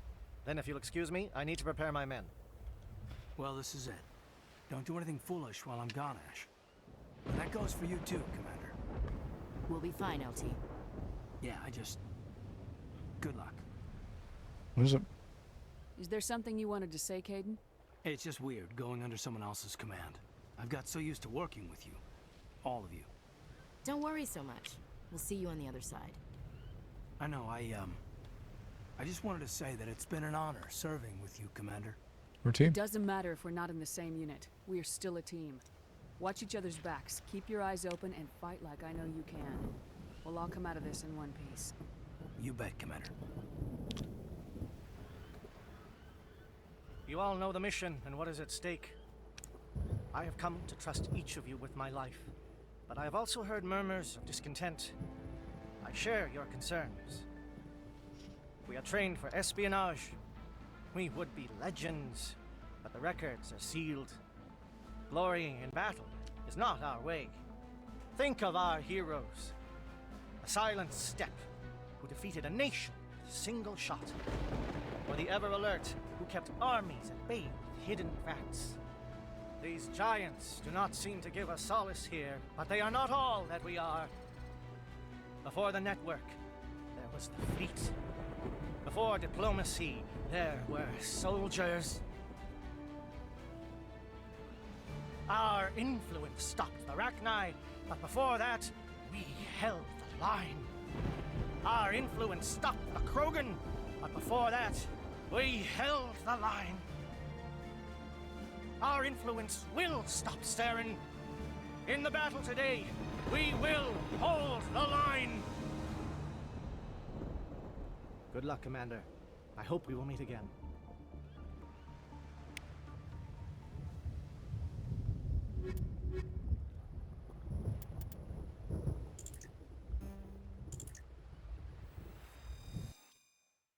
Okay.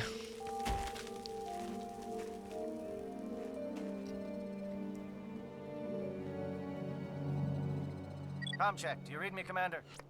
Let's go. It's fine. Let's move. Good. We'll start our push. We'll try to make it to the AA guns, but it might be up to you to finish the job. And Commander, if you see any way to undermine their defenses, we could definitely use the help. Okay, we've got a comm tower, a satellite uplink. We can do some shit.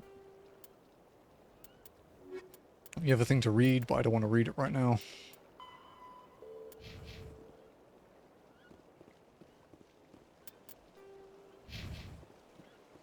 Shadow is on the ground. Repeat, Shadow is on the ground.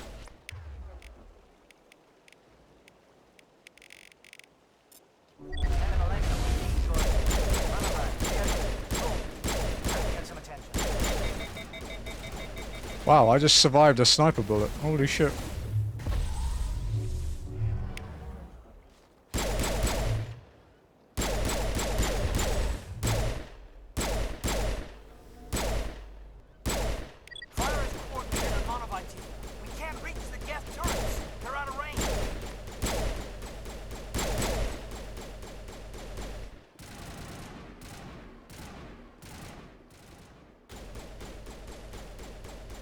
Probably fell asleep on my PC. That can't be comfortable. Welcome back.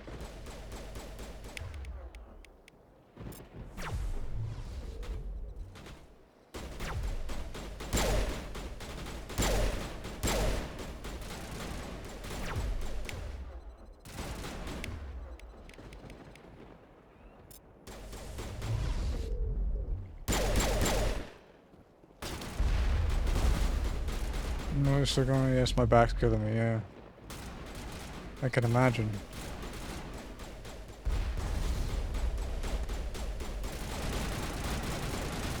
You guys aren't that bright, are you? Oh.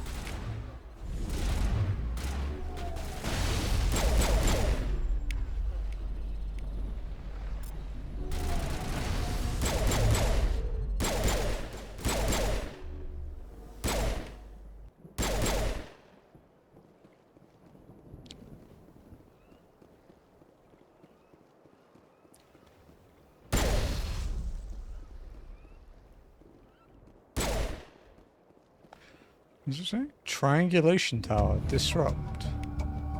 Get communications disrupted. Okay. Now to rob them. They're dead. They don't need it.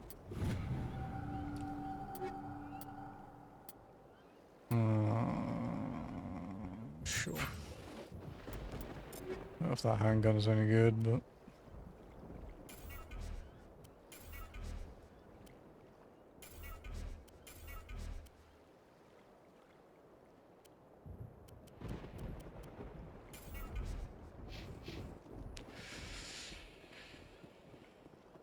Okay, where next? I guess we'll go around and head towards the satellite uplink tower.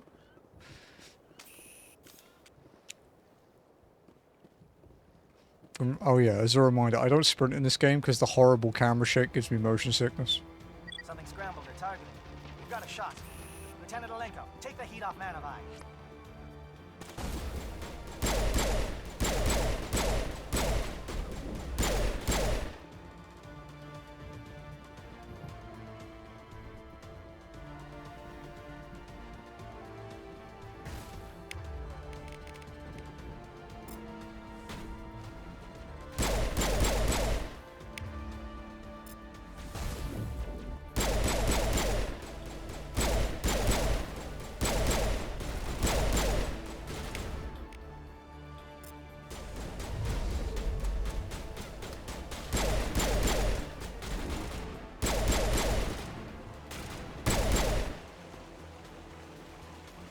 Alright. Just keep pushing up.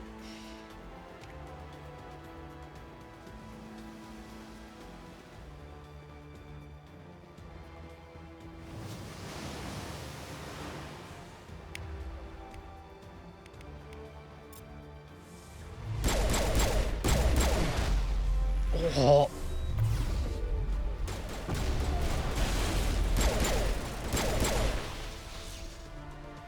Little bit painful. You know, nearly one hit killed me through my shield, but we're fine. They're calling SAT strikes. Nirethia, watch for comm stations. Alenko, can you see anything?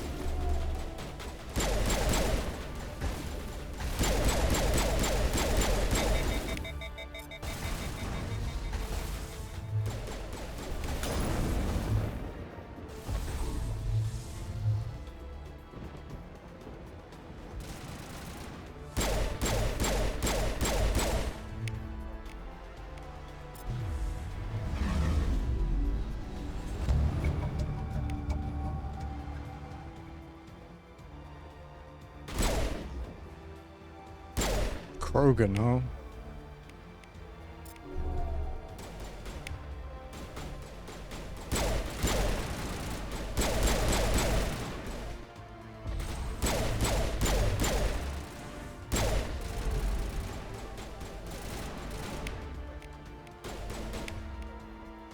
That's fine.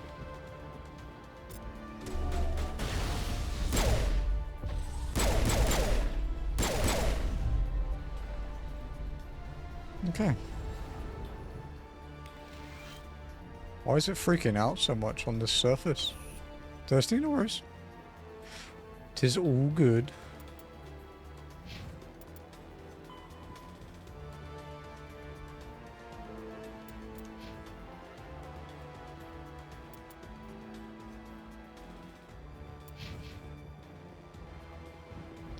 Aircraft heading to perimeter stations to recharge.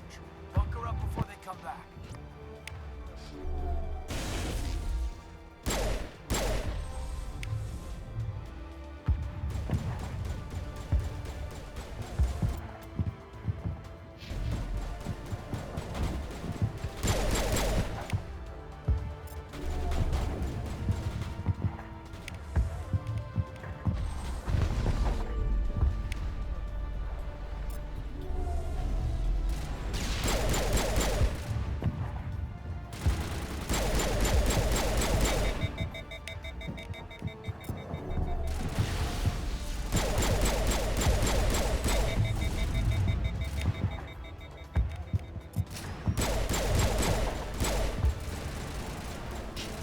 How high can we send the Krogan?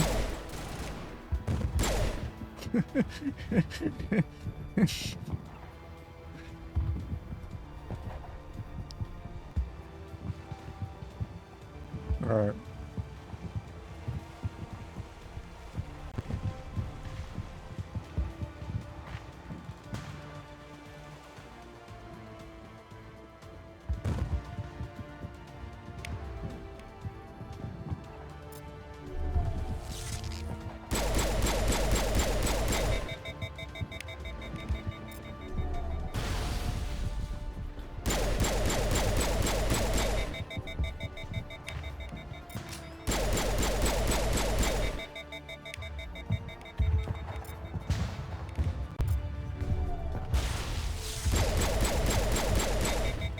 Fucking Krogan, dude. There we go.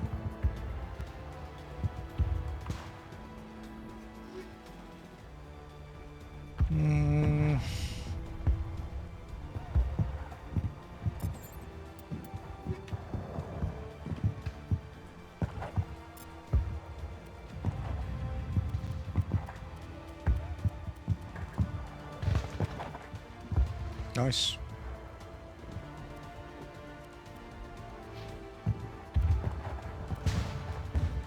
Gross.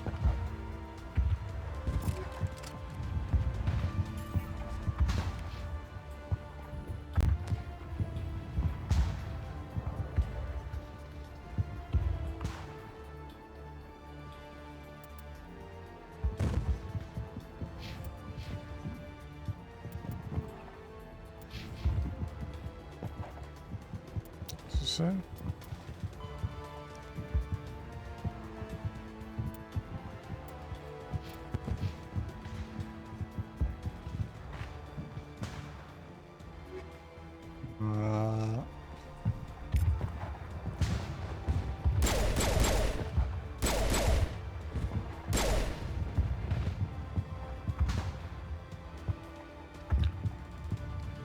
Okay, let's have a look.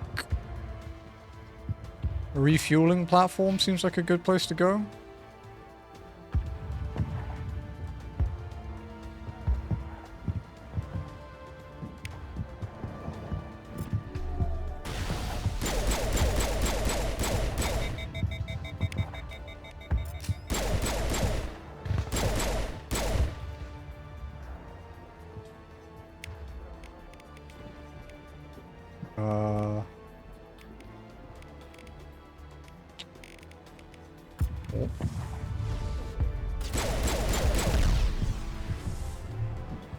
Fucking owl.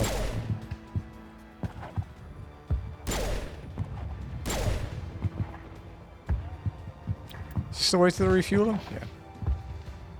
Let's check underneath here first. Just in case they hide a crate or something down there.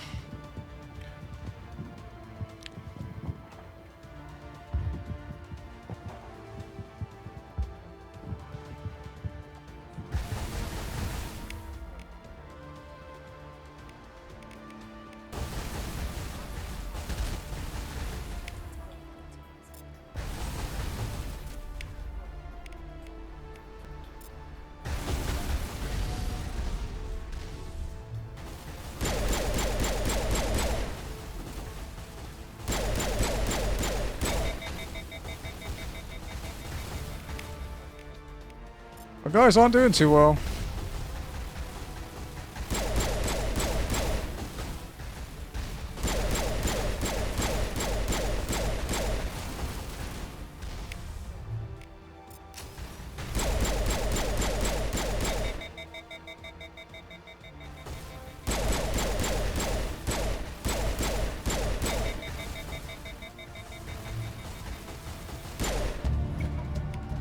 Geth Fly is destroyed.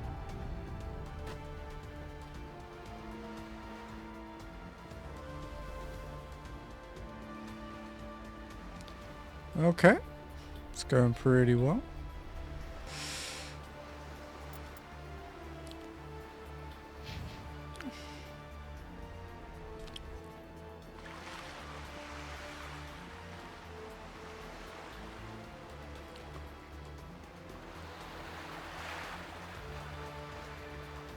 How are we doing for... it's only like 60k.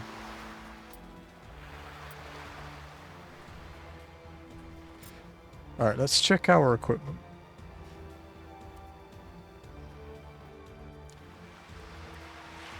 Medical 9.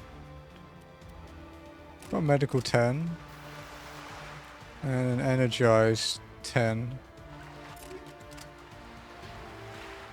She's on medical 8. And medical 9, energized 9. Do we have another energized 10? We do.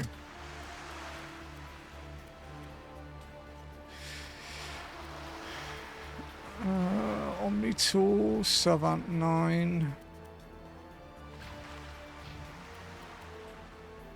He's on medical 8. We definitely have a 9 spare. Yeah. And then energized 9. I don't think we have another energized 10, do we? No. And then...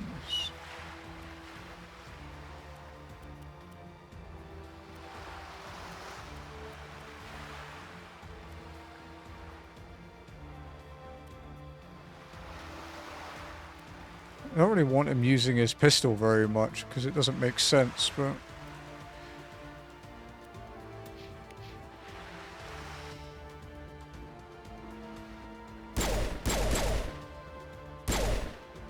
Man, I fucking missed.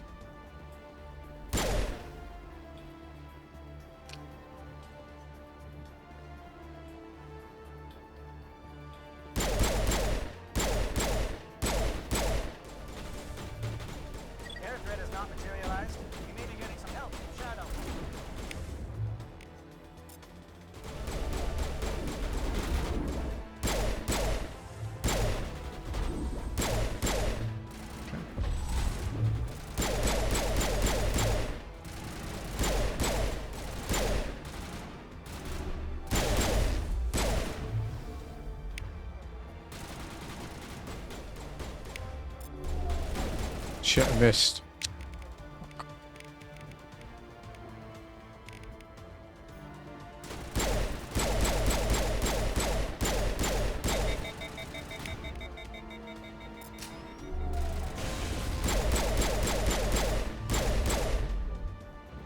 Okay. That went relatively well. Don't know if we're completely in the clear yet, but... Facility entrance, facility entrance.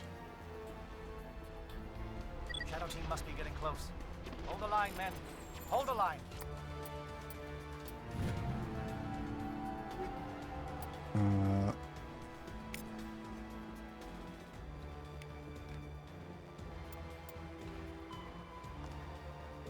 Disable the AA guns.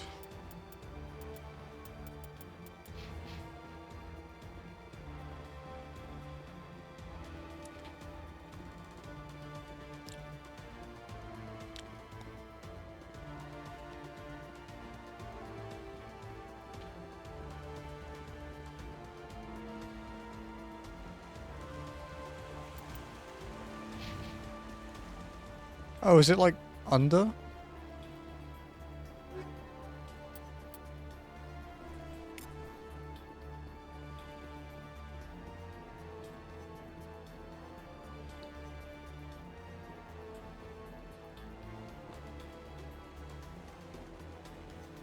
Oh, it's locked.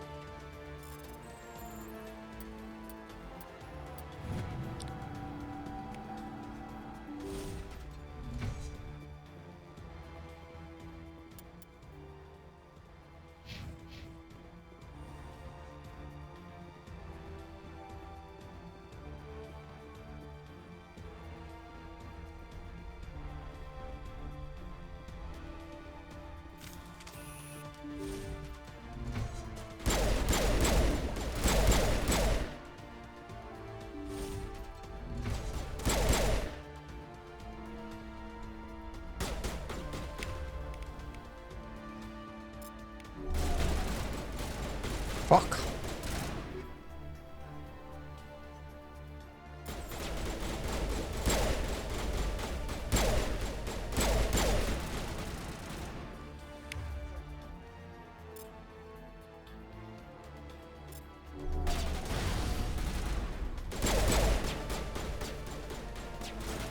Okay.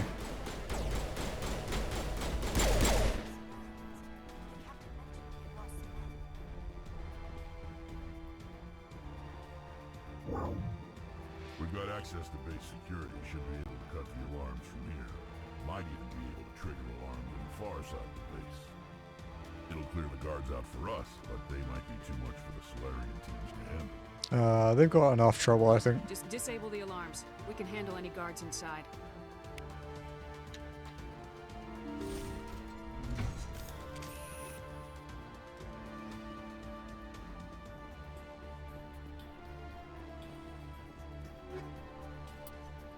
Hmm.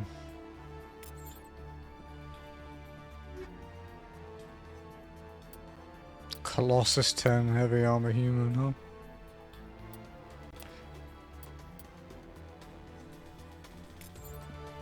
That Colossus armor is the shit. I can't wear heavy, but it's cool.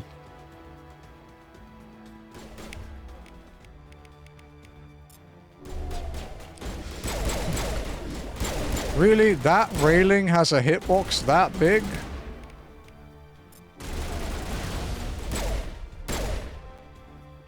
Fucking crazy, dude.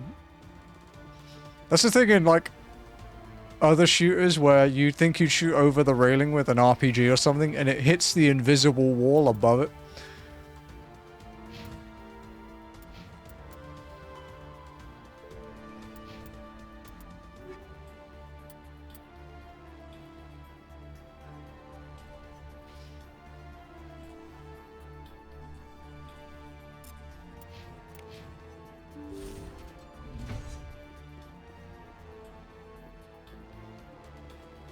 Okay.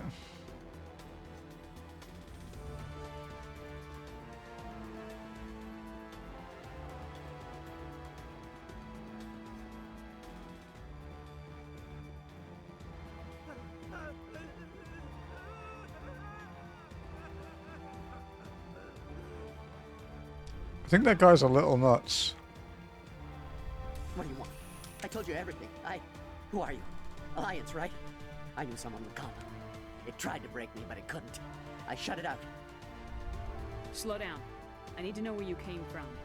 Private Mano Savat of the 3rd Infiltration Regiment STG, ma'am. Captured while on reconnaissance 6 days ago. Glad to answer, ma'am. Never any questions from these bastards. Just whispers and poking and cutting. I said anything to get out and get some payback. That's not too much to ask, is it? A little payback? What happened to you? What did they do to you, soldier? Experiments, but I don't know what for. The effect of incessant whispering on my shortening temper? Who knows? I just need out. Something is not right here, Shepard. I can't just leave Don't him. let him out, he's as good as dead. We have to do something. Yes, leaving me here would be bad. Very bad. It's too small and the noise just won't go away. Whispering is loud, you know? I need to get out. Alright, let him out. Let him out. Set him free. It could help us. Yes, sir.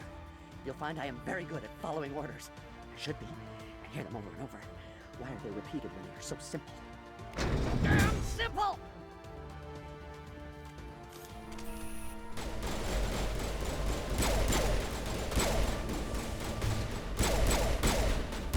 Yep. Knew that was gonna happen.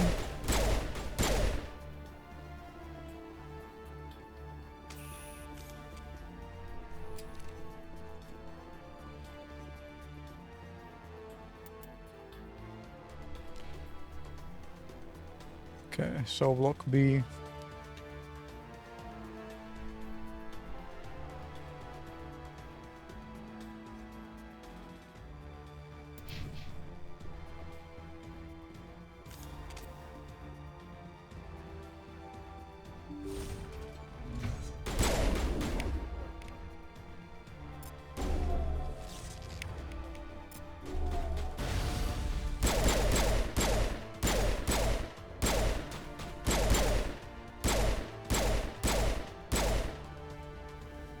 Give a little ground, Lieutenant.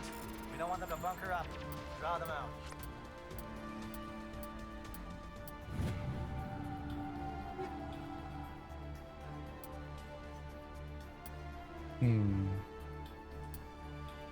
Not sure about that one.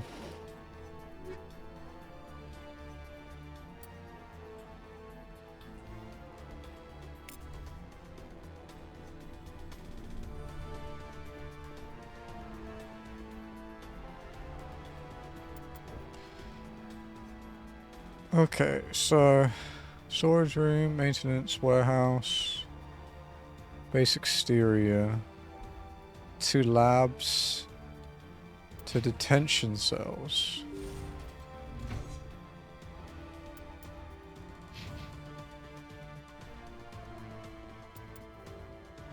God, the fucking map here is so confusing.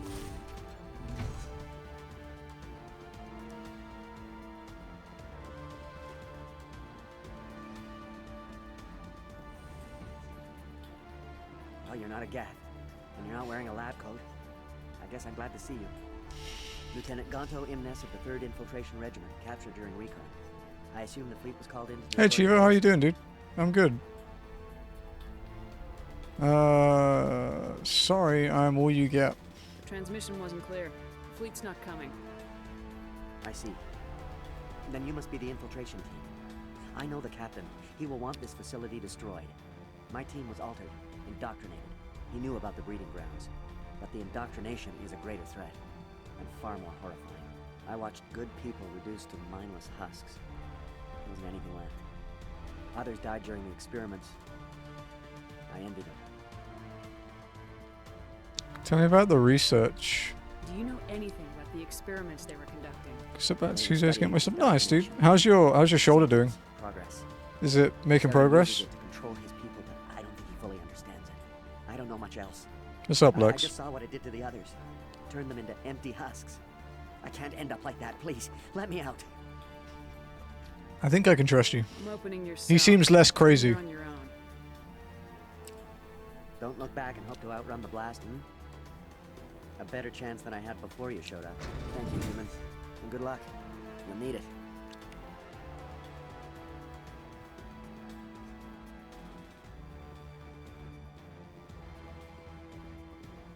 They are no threat to anyone save themselves. Their minds are gone. Oh, this is no way to treat a prisoner. Kill them, sure, but to leave them like this? Hmm.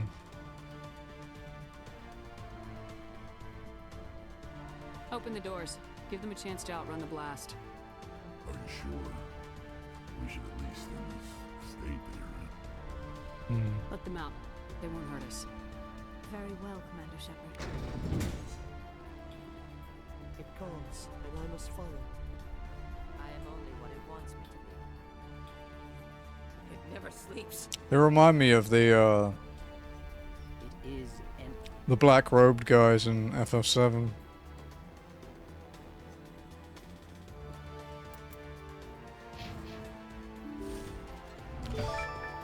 What's up, Shah? How's it going, dude? How are you doing? Welcome in, Toki. Hope you're well. How you guys all doing? What are you up to today, Shah? I don't know if I have a mod here at the moment. Let me do the thing.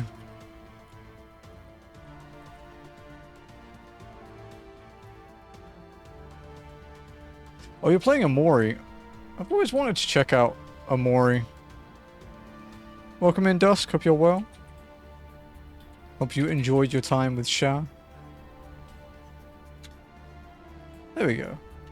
Yeah, welcome in, everybody. Hope you're doing well. Just finished the chat and chat voted for us to start. Nice, nice. But yeah, welcome in, everybody. If you do not know me, I am Nirethia. I am an RPG player and a trophy grinder. We are currently doing both of those things in Mass Effect on the hardest difficulty, Insanity mode. It is my first playthrough of any Mass Effect game, so it's spoiler-free. It's been going fairly well today. Not perfectly, but fairly well.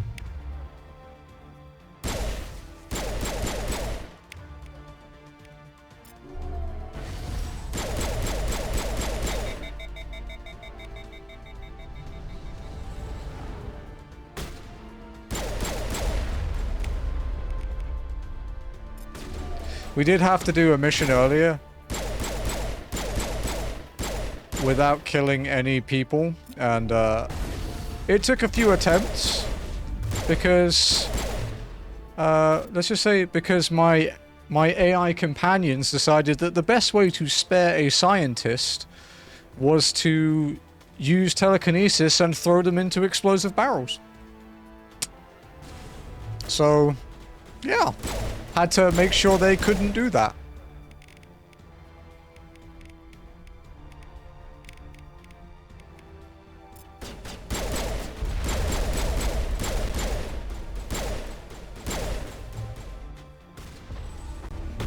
No, that's a meme, because his personality is crap. It's like a thing from like Top Gear, you know, the some say and then you just make some shit up. It's pretty much what that is.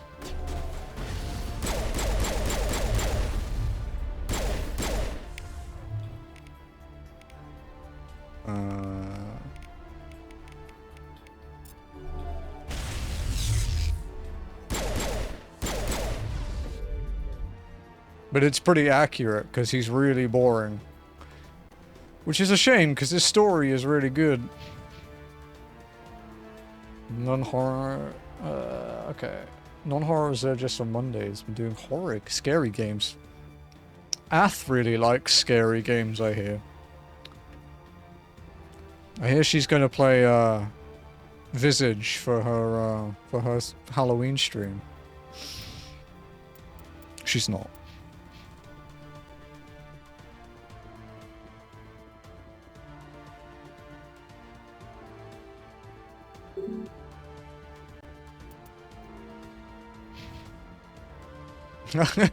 Yeah.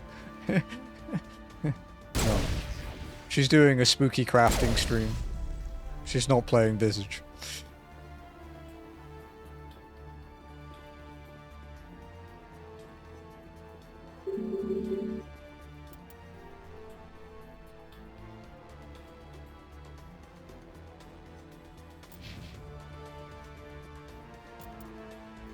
Okay, so where next?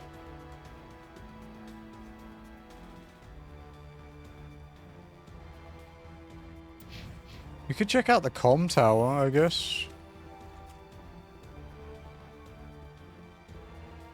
Dude, I think you'd need a couple zeros on that.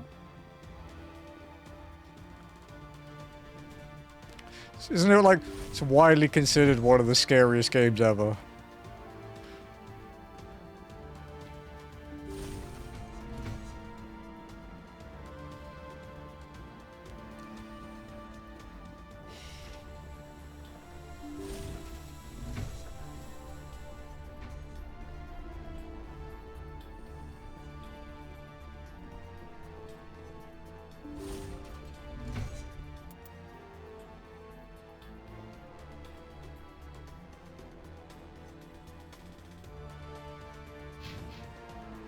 Hmm.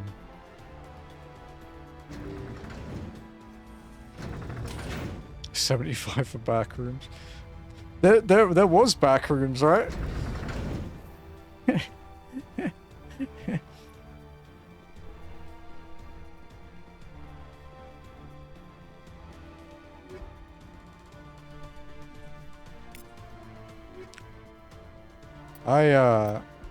I can't say anything. I had a $2,000 like donation goal thing where the final goal involved me playing P5R in cosplay, and I never did it.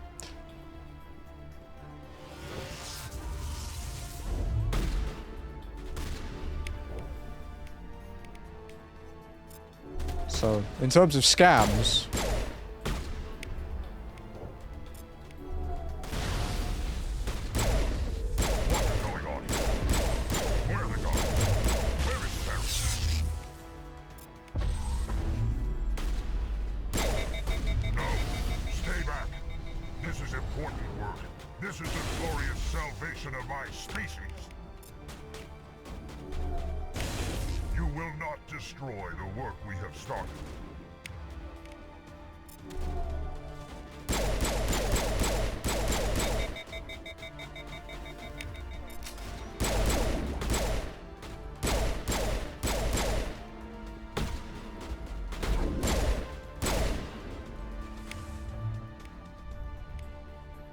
dude.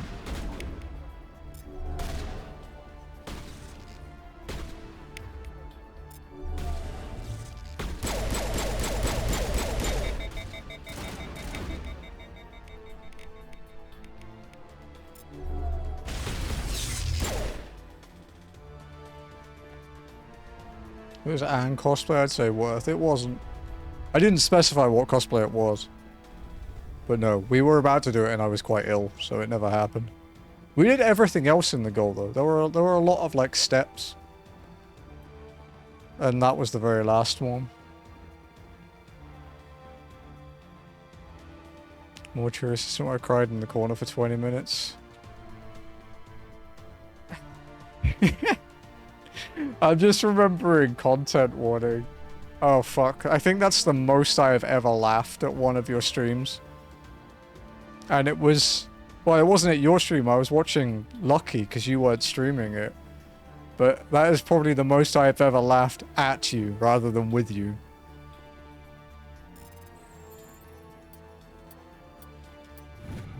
For people who missed that,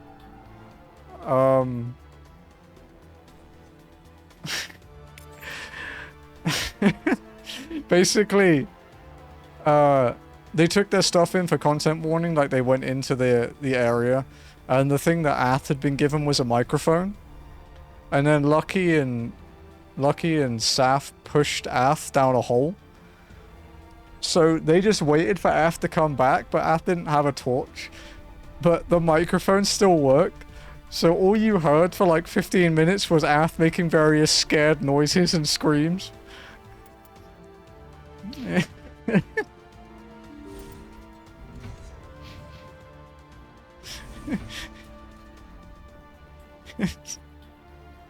Oh fuck.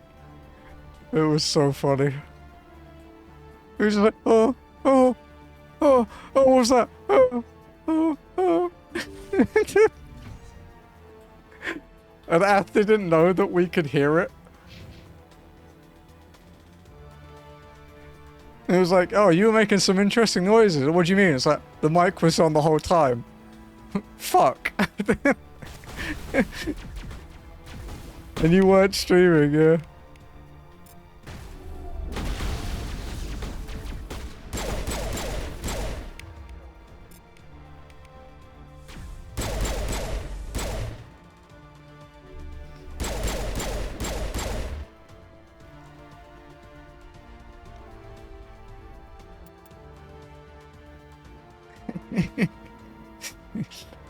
Oh shit, it was so funny.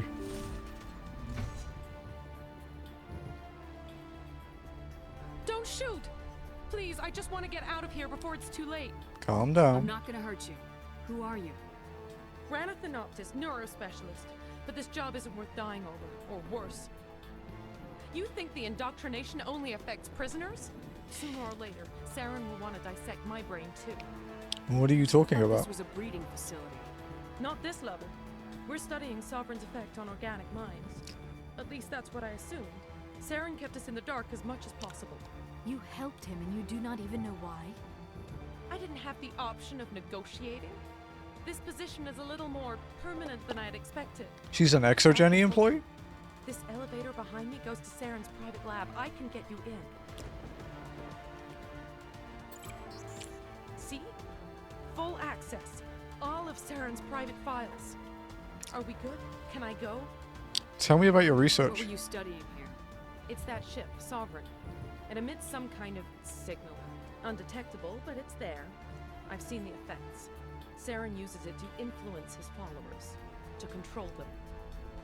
It's called indoctrination. Direct exposure to the signal turns you into a mindless slave, like the Solarian test subjects. But there's collateral damage, too. It's collateral What do damage. you mean by collateral damage? Sovereign's signal is too strong. Spend too much time near the ship and you feel it, like a tingle at the back of the skull. It's like a whisper you can't quite hear. You're compelled to do things, but you don't know why. You head out. Have a good obey. stream. Good night, Sha. You just stop Thank you again for the raid, dude. yourself. I hope you continue to enjoy Everyone at the facility. My your first horror subject stuff was the man I replaced. and your Now I just wanna Omori. get out of here before it happens to me. Saren's Why interest. is Saren researching this? Isn't he the one controlling it? The signal comes from the ship. It makes us obey Saren, but I don't think he controls it. Not exactly. I think he's scared it might be affecting him. Indoctrination is subtle. By the time the effects become noticeable, it's usually too late. Sovereign Tell signal. me more about this signal. Signal's not exactly the right word. There's some kind of energy field emanating from the ship. It changes thought patterns. Over time, days, maybe a week, it weakens your will. You become easier to manipulate and control, but it's a degenerative condition. There's a balance between control and usefulness. The less freedom a subject maintains, the less capable it becomes. Alright, Ath, we were chatting last night about, in DMs about the white chocolate mocha, right? The Starbucks one here is bad. Jazzy wanted good coffee today, so we ordered from like a local, like a family coffee shop called Presco. It is literally just kept inside the family. It started off as like a little pop-up store, but now they have a full cafe. And while I was looking through their drinks, they had a white cafe mocha. It's here. It's really good. It's got just that right sweetness that it tastes of white chocolate, and then you get the coffee. It's really good.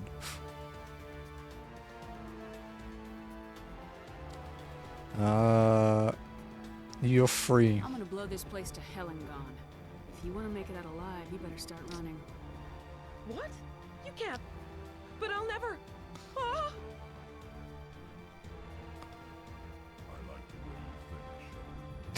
Rix has praised me like, it's like, well, we're about to let off a 20 kiloton nuke, so, you know, you should probably run. And good luck. Bye.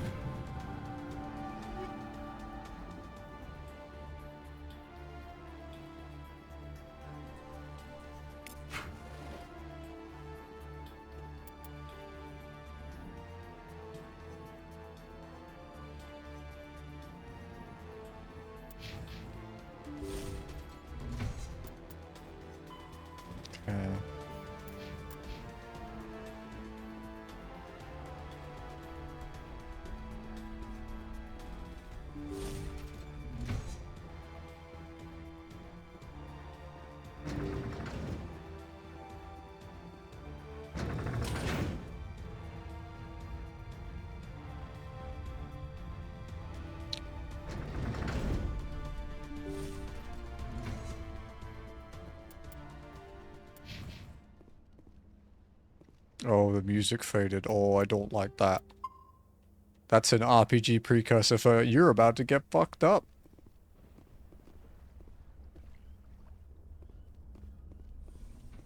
Investigate. Isn't that a beacon?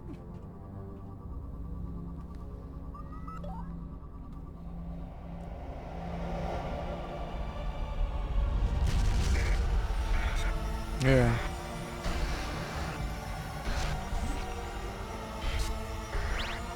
That's a bad thing to do.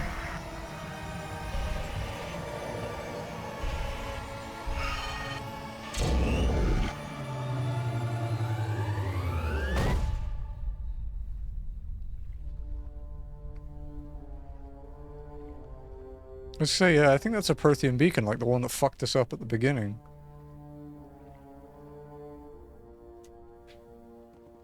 Are we just gonna... Are we just gonna pretend nothing happened? Because it seems like we're pretending nothing happened.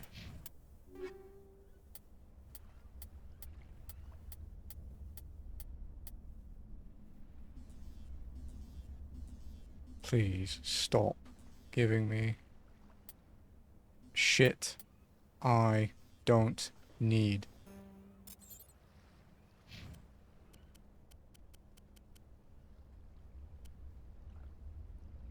That's good, though.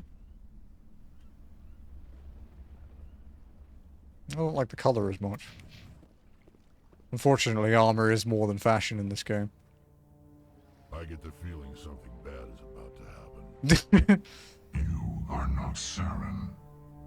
What is that? Some kind of VI interface? Rudimentary creatures of blood and flesh. You touch my mind, fumbling in ignorance, incapable of understanding. I do not think this is a VI. It's the ship, right? It's the Sovereign. Existence so far beyond your own, you cannot even imagine it. I am beyond your comprehension. I am Sovereign. The ship? Sovereign isn't just some Reaper ship Saren found. It's an actual Reaper. Reaper, a label created by the Protheans to give voice to their destruction. In the end, what they chose to call us is irrelevant. We simply are. The Protheans vanished 50,000 years ago. You could not have been there. It's impossible. Organic life is nothing but a genetic mutation. An accident. Your lives are measured in years and decades. You wither and die. We are eternal, the pinnacle of evolution and existence. Before us, you are nothing. Your extinction is inevitable. We are the end of everything. I don't stand alone. There is an entire galaxy of races united and ready to face you. Confidence born of ignorance. The cycle cannot be broken. Cycle? What cycle? The pattern has repeated itself more times than you can fathom. Organic civilizations rise, evolve, advance, and at the apex of their glory, they are extinguished. The Protheans were not the first. They did not create the Citadel.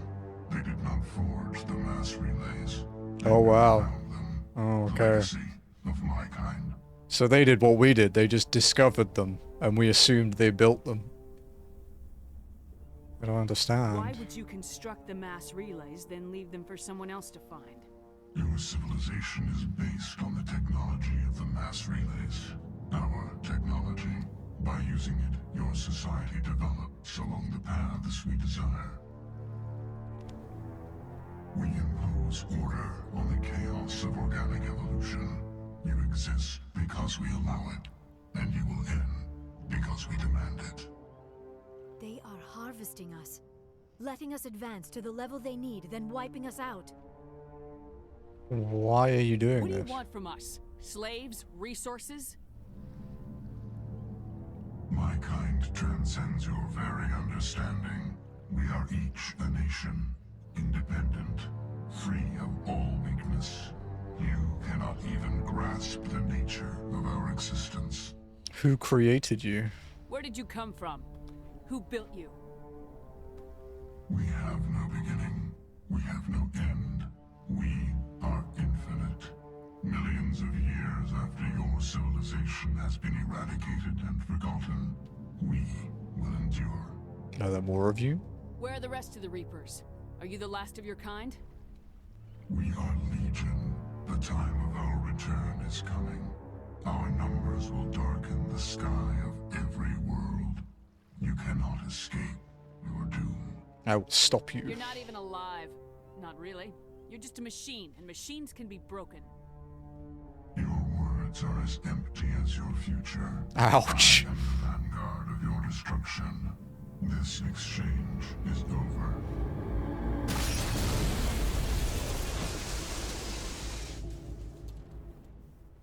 Yeah, bro. Why'd you have to hit so hard? We got trouble. What's wrong? Hit me, Joker. That ship's Sovereign? It's moving.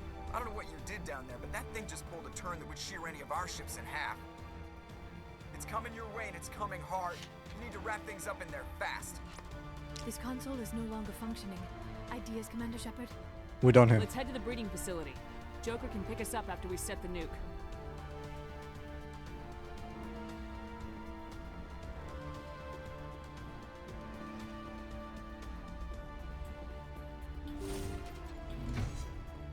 He had to get personal with it, though.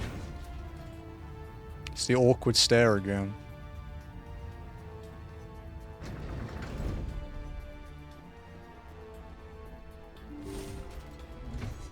Oh.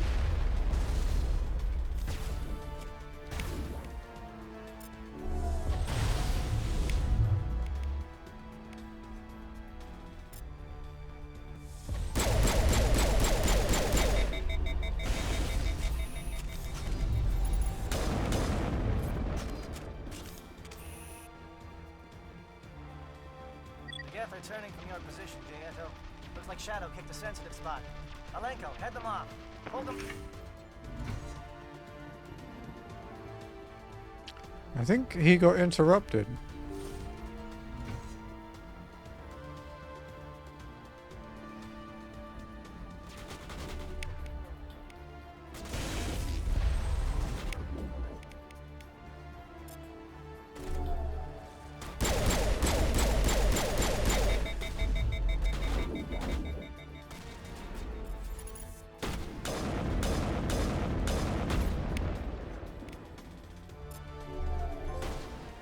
Oh, hey, trophy.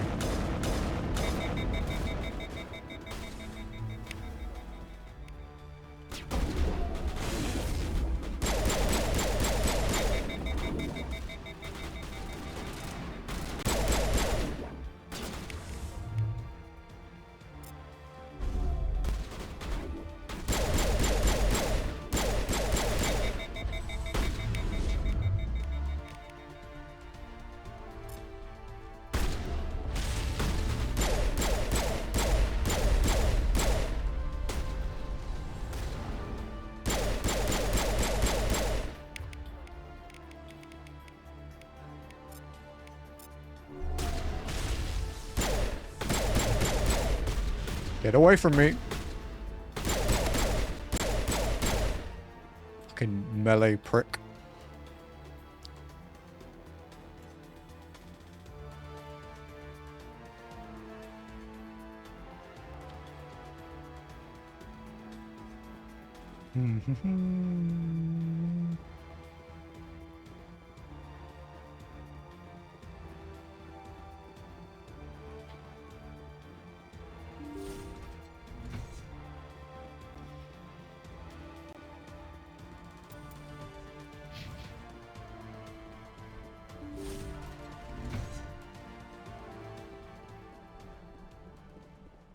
Let's get an idea of the map.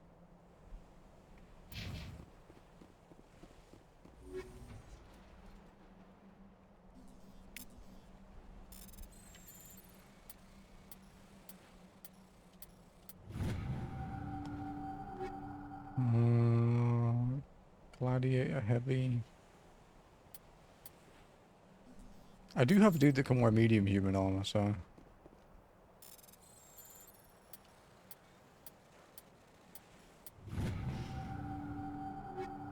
Karpov 10. Hell yeah.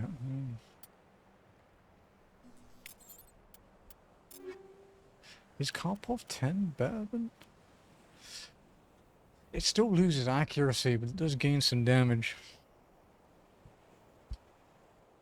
Let's try it.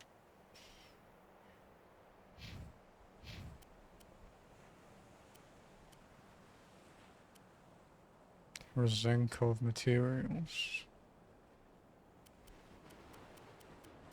I don't actually have anything else good. Yeah, okay.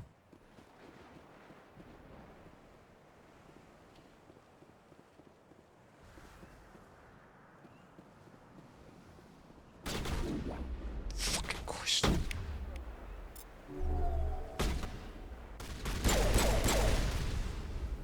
Uh-oh. Oh, fucking sniper.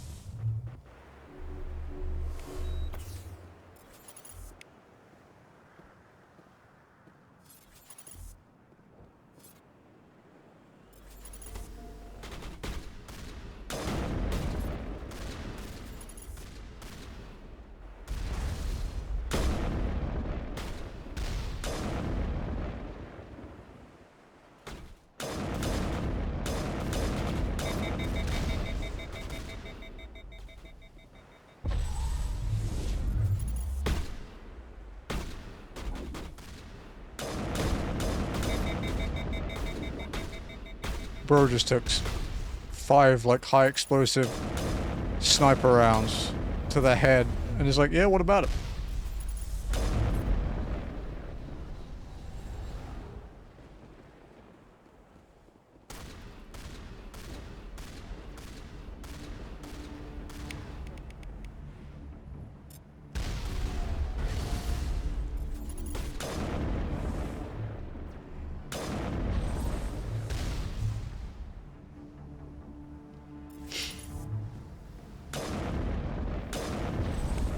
There we go. What we're doing. What's up, Seth? Oh. No, this is the second strongest sniper you can get. With high explosive rounds. It's just on insanity. Everything is so fucking tanky. Alright, it unequipped my pistol, didn't it?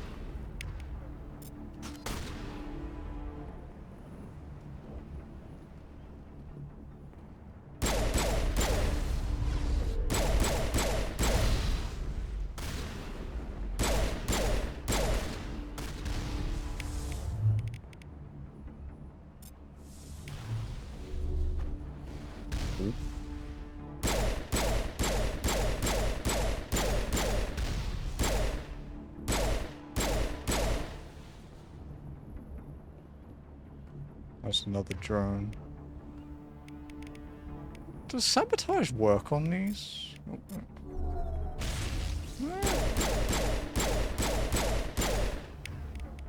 Let's just keep farming trophies, I guess. Guess why not?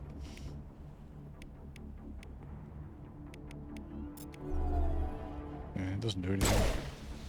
Because that's for organics.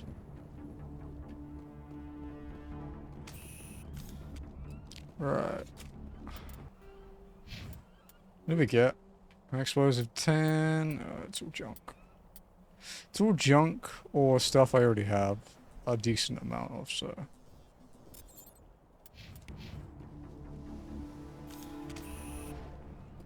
Deactivate. Attach. Oh, let's loot first.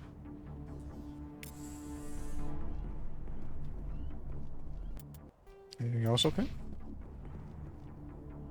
Ha.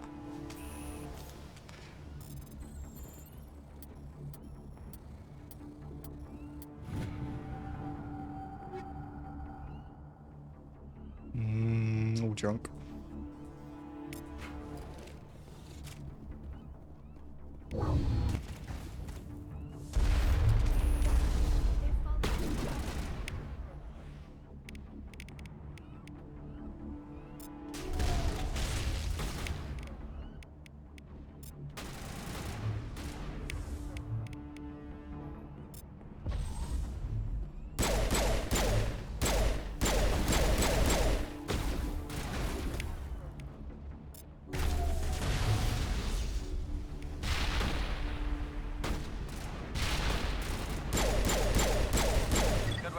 Shadow team. Now it's our turn.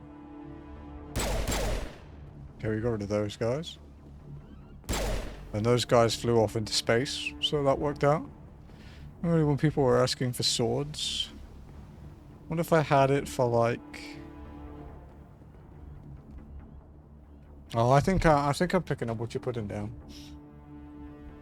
Is there a certain person that you just think needs a sword slap? Okay.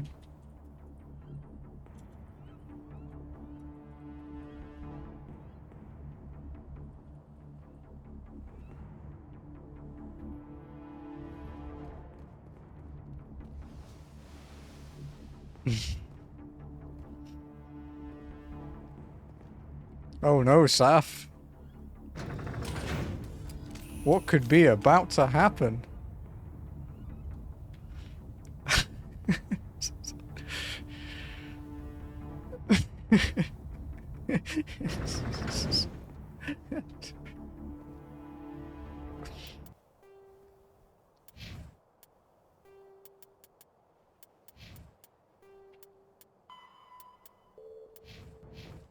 He was kind of mean about my sniper rifle laugh.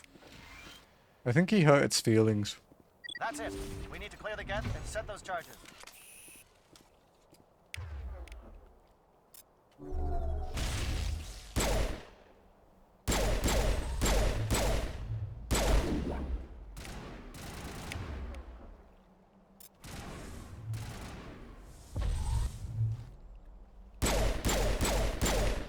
Oh, what the fuck? He's already dead.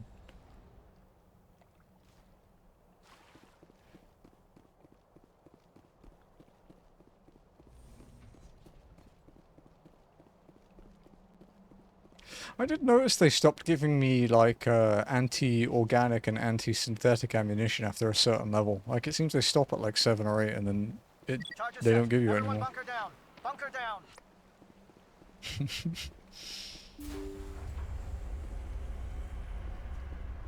Does that feel good?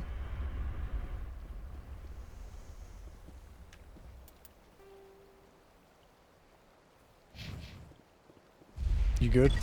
Alright. All right. Nice work. That's one less thing to worry about. Commander, I'm bringing us in. I'll get as close to the site as I can. There you go.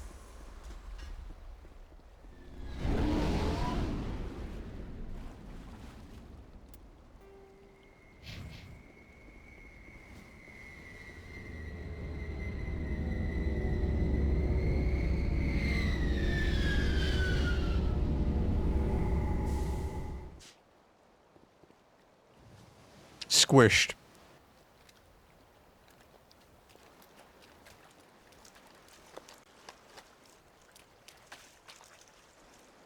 I'm going down to top of this and get the bill from my preference.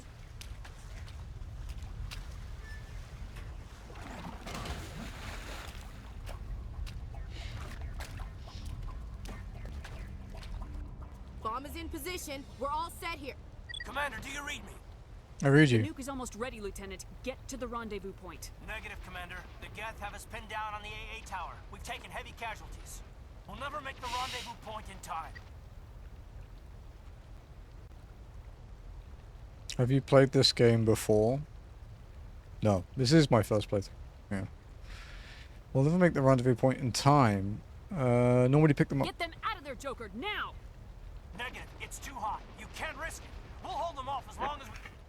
It's okay, Commander. I need a Yeah, couple of first minutes to finish arming playthrough, the hardest nuke. difficulty. Go get them and meet me back here. Good idea. Up to the AA tower. Move!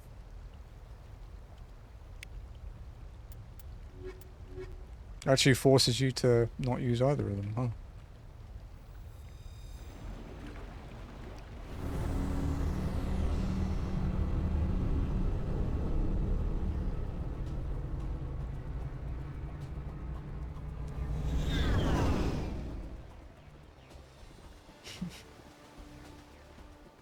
I can't imagine Saf playing a game and being nice. In fact, I could probably just remove part of that sentence there. I just can't imagine Saf being nice.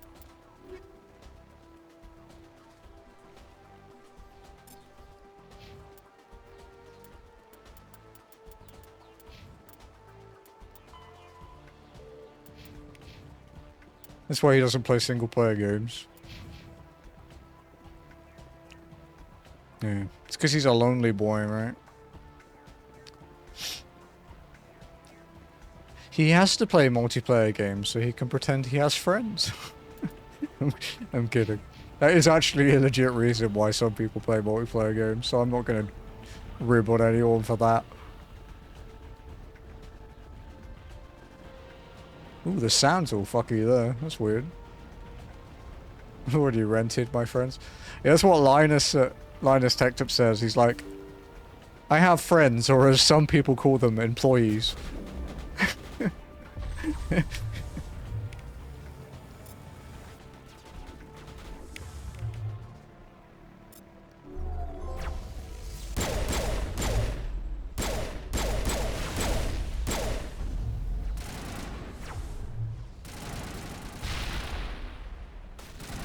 Rex, you're kind of in the way, buddy. I literally cannot fucking see.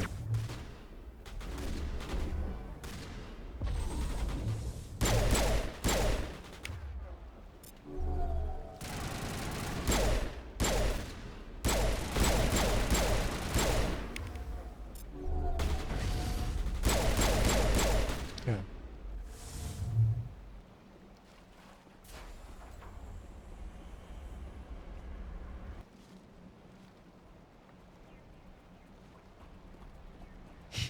Just play Super Bunny, man.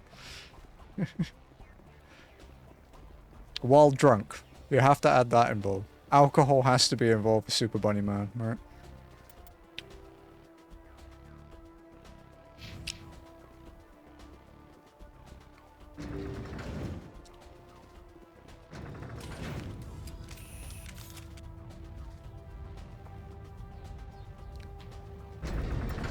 Actually, I think we're on 27 trophies now, right? Yeah, 27. Because we just got that Warp Mastery one. Which ones are we missing then?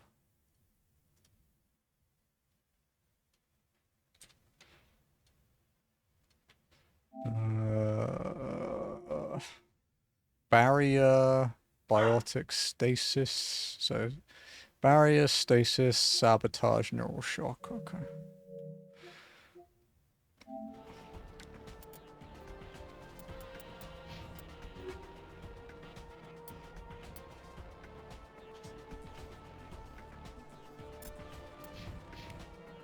Proceeds to not clear it. Oh, I think I already used the elevator. Oops.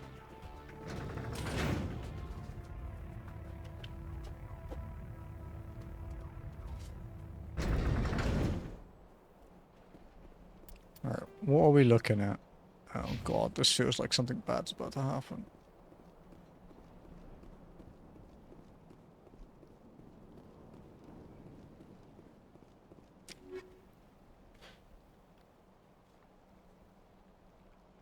I don't really want any of them. Because my Tyrion can wear medium armor, so. Yes, they're sending in reinforcements. Chief, we just spotted a troop ship inbound to your location. It's already here, and is bleeding Geth all over the bomb site. Can you hold them off? There's too many! I don't think we can hold them! Later. I'm activating the nuke! I want blue. Just hold on. What are you doing, Chief? Making sure this bomb goes off, no matter what! It's done, Commander. Go get the lieutenant and get the hell out of here! Goodbye, Ashley. Belay that. We can handle ourselves. Go back and get Williams. Who do we pick, chat? I don't like either of them. but I do kind of like... What do we think?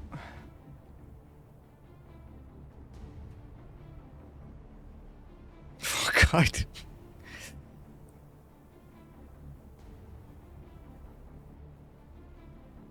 Isn't he the asshole? Yeah, he's kind of a dick. Radio Joker and tell him to meet us at the bomb site. Yes, Commander, It's the right choice, and you know it, Ash. I'm sorry. I'm sorry, Caden. I had to make a choice. I understand, Commander. I don't regret a thing. Dude, I only have eyes for blue women.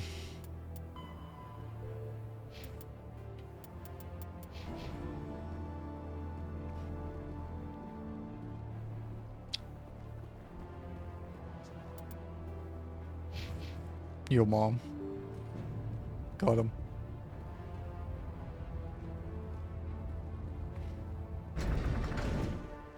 Tally. Yeah, you did mention Tally when I saw her the other day, actually, I remember that. I do like Liara, you know. Although that wasn't the first blue woman that I was like, oh, okay. The first blue woman was the consort lady in the Citadel.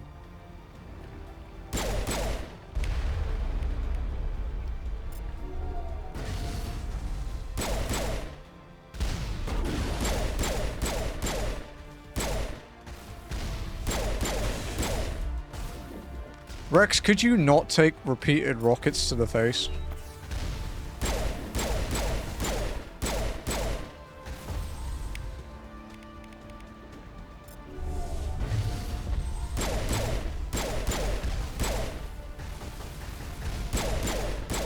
Oh, it's a prime. That's kind of bad.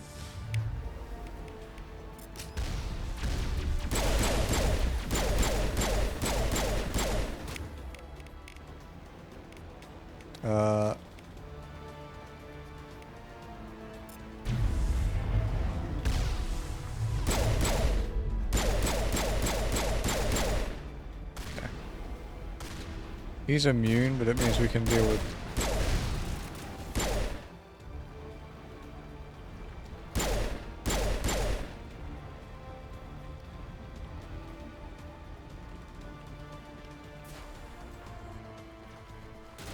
Nope.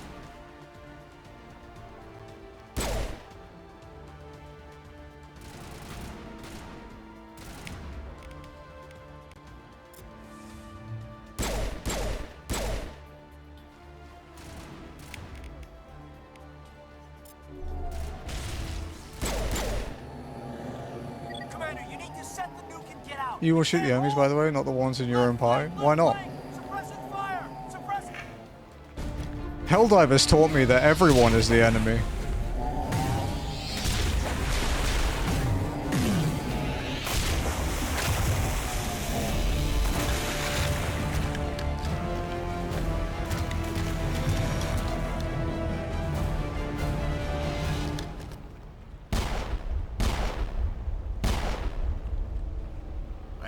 you, Shepard. My Geth were utterly convinced the Solarians were the real threat. An impressive diversion. Of course, it was all for nothing. I can't let you disrupt what I've accomplished here. You can't possibly... Dude's jaw is hardcore. So make me understand. Why are you doing this? You've seen the vision from the beacons, Shepard. You of all people should understand what the Reapers are capable of. They cannot be stopped. Do not mire yourself in pointless revolt. Do not sacrifice everything for the sake of petty freedoms. The Protheans tried to fight, and they were utterly destroyed. Trillions dead. But what if they had bowed before the invaders? Would the Protheans still exist? Is submission not preferable to extinction? It's not that simple. Do you really believe Yeah, I was gonna say, will dude, let us live? how fucking stupid are you, bro? See why I never came forward with this to the Council. We organics are driven by emotion instead of logic. We will fight even when we know we cannot win. What, Saren? With the Reapers, if we make ourselves useful, think how many It wouldn't be lives my we choice. spared. Once I understood this, I joined And I don't know, this is my first playthrough. So I'm only really picking Liara, but it's kind of hard for me to give an opinion on it.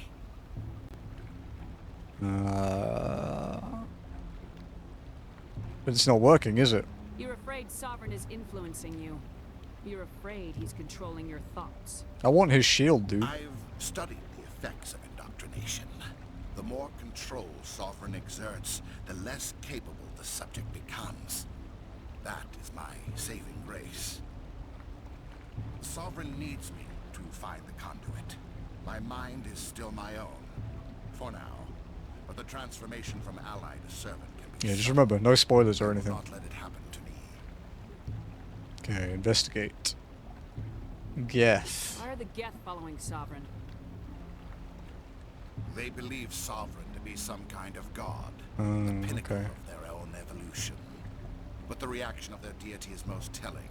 It is insulted. Sovereign does not desire the pitiful devotions the Geth hurl at it. They are just tools, and no amount of belief on their part will change that. But as tools, they are useful. They will survive the coming invasion. If organic life is to survive, we must also prove we are useful. We must work with the Reapers. The conduit. Tell me why Sovereign needs the conduit. Tell me what it is. Maybe we can find a way to stop them. The conduit is the key to your destruction and my salvation. Sovereign needs my help to find it. Oh, that is really? the Okay. only reason I have not been indoctrinated. You are indoctrinated, though. Sovereign's manipulating you and you don't even know it. You're already under its power. No, Sovereign needs me. If I find the conduit, I've been promised a reprieve from the inevitable. This is my only hope. I think you've been brainwashed, buddy. Well, we have our charm response, so... Together we can stop Sovereign. We don't have to submit to the Reapers, we can beat them. I no longer believe that, Shepard. Visions cannot be denied. The Reapers are too powerful. The only hope of survival is to join with them. Sovereign is a machine. It thinks like a machine. If I can prove my value, I become a resource worth maintaining. There is no other logical conclusion. How can you do this? You were a Spectre. Yeah. You were sworn to defend the galaxy. Then you broke that vow to save yourself. I'm kind of curious as to how he found I'm it. not doing this for myself. Don't you see? Sovereign will succeed. It is inevitable. My way is the only way any of us will survive. I'm forging an alliance between us and the Reapers, between organics and machines. And in doing so, I will save more lives than have ever existed. But you would undo my work. You would doom our entire civilization to complete annihilation. And for that, you must die.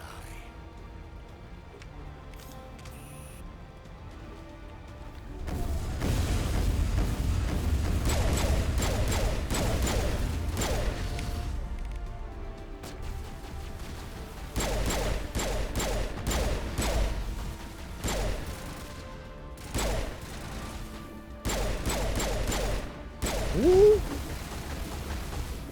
What am I caught on? That was weird.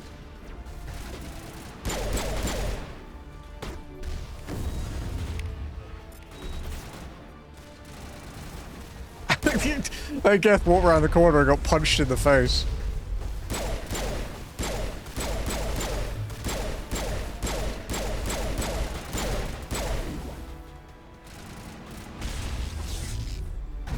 Can I warp him? Oh, well, no shock weapon? Oh. Ooh.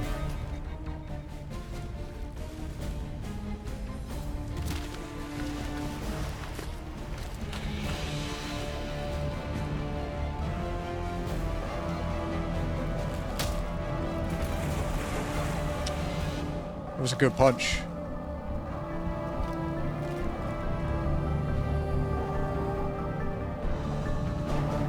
Shoot!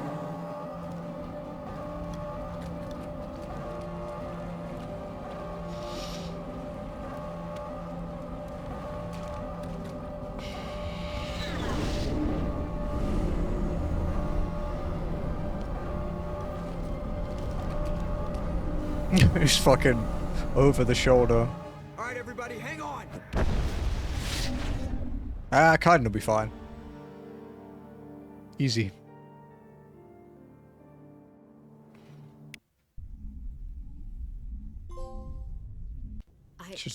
Just a flesh wound. Kaiden didn't make it.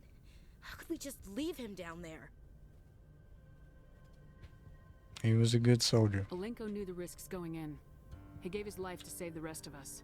It should have been me, Commander. You know that. On the plus side, we won't get migraines anymore. Oh. It wasn't your call, Williams. I had to choose. I chose you. That was dark. I'm sorry, Commander. You saved my life. I'm grateful for that. But it should have been me. Alenko was a superior officer. I would have gladly stayed behind. Don't sacrifice yourself. Ash, how far are you gonna drive yourself? Are you trying to be a martyr? To redeem your grandfather's honor? That's not fair.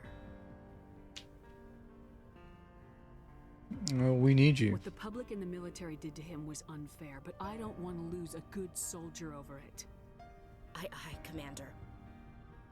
Commander, excuse me for interrupting, but I have an idea. I think the beacon you found in Saren's base was similar to the one you found on Eden Prime. It may have filled in the missing pieces of your vision. I might be able to help you put all those pieces together. Do it. You want to join our minds again, don't you? Okay, go ahead.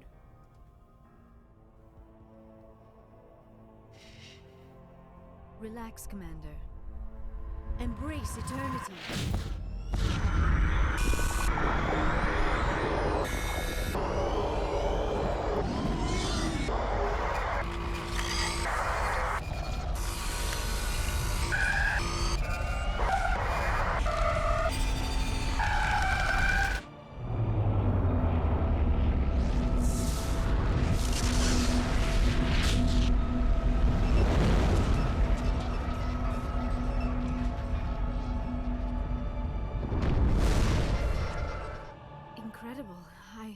I never thought the images would be so intense. I need a moment to collect myself. This is important. Did the vision make any sense to you? This is very important. A distress call. A message sent out across the Prothean Empire. A warning against the Reapers, but the warning came too late. Anything else? What about the conduit? There were other images, locations, places I recognized from my research. Ilos! The conduit is on Ilos! That is why Saren needed to find the Mu relay. It is the only way to get to Ilos. You never mentioned How come this. you never told us about Ilos before? The Mu relay links to dozens of systems and hundreds of worlds. How was I to know Ilos was the one we wanted? It's fair. Makes me sound like a dick. Without the cipher, the images in your visions were never clear. Only now do I recognize them as landmarks from Ilos. Let's go. We need to get to Ilos. Forget it. The Mu relay's inside the Terminus systems. Alliance ships are not welcome there. Neither are Spectres. Yeah, that won't stop me. We'll be careful. The conduit's on Ilos. That's where Saren's heading. I'll be waiting for him when he gets there. Saren will have his entire fleet orbiting Ilos. You will never make it down to the surface without reinforcements. You must alert the Council. We need a fleet to... I am sorry. The joining is exhausting. I should go to the medical bay and lie down for a moment. Are you okay? Dr. Chakwa should take a look at you. That will not be necessary. I just need some rest. Somewhere quiet. Go ahead. We're done here. Dismissed. Commander, there's a convoy nearby. I can link us in if you want to report back to the Citadel Council. You know, to warn them about Sovereign. Do it. Set the link up, Joker. They need to know. Patching it through. Commander Shepard, I'm pleased to see your mission on Vermar was a success. Saren is formidable enough without an army of Krogan serving under him. We got a big problem. The Krogan would have served Sovereign, a Reaper. Yes, we saw mention of this on your report. Sovereign, Ascension machine, a true artificial intelligence. This news is quite alarming, if it turns out to be accurate. You have to believe me. Sovereign's a Reaper. Saren admitted it. He's playing you, Shepard. Saren still has contacts on the Citadel. He probably saw your earlier reports, the ones talking about your vision and the Reapers. It's highly possible Saren is using false information to throw you off balance. Our own intelligence has never turned up any corroborating information. God, these guys suck, dude. You need proof? Sooner or later, you're gonna have to take something I say on faith, Counselor. Try to see this from our perspective, Commander. Saren is a threat we can recognize. However, as far as we know, the Reapers only exist in your visions. Our decisions affect trillions of lives. We cannot act on the accusations of a single person, even a Spectre. Not without solid evidence. The Council cannot take any official action here. That is why we created the Spectres. You have the authority to act as you see fit. If you truly believe Sovereign is the real threat, you must take whatever steps are necessary to stop it. And Saren. Good luck, Commander. From all of us. Oh shit.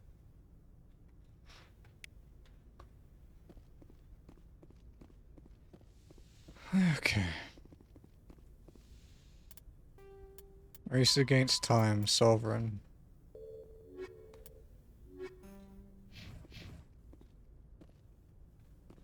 I forwarded the mission update to the Citadel, Commander. We got confirmation on those reinforcements. Ambassador Udina wants us to report back to the Citadel. The Council's massing a joint species fleet to deal with Saren and his geth. Good. I knew they'd come around. Back to the Citadel, Joker. I want the Normandy at the head of that fleet. Yes, ma'am.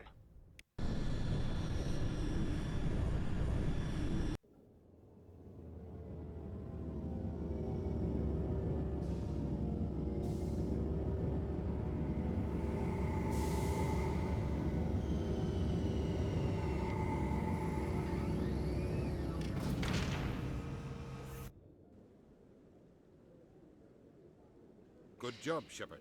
Thanks to you, the Council's finally taking real action against Saren. The Ambassador is correct. If Saren is foolish enough to attack the Citadel, as you believe, we will be ready for him. Patrols are stationed at every mass relay linking Citadel space to the Terminus systems. That's not enough. You think a blockade's gonna stop him? He's on Ilos looking for the conduit right now. What are you doing about that? Ilos is only accessible to the Mu relay, deep inside the Terminus systems, Commander. If we send a fleet in there, the only possible outcome is full-scale war. Now is the time for discretion, Commander.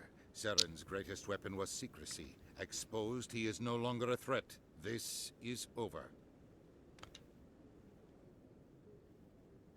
Send me One after. ship going into the Terminus systems won't start a war. I can be discreet. You detonated a nuclear device on T. Vermar. I wouldn't call that discreet. Oops. Your style served you well in the Traverse, Commander. We recognize that. But Ilos requires a deft touch. We have the situation under control. Secrecy isn't his greatest weapon. The conduit is. Saren is a master manipulator. The conduit is just a distraction from his real plan to attack the Citadel. What about the Reapers? Sovereign's the real threat. Saren's just a servant of the Reapers. Only you have seen the Reapers, and then only in visions. We won't invade the Terminus systems because of a dream. And you're all fools. If Saren finds the conduit, we're all screwed. We have to go to Ilos. Ambassador Udina, I get the sense Commander Shepard isn't willing to let this go. There are serious political implications here, Shepard. Humanity's made great gains thanks to you, but now you're becoming more trouble than you're worth. Do you want me to push you off the tower? Selling us out. It's just politics, Commander. You've done your job, now let me do mine. We've locked out all the Normandy's primary systems until further notice you're grounded. You son of a bitch. Nobody stabs me in the back, Udina. Nobody. I think it's time for you and your team to leave, Commander. This no longer concerns you. The Council can handle this, with my help, of course. He's an insider. I don't trust him. I haven't trusted him for a while, but now I really don't trust him.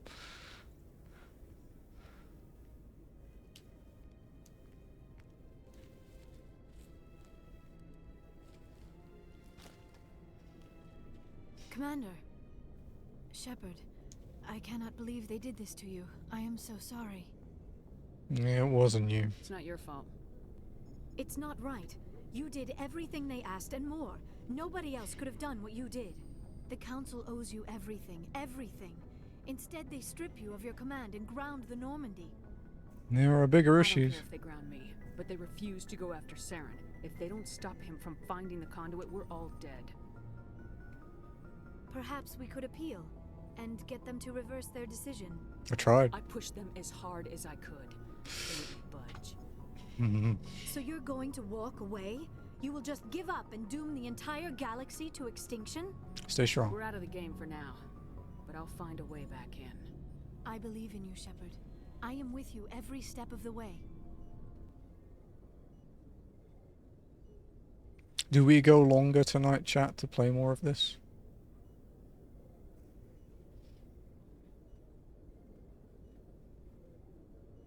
Sorry to interrupt, Commander. Got a message from Captain Anderson. Bastard. You listening here? Are you spying on us, Joker? No, ma'am. Just knew you were on the ship and figured I'd pass the message on. The captain said to meet him. Because I don't have stream tomorrow, so... You should probably go meet with him.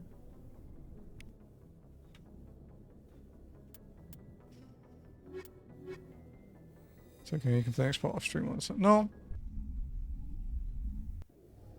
Don't worry, Saf, I'm not quite as much of a degen as you. Pressure with exterior atmosphere.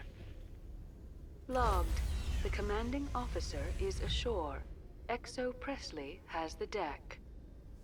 Sorry, Commander. The Normandy's locked down. Ambassador Udina gave the order.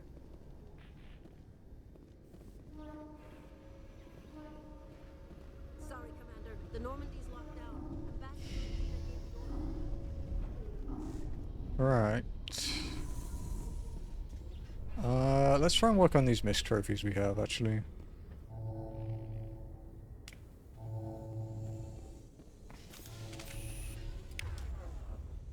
So...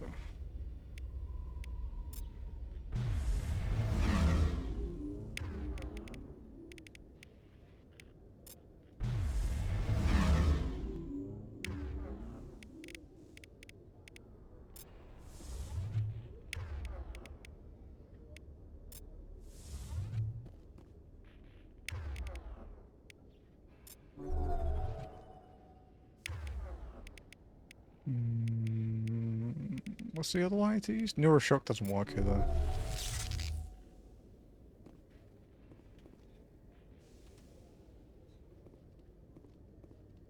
Well, actually, let me put my gun away. Alliance officials Oh, there we go. raided a dangerous cult controlled It by got a former confused. Alliance officer, Major Kyle. The game didn't know what it was doing. Surrendered and is now being treated for severe post-traumatic stress disorder.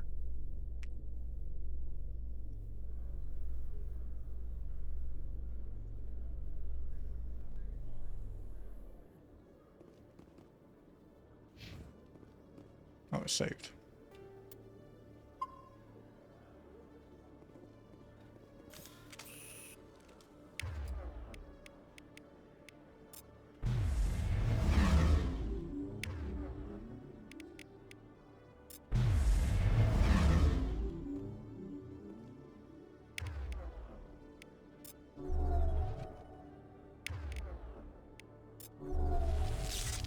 Yeah, I think because Neuroshock has to be successful for the thing to trigger.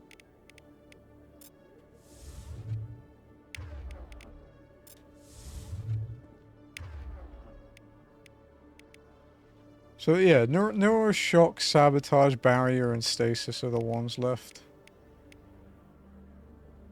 Okay. Alright, so we have a few side quests to do.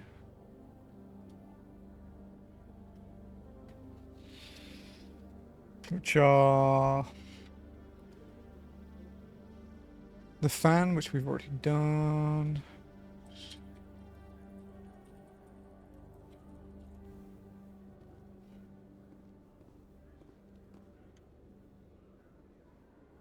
Okay.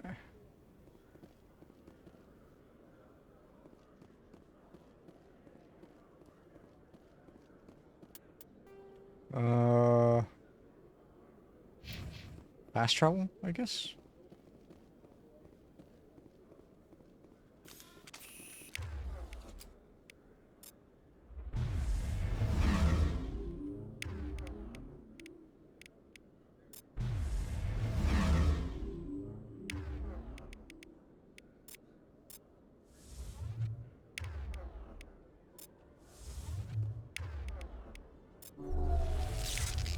May as well use it, even if it doesn't do anything.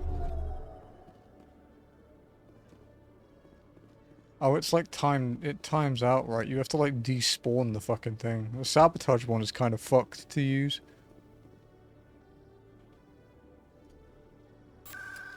Yeah, see? Wards, flux.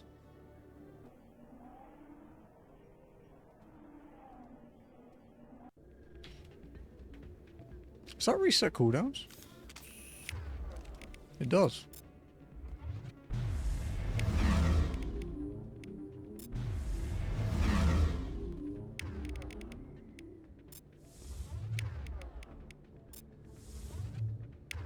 Such a stupid fucking trophy, but I guess it does make you use things.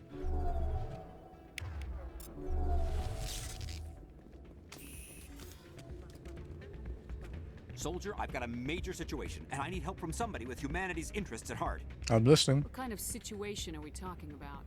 Of course, right to business. That's why humanity has the best damn fleet in the galaxy.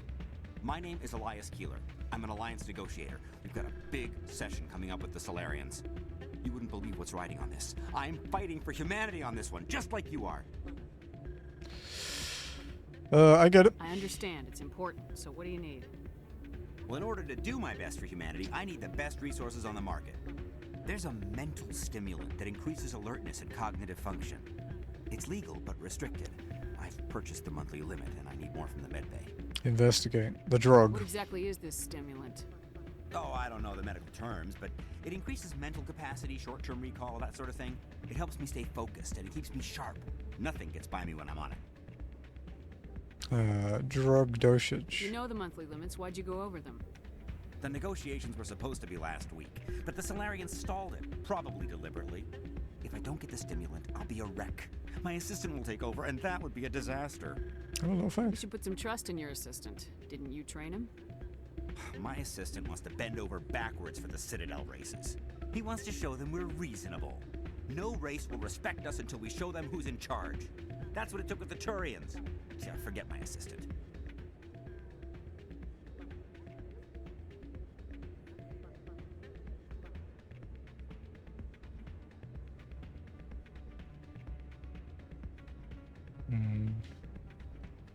The Why is negotiation. this deal so important? The Solarians want to set up long-term trade agreements. There are billions of credits at stake. If I don't get the drug, my assistant will take over and mess up the whole deal. It would be a disaster.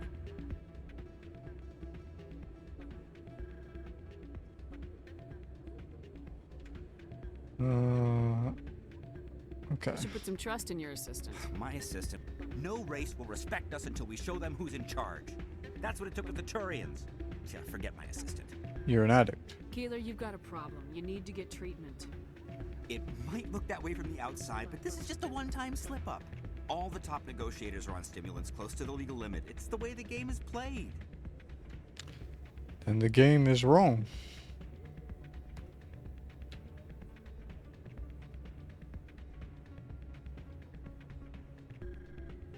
don't see all the top negotiators soliciting help to go over the legal limit, Keeler. Maybe you're right. I've been trying to keep humanity strong, and maybe I've pushed myself too hard. I'll tell you what, this will be the last time I use the stimulant. After this deal is finished, I'll get treatment. Need help. No trade negotiation is worth ruining your life for. Let it go and get help. You don't understand. Humanity needs me, and I need that stimulant. Without it, I don't know anymore. I get so tired when I run out of the stimulant. I just need one more boost. You'll be okay. There's no shame in having a problem, but you have to get treatment. You're right. I'll go tell my assistant. I shouldn't be working like this. I'll get help. I'm just sorry it came to this. Nice. How close are we to leveling? 28k a while then.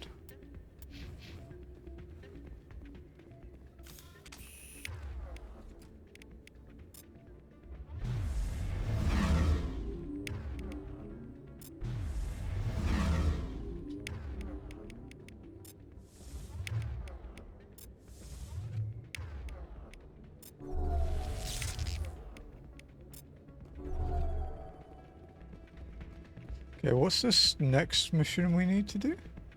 There's like one more side mission, I think.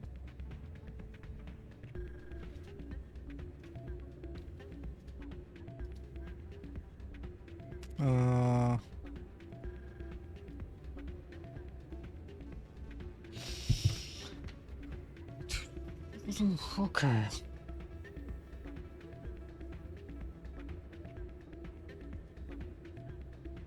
Our own worst enemy. It's the last side mission in the game.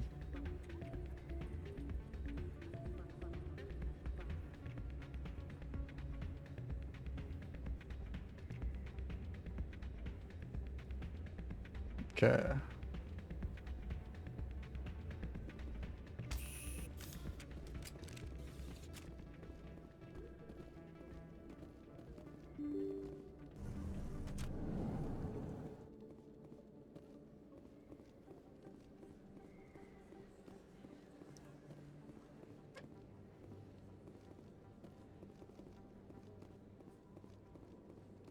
Let's do our power thing again. So, stasis.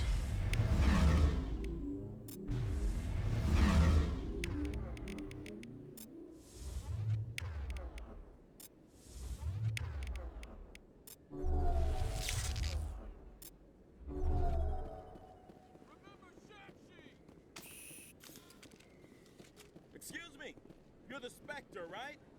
Commander Shepard. Damn, what a jaw. It's an honor to speak with you. Thanks. What's this demonstration about? I'm Charles Saraceno of the Terra Firma Party. With Armistice Day coming soon, we're making our voices heard by the alien appeasers on the Presidium.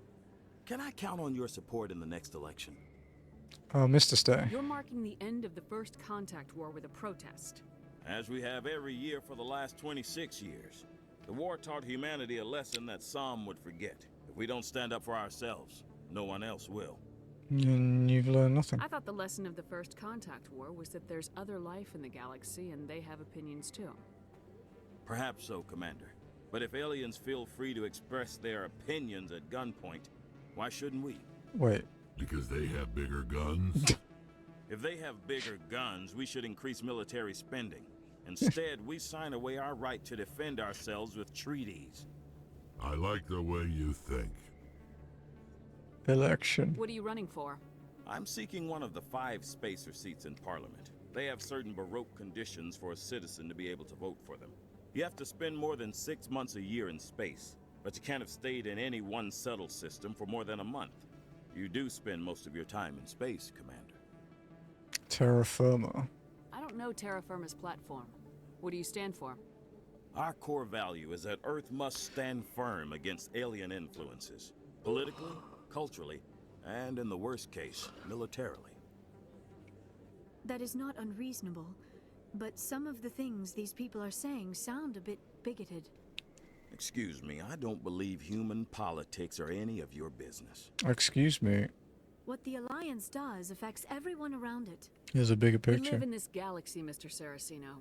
We can't pretend that what we do affects no one else. No, of course not. My apologies. I only meant to point out that other He's just a species have racist right to prick, interfere then. in alliance politics. Sorry, I believe we need to work peacefully with other races.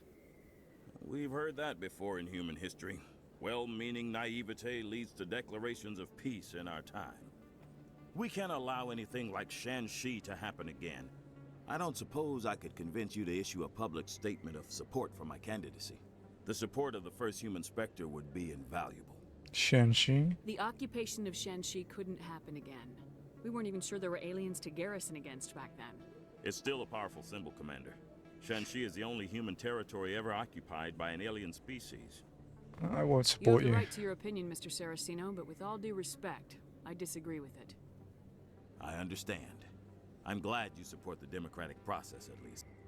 Thank you for your time, Commander. Remember Terra Firma on Election Day, because Terra Firma remembers you.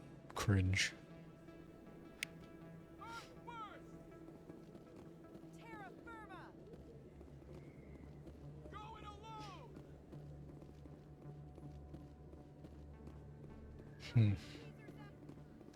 Okay, that's the last side quest in the game.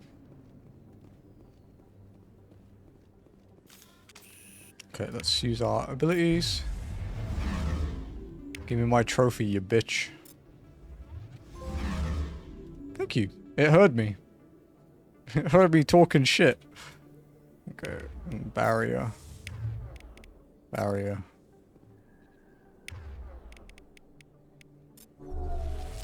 That won't do anything. I have to use that on people or on the muckle. Okay.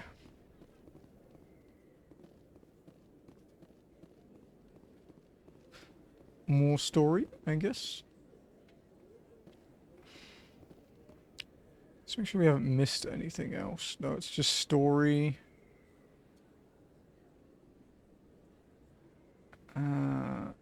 Story and those last couple things.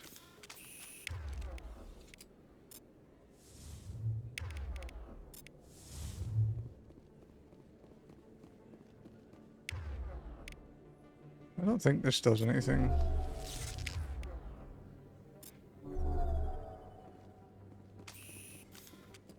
Okay, where are we going? It's back to Flux, right? What's our codex entry? Alien Council races. Solarian government. The Solarian government is called the Solarian Union. It is a labyrinth web of matrilineal bloodlines with political alliances formed through interbreeding. Okay.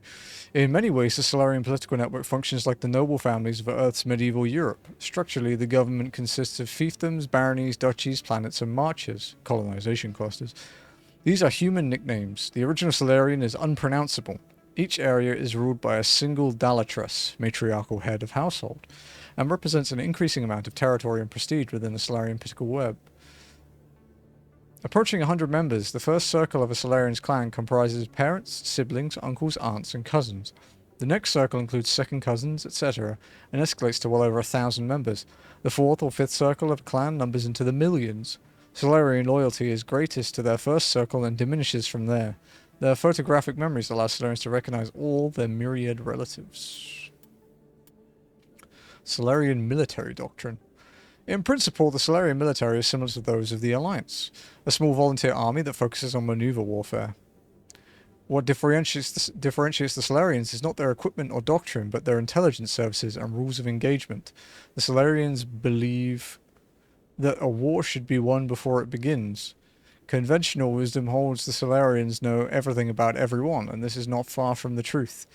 In war, the unquestioned superiority of their intelligence service allows them to use their small military to maximum effectiveness, well before fighting breaks out. They possess complete knowledge of their enemy's positions, intentions, and timetable. In every war the Solarians have fought, they struck first and without warning. For the Solarians, to know an enemy plans to attack and to let it happen is folly. To announce their own plans to attack is insanity. They find the human moral concepts of do not fire until fired upon and declare a war before prosecuting it incredibly naive. In defensive wars, they execute devastating preemptive strikes hours before the enemy's own attacks. On the offense, they have never telegraphed their intentions with a declaration of war before attacking. Biotics are virtually unknown in the Solarian military. Those with such ability are considered too valuable to use as cannon fodder and are assigned to intelligence services. While capable of defending themselves against most threats, the Solarians know that they are small fish in a universe filled with sharks. As a point of survival, they have cultivated strong alliances with larger powers, particularly with the Turians. Though the relationship between the two species was rocky at first due to the Krogan uplift fiasco, the Solarians take pains to keep this relationship strong enough that anyone who might threaten them risks Turian intervention. Oh god, there's more to read. It can wait. We'll do that in a bit. Yes, still, exactly. Nods politely. And my barrier's still on cooldown.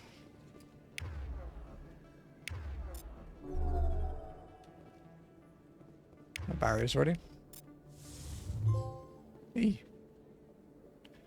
Okay. We just have neural shock and what's it called? Neural shock and sabotage left. Hello, Marta. Welcome in. We can't actually leave at the moment though, so we need to go talk to the dude in Flux. Kill the thing, that thing over there. There's nothing to kill here. These are friends.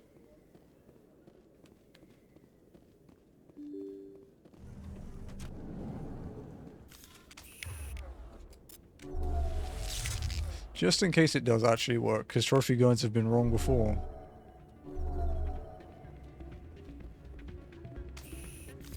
Are they? For now. Doran's dancing. There we go. We can dance with Doran. Why is the music in these places always so loud? It almost seems as if the people... Don't worry.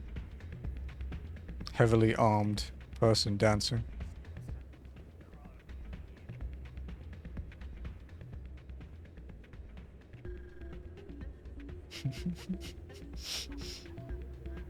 Can dance with the Yara now.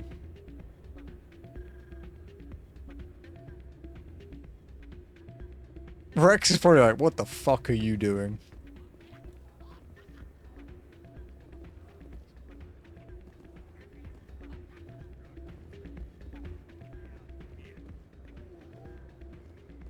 Jenna's there still. There's Rita. I remember you. Hello, Captain Anderson. I'm glad you came, Shepard. I heard what happened. Now I know how you felt. They pulled me off the mission, just like when they forced you to give up the Normandy. I know, I'm sorry. I wanted to warn you, but there was no way to get a message to you. We eat our dance for... Whoa, hold I know up. you're pissed off right now, but you can't give up. They all think this is over, but we both know it's not. You have to go to Ilos. You have to stop Saren from using the conduit. It's not that simple. There's only one ship that can get me into the Terminus systems undetected, and she's grounded. Citadel controls locked out all the Normandy's systems, but if we override the Ambassador's orders, we can get them to bring the Normandy back online. You can be in the Terminus systems before anyone even knows you're gone. What happens to you? Steal the Normandy. You're the one left holding the bag. And if Saren finds the conduit, life as we know it is over. The Reapers will destroy us. Humans, Asari, everybody. You're the only one who can stop him, Shepard. So I'll do whatever it takes to get you on the Normandy and off this station. What about my crew? Stealing the Normandy is mutiny. What if the crew won't help me? The Normandy's your ship now, Commander. Her crew will follow you to the ends of the galaxy. We both know that.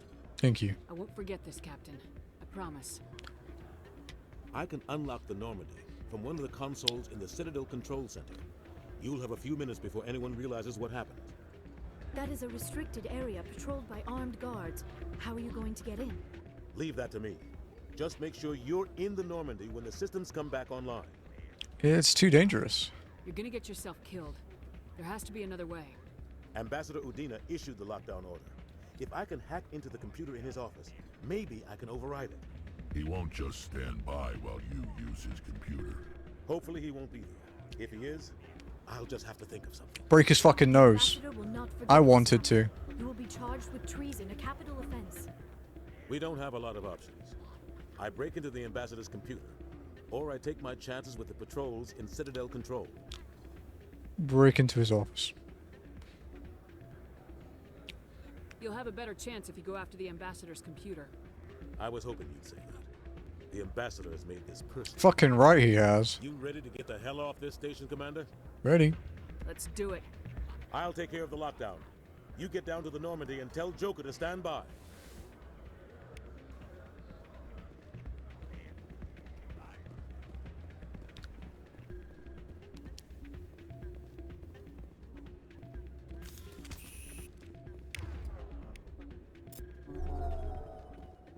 Really?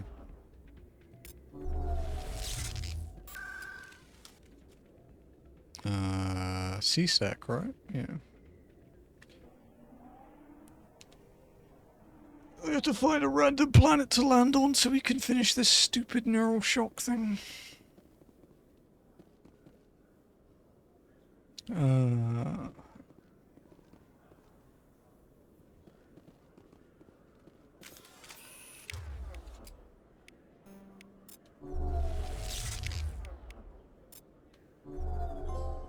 Okay, just one left. Presidium technicians are struggling to understand why a computer system catastrophically overloaded recently. Technicians are reportedly unsure of what caused the malfunction, or even what the system was originally designed to do. CSEC is investigating the possible vandalism or misuse of public property. Monkey Planet? We could Monkey Planet. I don't remember the name of Monkey Planet. But that's a good call. Because I know you can... It's dumb, but that... You know how it says it requires, like, organic? Apparently you can just use it on the Mako, and it's fine. Stand by, shore party. Decontamination in progress.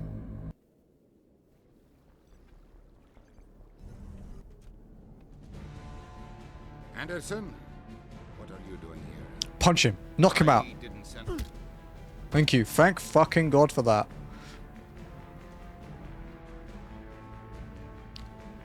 God, I wish I could have done it.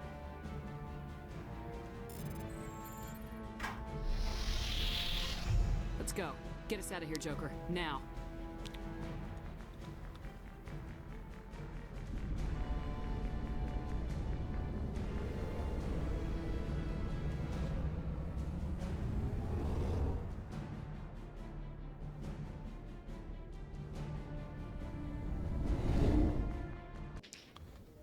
Nice.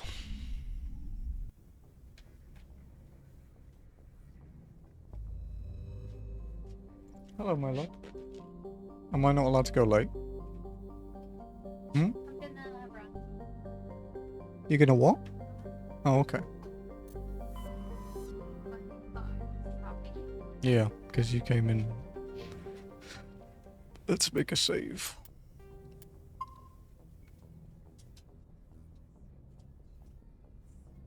Oi. Shh.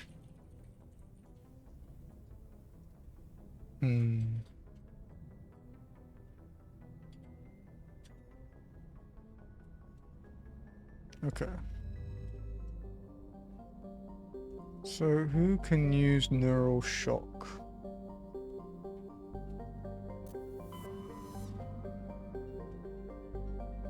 Just me, because Kaiden's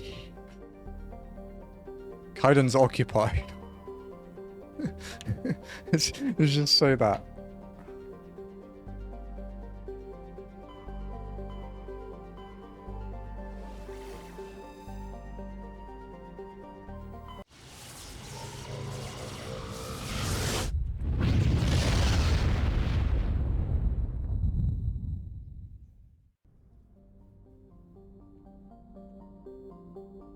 This is the one we can land on.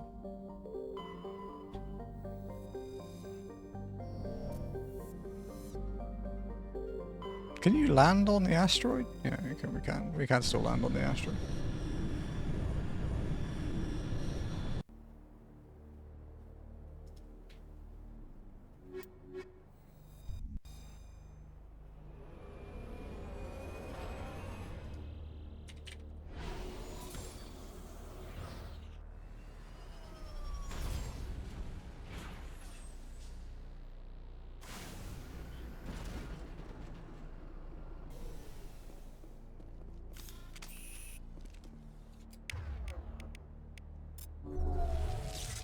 It's really dumb that that works.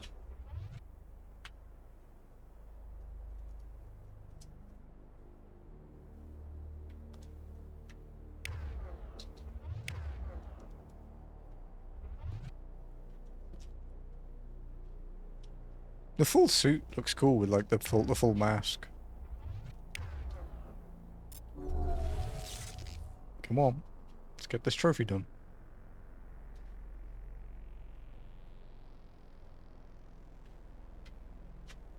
And then we can just beat the game. Got a couple hours at least, so.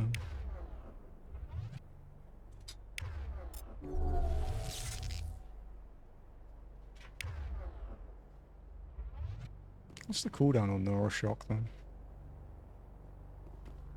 Like 30 seconds? Maybe less, actually.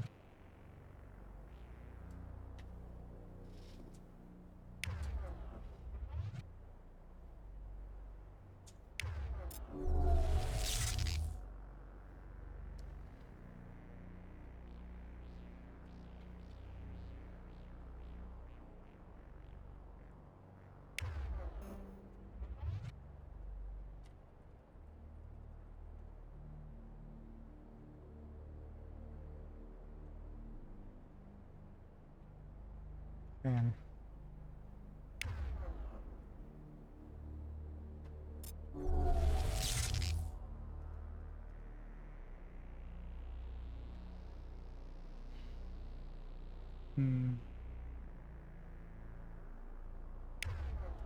Come on.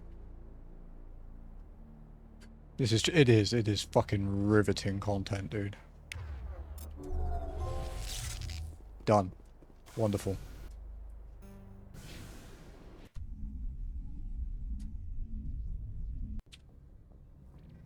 Shit I do for trophies.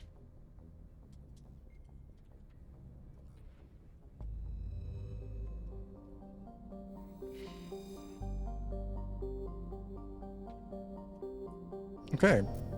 To Ilos. Pangaea Expanse Refuge.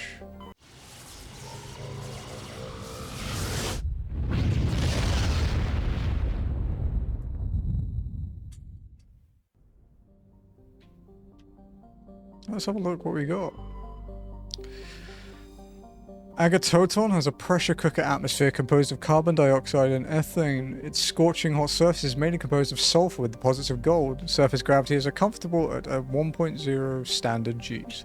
There are several areas of debris that may be wreckage of downed Prothean aerostat colonies. Based on the size of the debris field, a population of over 100,000 was likely. Oh, interesting. Prothean colonies. Zaphe. Or Zafe. Zafe is a relatively small hydrogen and helium gas giant. There are several tenuous belts of debris in equatorial orbit. Spectral analysis of the material suggests artificial origin, perhaps the remains of stations that once mined Zafe for helium-3. Ilos. In the golden age of the Protheans, Ilos was a verdant world dotted with the spires and arches of magnificent cities. Even casual observation shows this is no longer the case.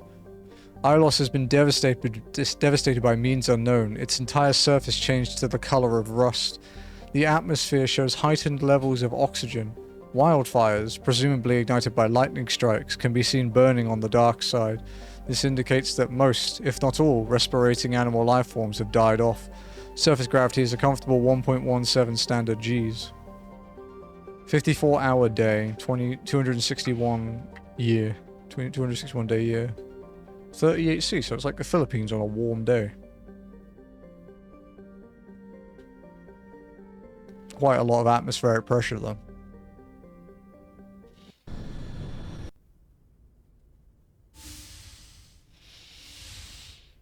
Look away, chat, you're too young. Shepard, may I speak with you? It's the lewd scene. I was just thinking about you.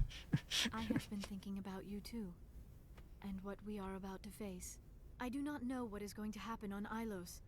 I hope we will stop Saren, of course, but part of me fears we are already too late. There is something I must tell you. in case we fail. It'll be okay. We're not going to fail. I promise. Please, I am not looking for comfort. Saren might already have the conduit. It is time to be completely honest with each other. These could be our last moments together. Our last chance to show each other how we feel. I want this to be special. I thought you wanted to wait. We don't have to do this.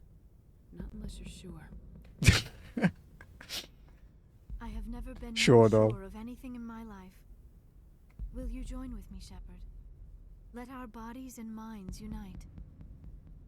I will. Just tell me what to do.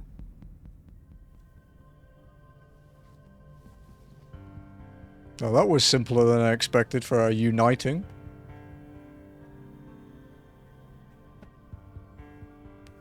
Whoa. Chat, look away. You're too young. No. Jazzy, don't look. Oh my god. It's a bum. Oh my god. Lesbianism is happening. That was good censorship.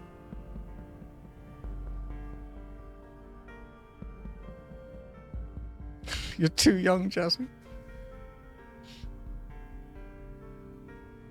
It's fine. It's fine. She's only like 130 years old.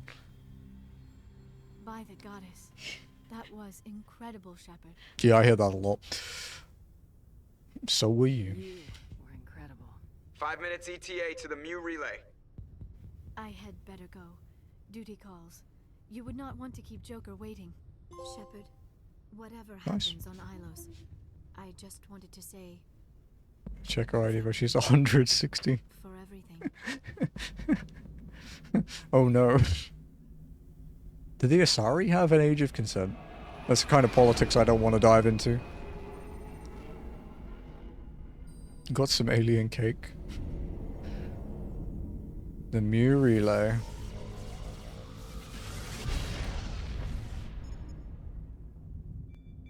Alright guys, this is the point of no return.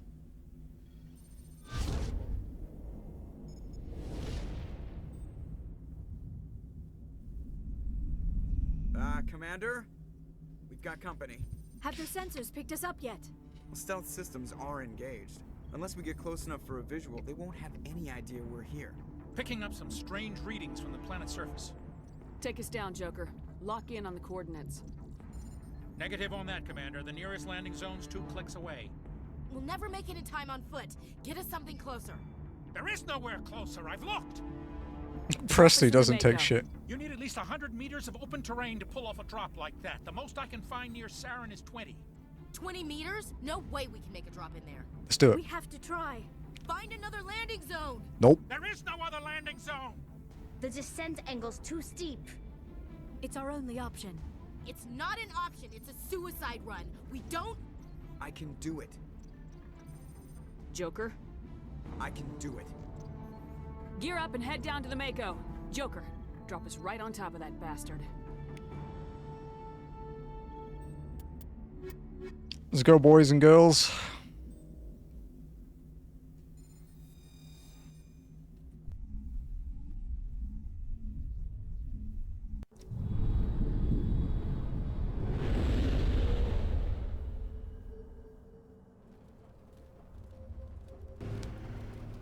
Squish. Are they Protheans?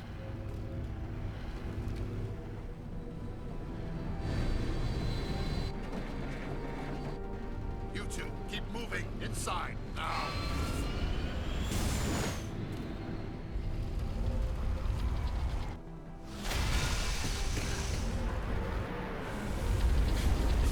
Ah, you bastard. We have to get inside this bunker before Saren finds the conduit. Dude, There the is no way we G-force can then. Pass that door with brute force. Saren found some way to open it. There must be some kind of security override somewhere in this complex. We will have to find some way to get it up and running again. What are you doing, Gigi? Sorry, my dog's looking at something. Okay, wasting its time. Go to Elos. Or Ilos, sorry. Find the security override. I guess we should read our last bits of lore, huh? Terra Firma Party. Terra Firma is an alliance political party formed after the First Contact War. Its policy agenda is based on the principle that Earth must stand firm against alien influences. This covers a variety of legislation. Recent activities by Terra Firma include opposition to a law requiring high school alien language study, a proposal to increase tariffs on alien imports, and leading a popular movement to mark the First Contact War with a public holiday. Though founded by well-meaning individuals who feared the submersion of native human cultures under a wave of alien vogue, Terra Firma's agenda attracts many jingoists and xenophobes. Yeah, can see it. Alright, narrator, preach to me. Pharaohs, Elos. like the ancient human city of Ilos. Troy, Ilos is a world known only through second-hand sources. References to Ilos have been found at several other Prothean ruins, though direct study of the world is unlikely to occur. Ilos lies in a remote area of the Terminus systems, only accessible by the legendary Mu Relay. 4,000 years ago, the Mu Relay was knocked out of position by a supernova and lost. Since then, Ilos and its cluster have been inaccessible. Occasionally, a university will organize an expedition to chart a route to Ilos using conventional FTL drive. These never get beyond the planning stages due to the distance and danger. The journey could take years or decades, passing through the hostile Terminus systems and dozens of unexplored systems. Yeah, sounds like a bad idea. Alright. New save, since we're at the point of no return. What do we got? Shooting is what we've got.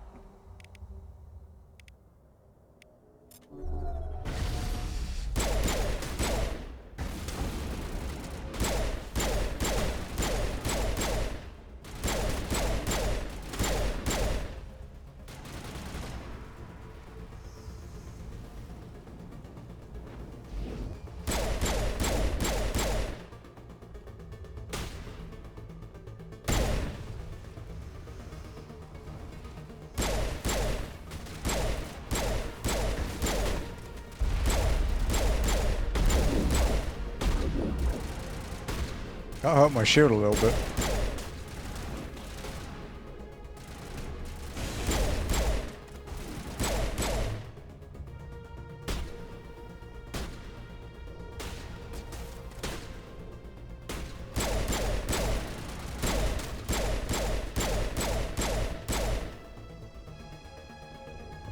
Is there anything over here? Oh, it looks back. Okay, let's have a look.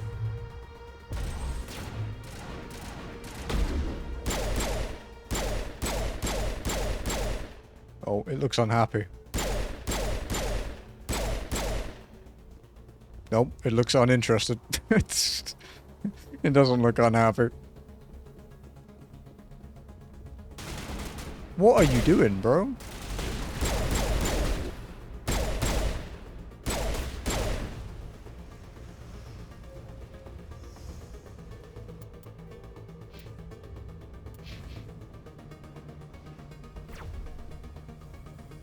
There is a lot of shit down here, okay.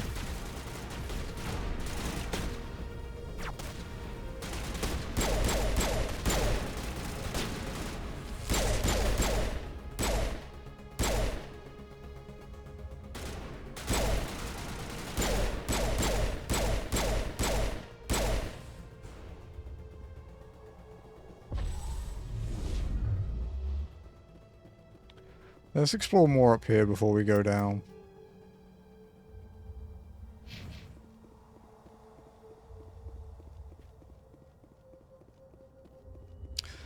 Technically, again, I was such a fast entertainment. No worries, dude. I hope you had a good nap.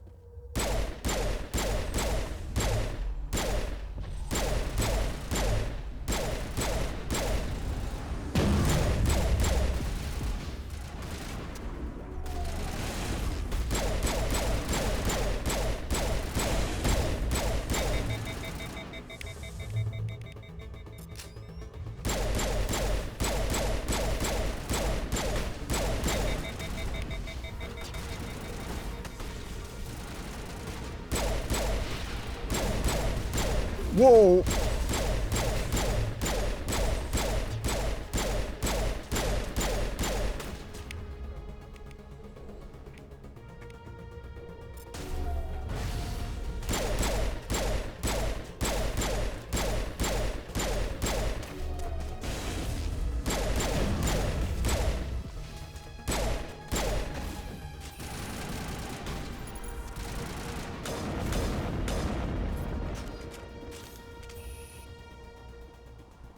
So these are Protheans, huh?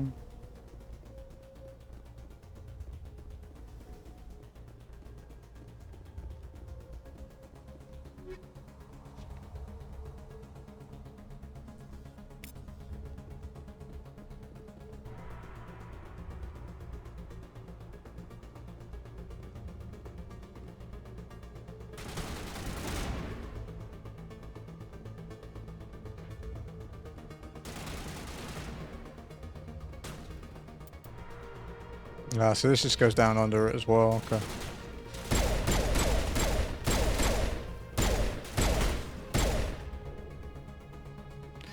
He's gonna make some dinner? No worries.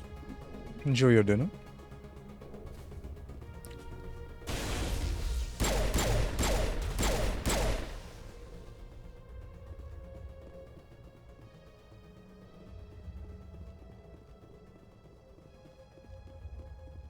Such an eerie world.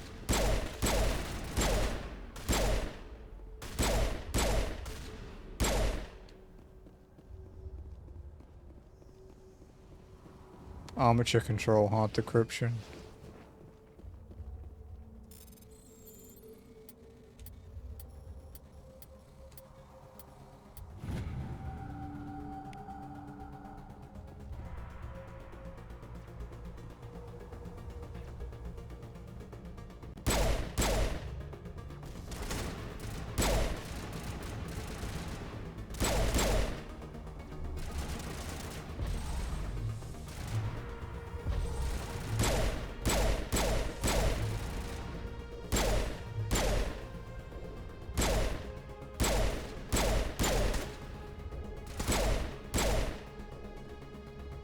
Okay.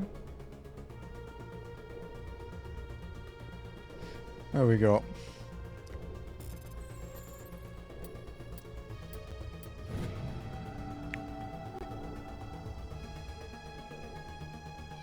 I don't really want any of them, to be honest.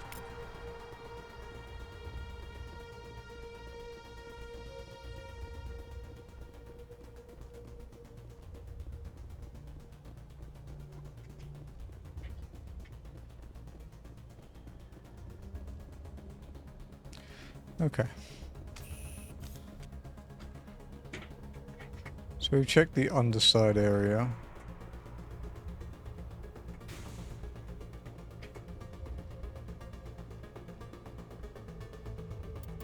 Now let's go... There's an elevator, okay. Oh, and a crate. Goodies! Fuck.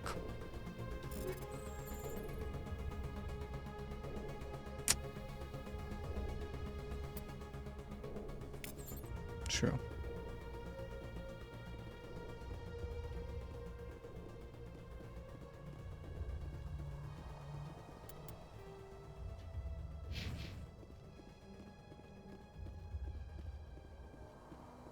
What's through there?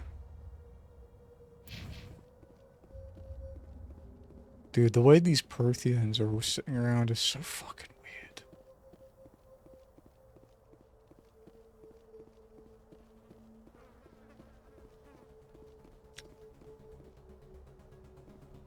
That was weird. I could, like, move around in the saver. I could rotate. Okay. Shit's about to go down again, I guess.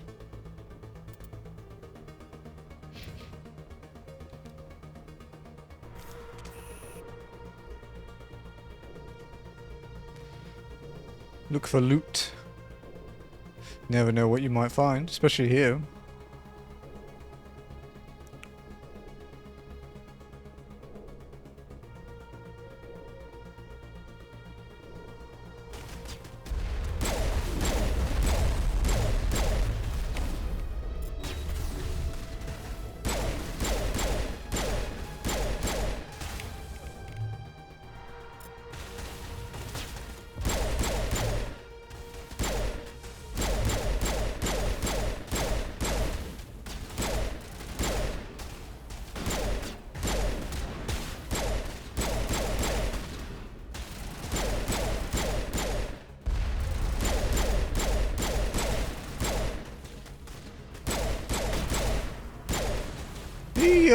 The enemies here seem kind of weak compared to what I'm used to. I didn't like fuck the difficulty or anything, did I? Because that would be really bad right now. No, okay, good.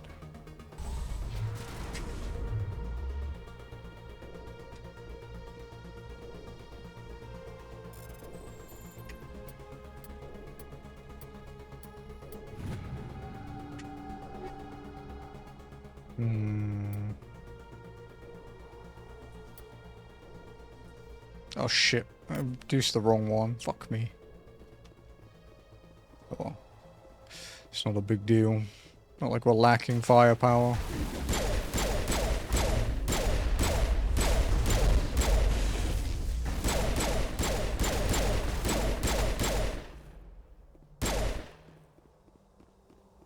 Door control. What are we looking at ahead?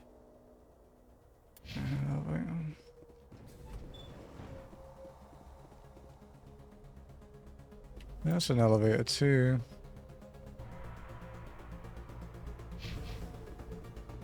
But there's clearly still enemies around, so...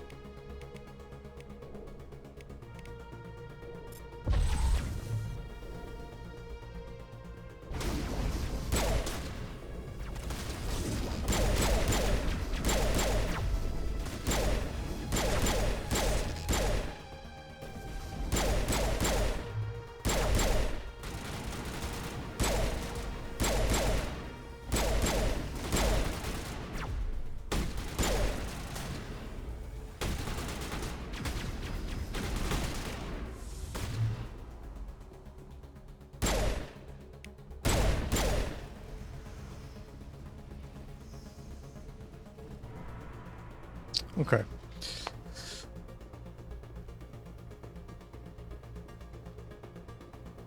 Well, we've got our map back. That's the way it wants me to go. Let's go check out this other elevator then. Oh, it might go up there, actually. There's loot up there.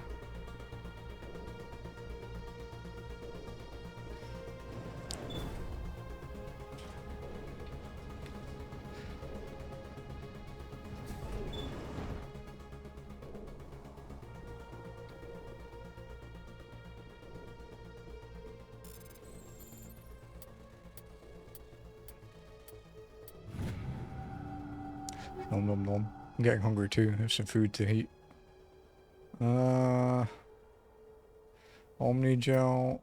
Omnigel take. That might be better than my sniper rifle. Yeah, because I have a Volkov 9. There we go.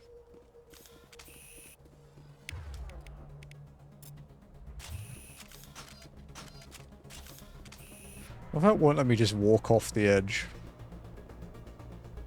I have to take this elevator down 5 feet.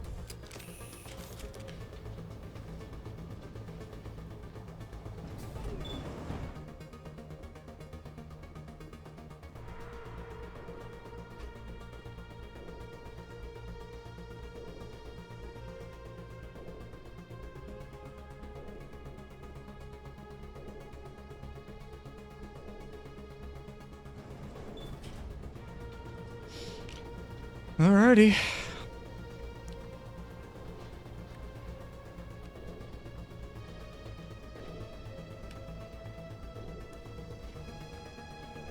place still has power. It must be running off its own power. This must be the command center for the entire complex. Saren's troops must have sealed the doors from here after he went inside. We will have to figure out how to disengage the security lockdown if we ever want to get inside that bunker.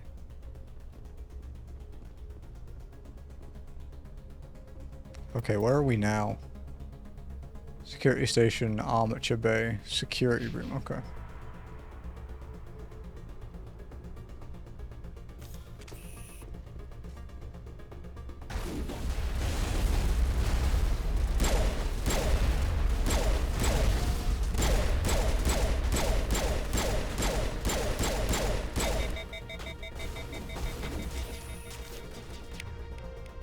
Wow, they use like all of their powers, dude.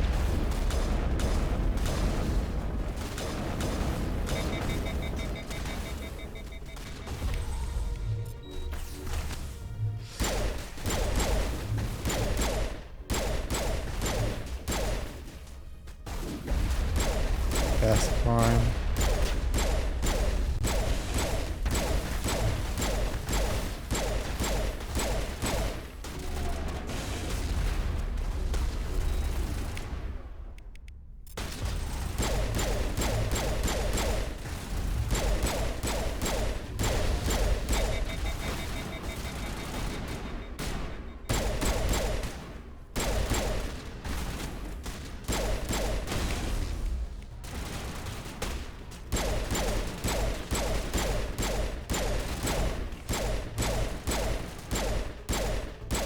Fucking hell.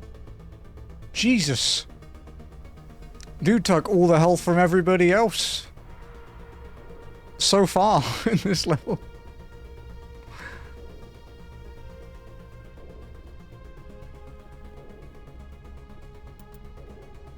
Is there anything up here? No. I never dreamed I would actually find Iris.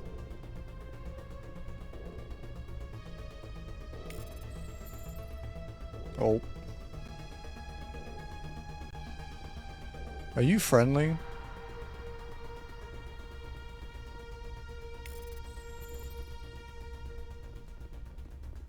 Oh.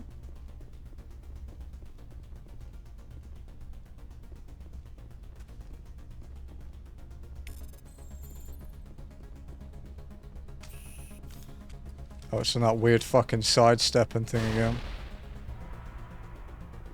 There we go.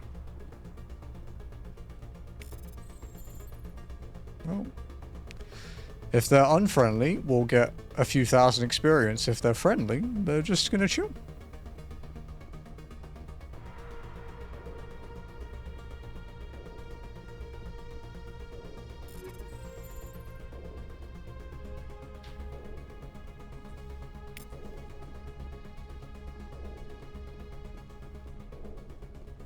Briefly sprint before I get motion sickness.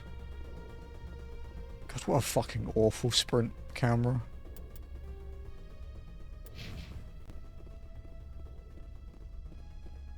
Let's go upstairs, I guess.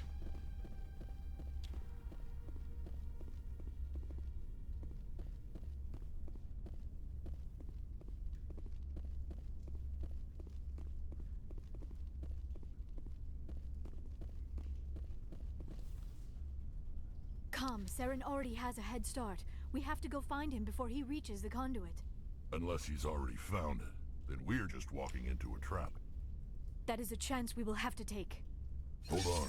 Something's happening. Too late. Unable to... Invading fleets. No escape. Earthians? Sounds like some kind of message. But I don't recognize the language. It is probably in Prothean. This recording must be 50,000 years old. No wonder we cannot understand it. You can't understand it? The message is all broken up, but I recognize some of the words. It's a warning against the Reaper invasion. Of course. Between the beacons and the cipher, an understanding of the Prothean language would have been transferred into your mind. Not safe. Seek refuge. Inside the archives. What's it Inside the archives? Fought Reapers. The Citadel. Overwhelmed. Only hope. Act of desperation. The conduit. All is lost. It's not It clear. said something about the conduit, but it's too degraded to help. We should go. Cannot be stopped. Cannot be stopped. Well, that's not very positive or optimistic, is it? Doesn't matter if it's accurate.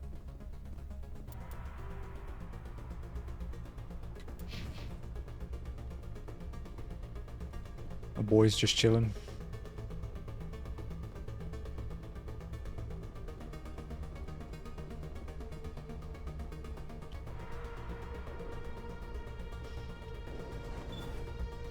Okay. Deeper we go.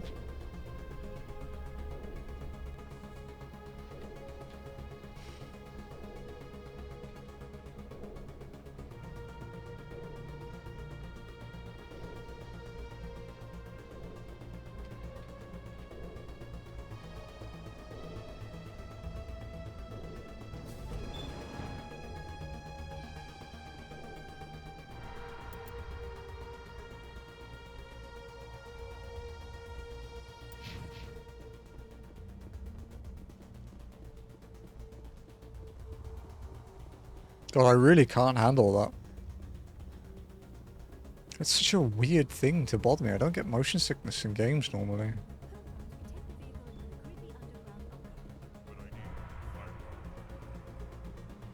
It's good thinking, guys.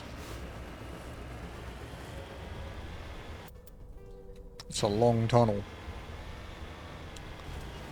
I have spent my life studying the Protheans, but I never dreamed I would discover anything like this. This bunker might have been the last refuge of their entire species. Just imagine what mysteries it might hold. Imagine what secrets it might reveal. Hey, try to remember why we're here. Saren, the conduit, the fate of the entire known galaxy. I am sorry. I was swept up in the moment. I just hope we have the opportunity to study this place in detail after this is done. I thought Saren would have set some kind of trap or ambush for us. They must have been in too much of a hurry. Or we just have yet to run into it. Yeah, it's very true. He is a sneaky fellow.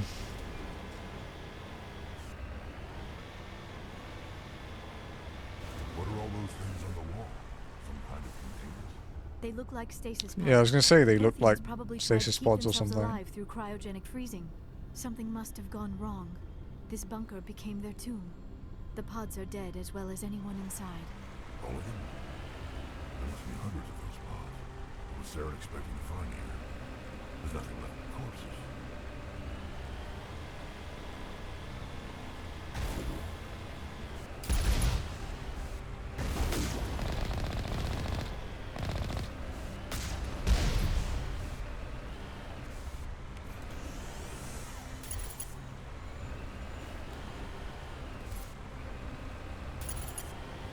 Fucking game not letting me shoot and repair.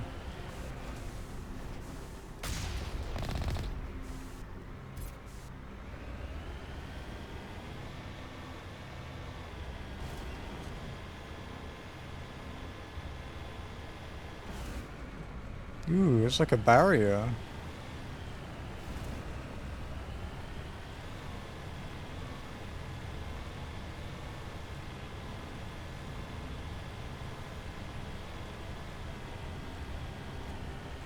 What is happening? It's a trap! Saren must have set an ambush. I do not think Saren is behind this. Boo. Behave, Mako. Don't do anything dumb. Although I suppose if I'm not driving you, you'll probably be safe.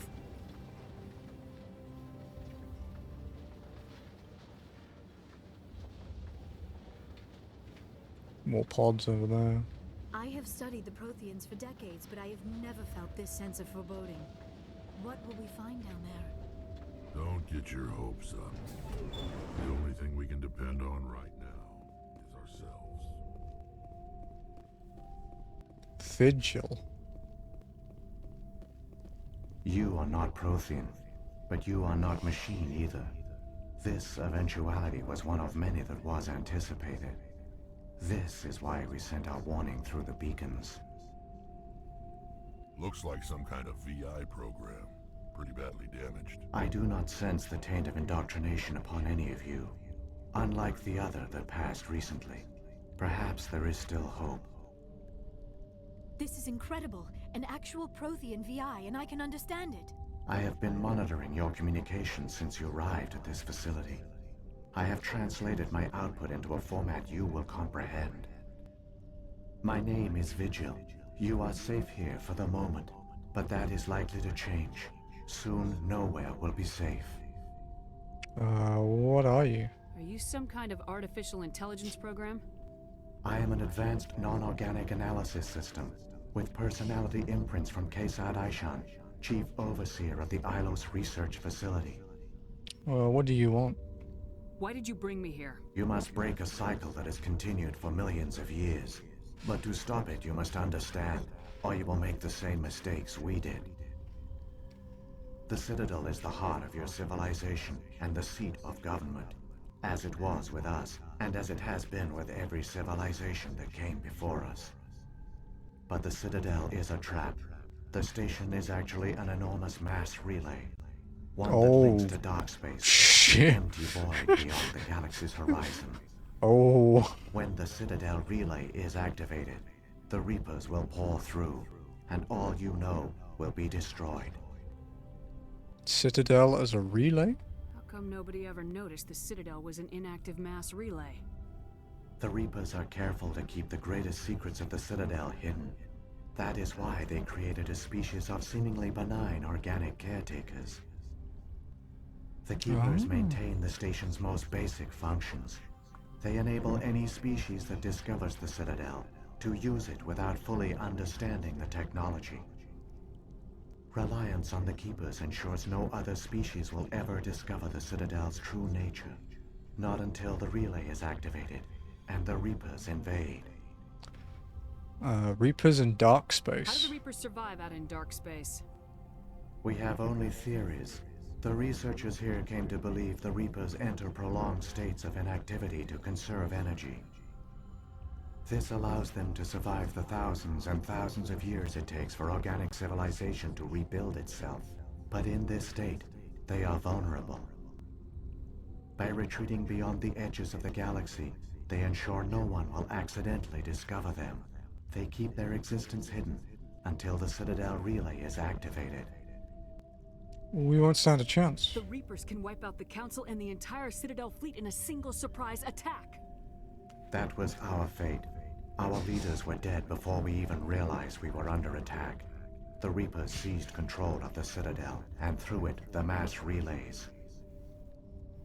Communication and transportation across our empire were crippled. Each star system was isolated, cut off from the others. Easy prey for the Reaper fleets. Over the next decades, the Reapers systematically obliterated our people. World by world, system by system, they methodically wiped us out. You didn't surrender? The war was lost. If you'd surrendered, they might have let you live. No, they wouldn't. We know that. No offer of surrender was ever given. Our enemy had a single goal: the extinction of all advanced organic life. Through the Citadel, the Reapers had access to all our records, maps, census data. Information is power, and they knew everything about us. Their fleets advanced across every settled region of the galaxy. Some worlds were utterly destroyed. Others were conquered, their populations enslaved. These indoctrinated servants became sleeper agents under Reaper control. Taken in as refugees by other Protheans, they betrayed them to the machines. Oh, wow. Within a few centuries, the Reapers had killed or enslaved every Prothean in the galaxy. They were relentless, brutal, and absolutely thorough. Why did the Reapers leave? I don't understand. Where did the Reapers go after they conquered your people? Our worlds were stripped bare, harvested by the indoctrinated slaves. Everything of value, all resources, all technology was taken.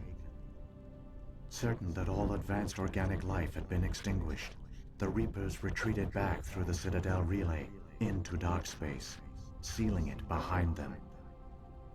All evidence of the Reaper invasion had been wiped away. Only their indoctrinated slaves were left behind, abandoned. Mindless husks, no longer capable of independent thought, the indoctrinated soon starved or died of exposure. The genocide of the Protheans was complete. Why do they do this? What do the Reapers get out of this? Why do they keep repeating this pattern of genocide over and over? The Reapers are alien, unknowable. Perhaps they need slaves or resources. More likely they are driven by motives and goals organic beings cannot hope to comprehend. In the end, what does it matter? Your survival depends on stopping them. Not in understanding, then. How can I stop You them? said you brought me here for a reason. Tell me what I need to do. The conduit is the key. Before the Reapers attacked, we Protheans were on the cusp of unlocking the mysteries behind mass relay technology. Ilos was a top-secret facility. Here, researchers worked to create a small-scale version of a mass relay, one that linked directly to the Citadel, the hub of the relay network.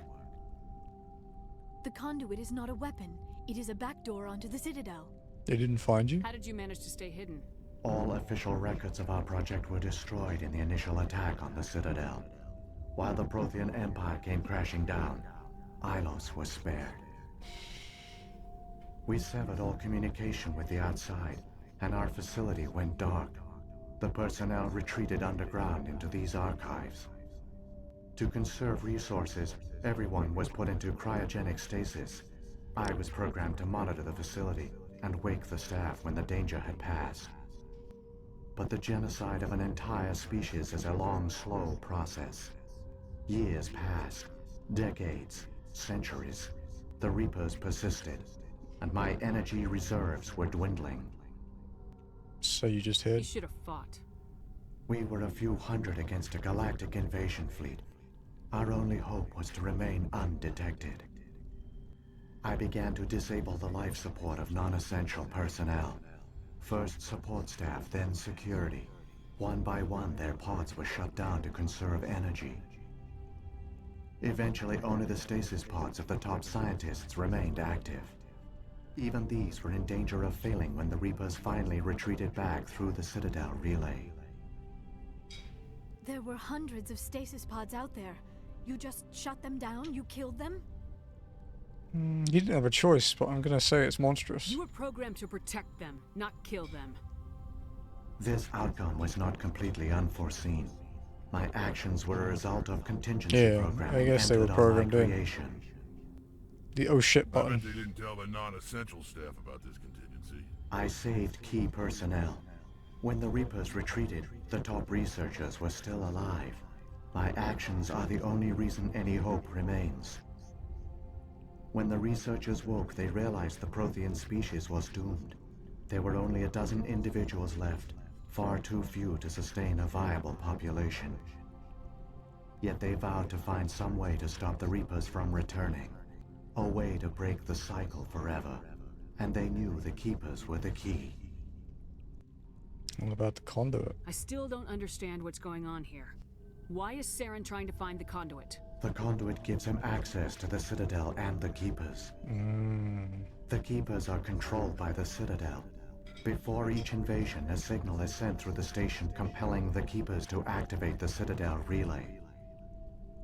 After decades of feverish study, the scientists discovered a way to alter this signal. Using the conduit, they gained access to the Citadel and made the modifications. This time, when Sovereign sent the signal to the Citadel, the Keepers ignored it. The Reapers are trapped in dark space. How can they come back? I guess Saren, yeah. Saren must have some plan to undo everything you did. Yeah. The one you call Saren will use the conduit to bypass the Citadel's defenses. Once inside, he will transfer control of the station to Sovereign. Sovereign will override the Citadel systems and manually open the relay, and the cycle of extinction will begin again. Can you help me? Is there any way we can stop them? There's a data file in my console. Take a copy when you go.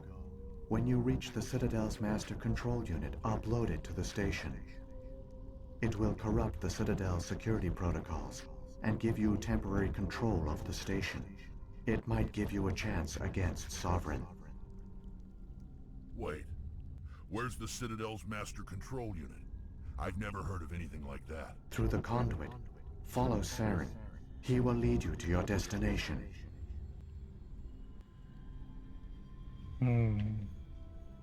Sovereign. If the Reapers are trapped in dark space, how did Sovereign get here? It is logical to assume the Reapers would leave one of their own behind after each extinction. A sentinel to pave the way for their inevitable return. Okay. Like those in dark space, Sovereign probably spent most of the last 50,000 years in a state of hibernation.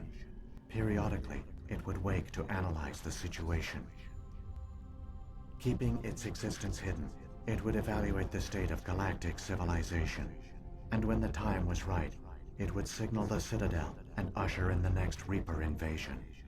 But it couldn't. But this time the signal failed. The Keepers did not respond. Sovereign's allies were trapped in the void. Alone, it was forced to try and discover what had gone wrong.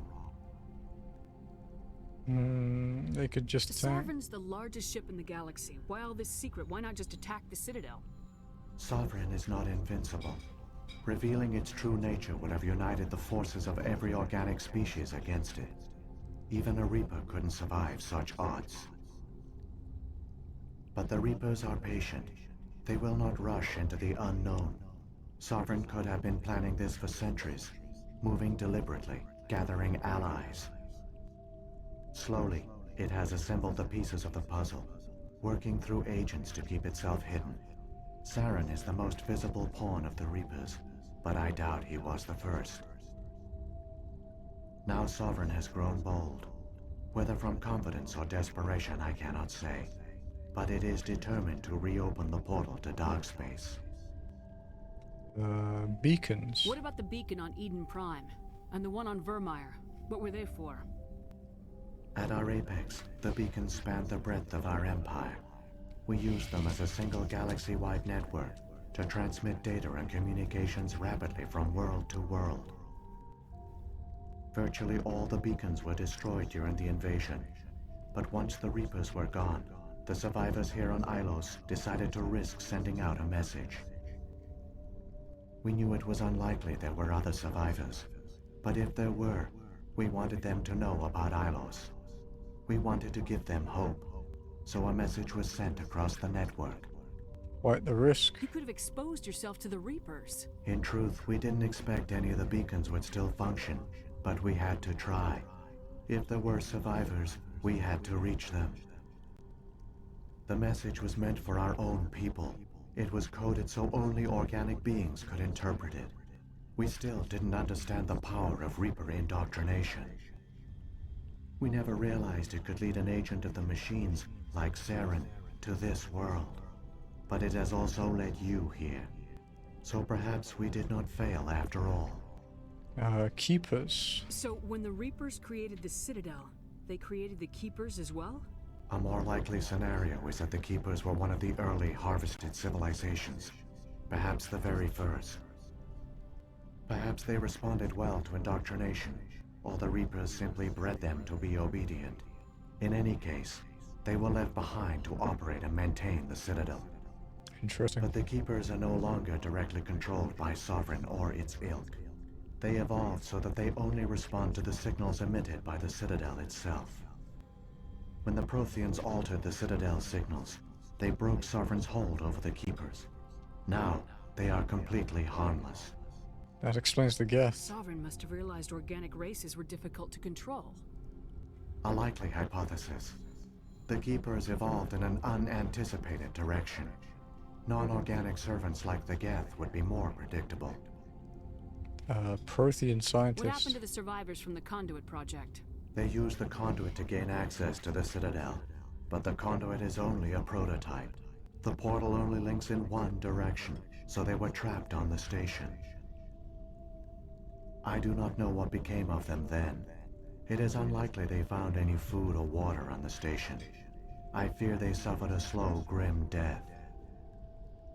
I only know they succeeded in their mission to seal the relay. Your presence here proves their sacrifice was not in vain. Okay, let's move. Saren's got enough of a head start. Grab that data file and let's go. Shepard, are you sure? Who knows how much longer Vigil will be here? Even now the projection is weak. This might be our only chance to speak with it, our only link to the knowledge of the Protheans. It is the opportunity of a lifetime. It might know something useful. Let's see if I it... will provide whatever information I can. My data banks, however, are limited. I doubt it'll say anymore, but we can double check. Reaper invasion. Yeah, okay, we're good. I've got the file. Come on. The one you call Saren has not reached the conduit. Not yet. There is still hope if you hurry. Damn, dude. That was a knowledge bomb. Holy shit.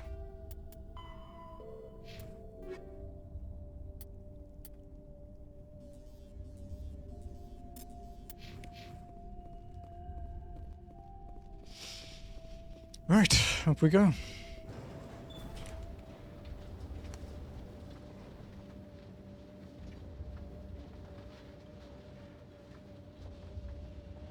All their culture, all their advanced technology, and the Protheans were taken in by the Reapers is, yeah. just as we were. They failed. Keep it moving. I've got no intention of ending up like I just don't put first playthrough in the title to deter assholes that will spoil things, because I've had it happen too many times in the past. It's a safety precaution.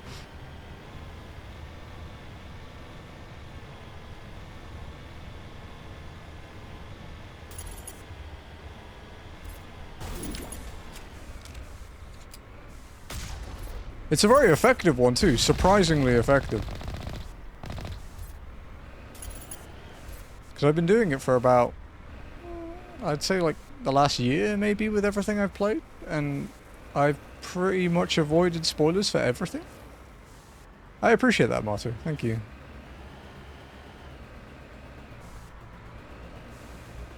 Nosedive. Okay, what we got? Trench run, let's go.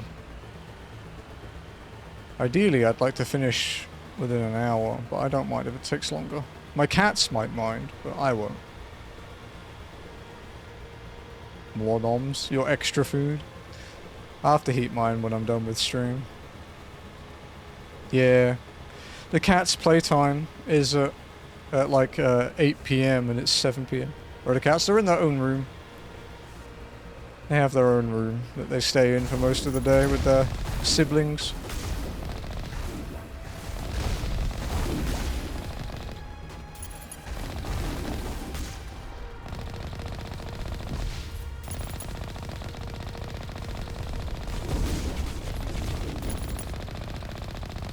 Yeah, we have 10. We have 10 cats. 7 in one room and 3 in the other, because 7 of them potentially, because some of them do already have like lifelong viruses that we don't want them to spread to the 3 that don't. So yeah.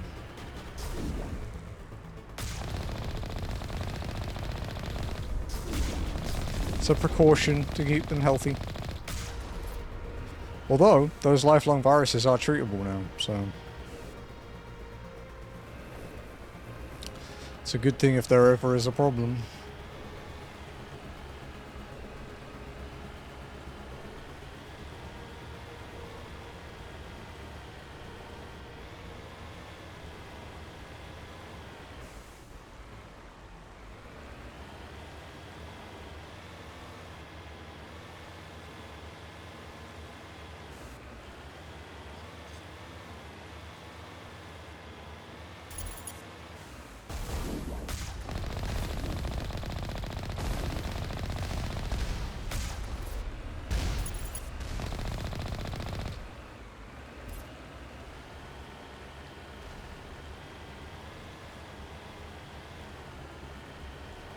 Okay, let's keep going. Where are we now? Oh, we're quite far around. Okay. Huh? Do I have time to run? Yeah, of course.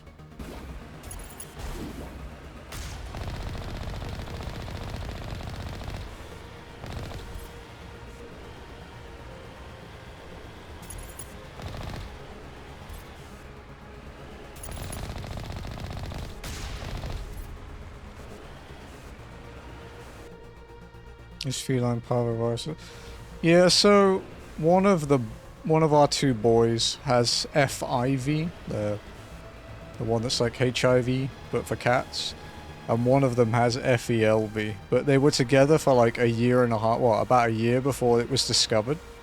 So we just said it was safe to assume that they all might have it dormantly after that point because of how FELV is spread. FIV less likely because it's spread via biting or inheritance. The boy Yang, he inherited it from his parents. And then the other 3 don't have it. But 2 of our cats have FIP, the serious one that now has a treatment. And they are being treated for it right now. One of them only started it this week because it was only discovered last week that she had it. And the other one has been on it for 6 weeks now? 6 weeks of 84 days. It's incredible. We don't have time to admire the view. We have Yeah. to get through that relay, and these Geth aren't going to make it easy on us. Yeah, Jazzy is my wife, who was briefly on camera then.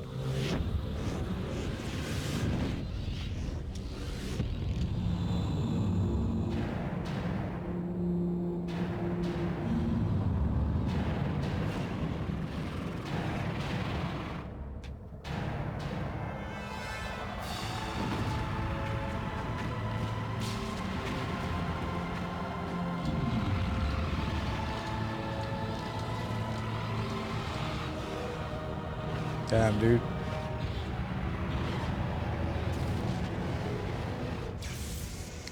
Epic space battle. Activate the defenses. Seal the station. The arms aren't moving. Systems not responding.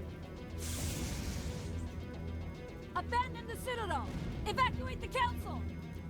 Citadel Control. Citadel Control. Do you copy?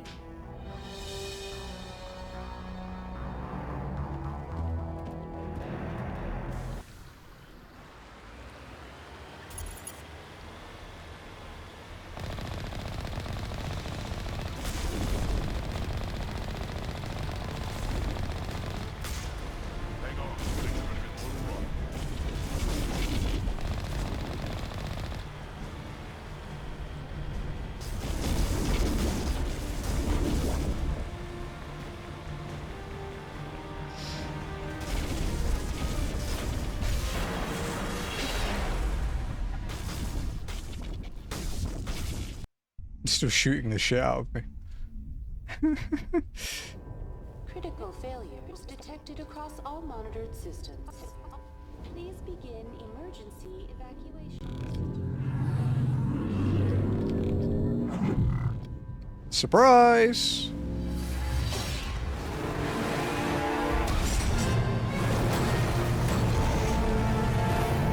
Wow, the cutscene drives like me. It checks out.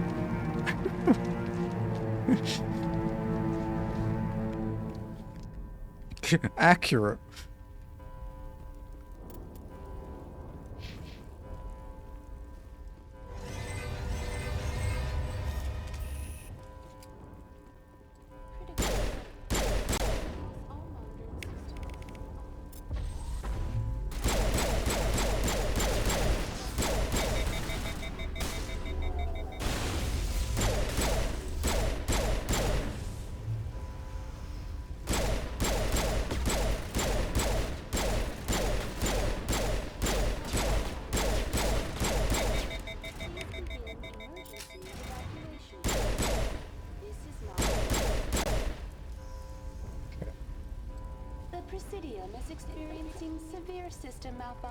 I don't think Avina's doing too well. Yeah, that's why I'm still going.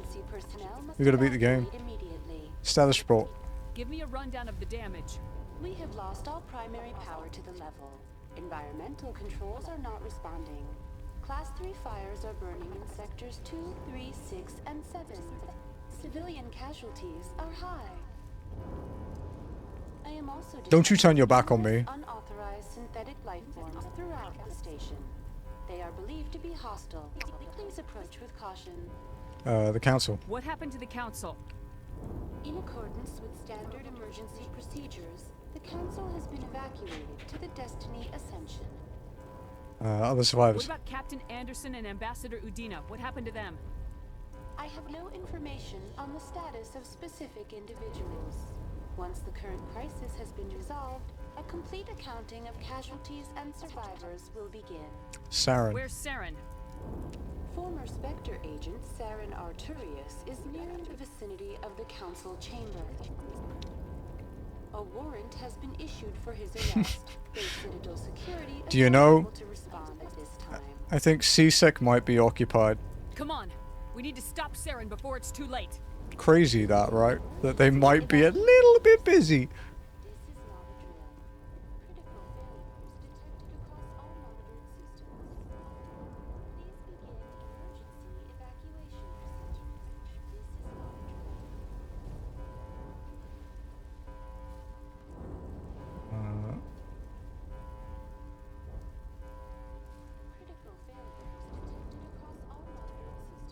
Give me a sec, guys.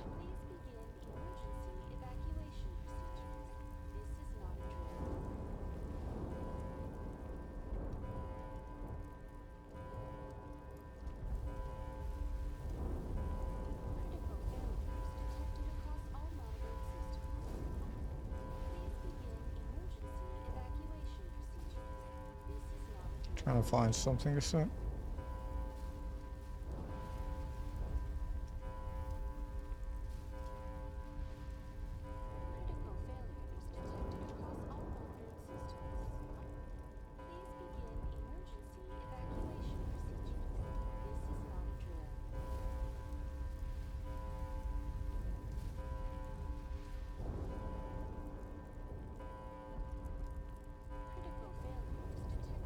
So many weird fucking messages.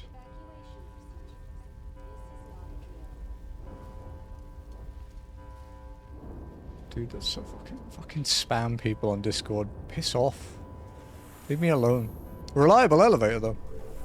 You know, considering.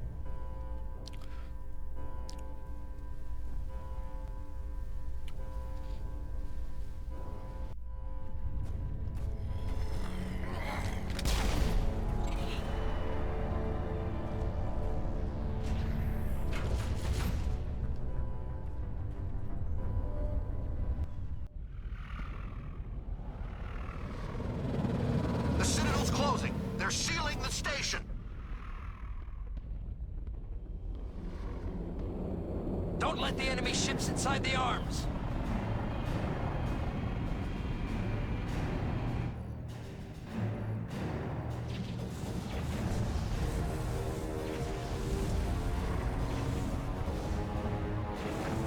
Oh shit. It's the Reaper. It's Sovereign.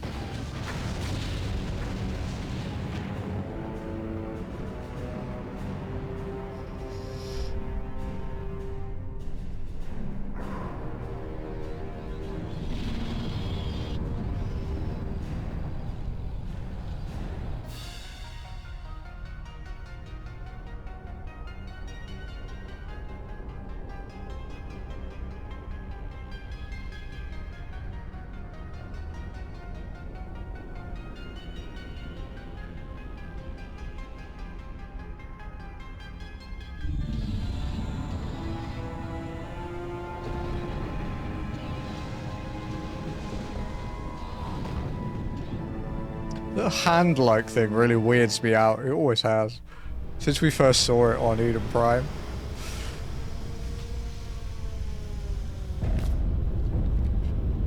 Just as I compliment the elevator. Suit up. We're going outside.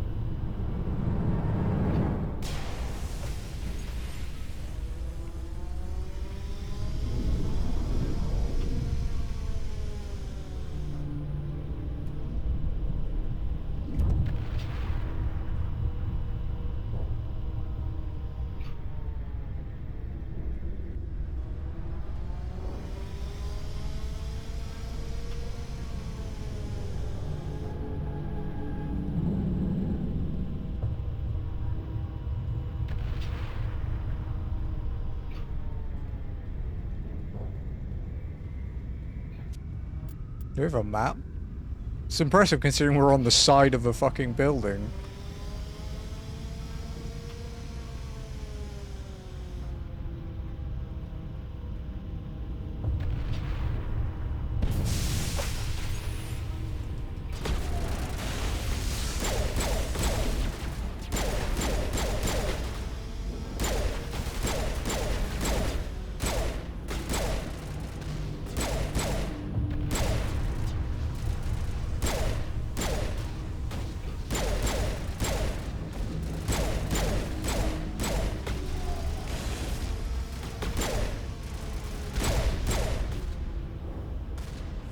I think Rex just walled that rocket, dude.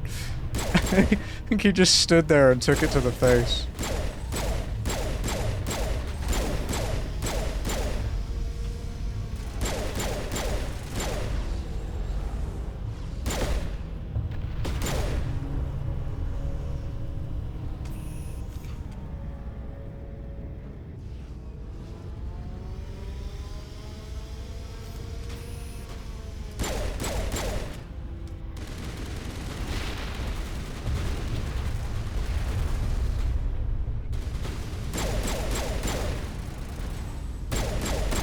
Oh, a warlord. No. No, you do not.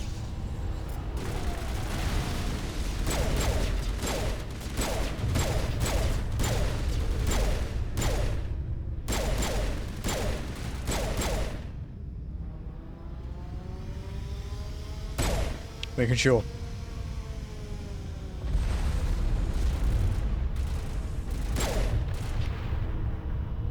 Oh wow. I think fucking Liara just yeeted it, dude.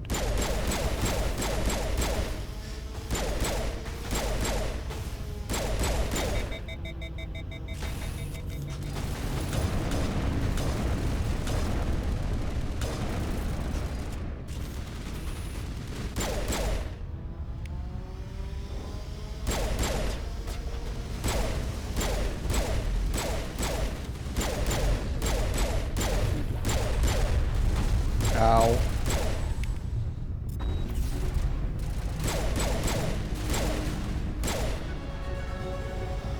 Oh hey, we leveled up.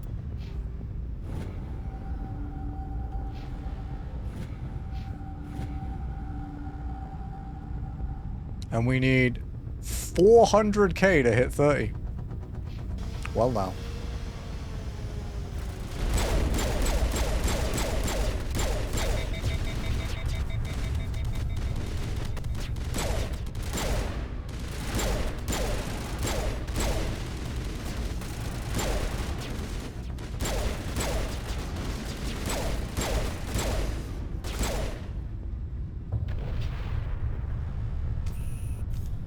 Do you know, guys, I don't think I'll be hitting 30. Just a hunch.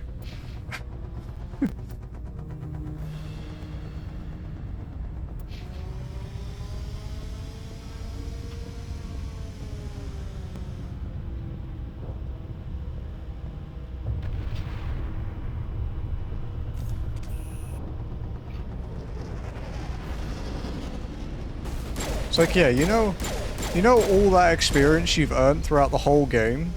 So you're gonna need all of that again.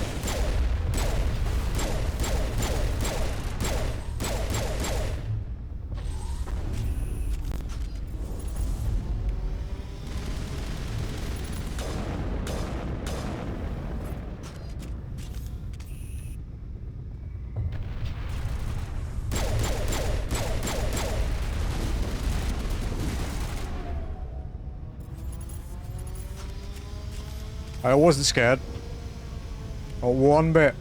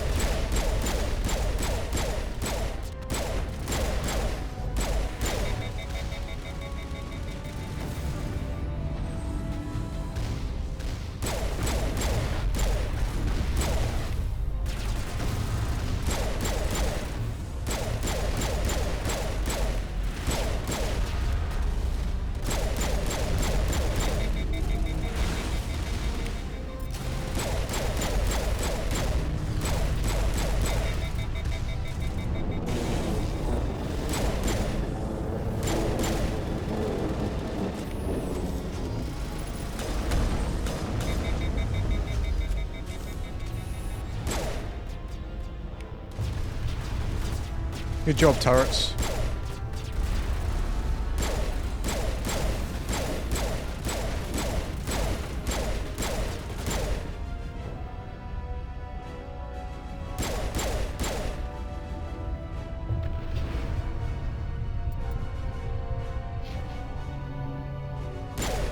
Piss off the ship.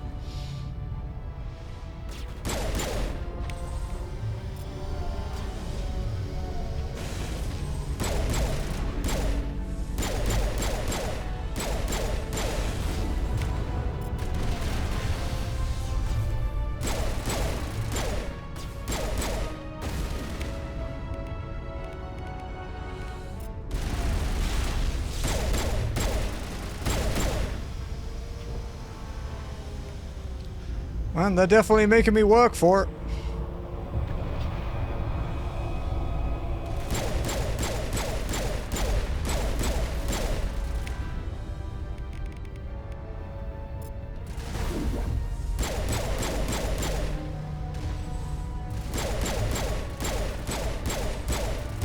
Goodbye.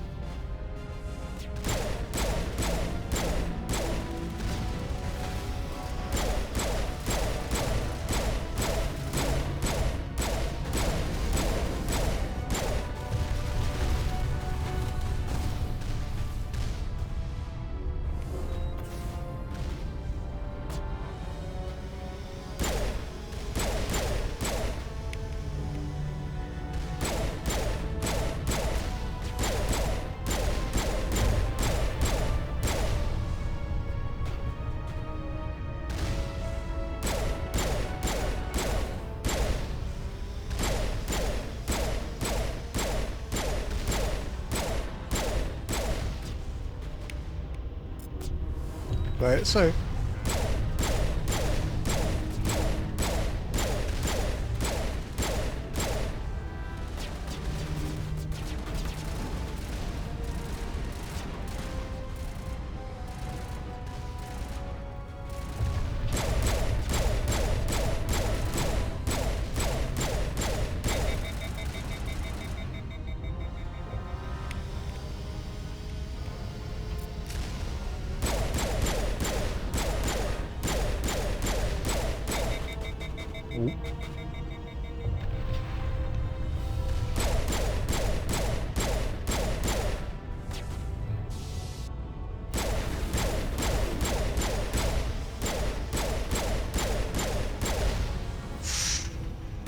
Pain. Let's get. Alright.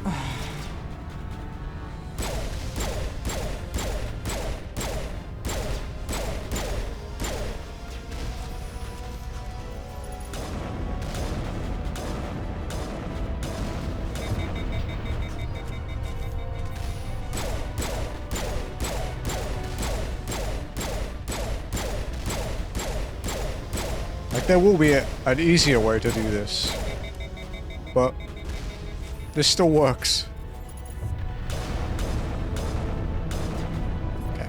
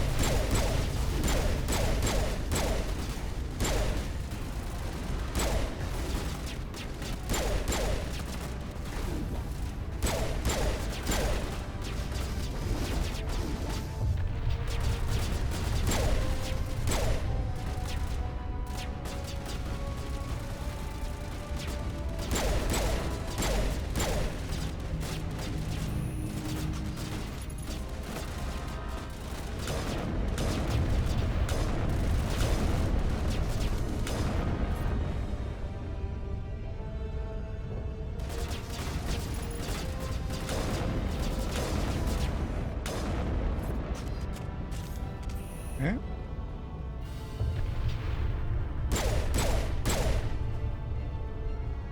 Let's keep moving, keep moving. Still alive.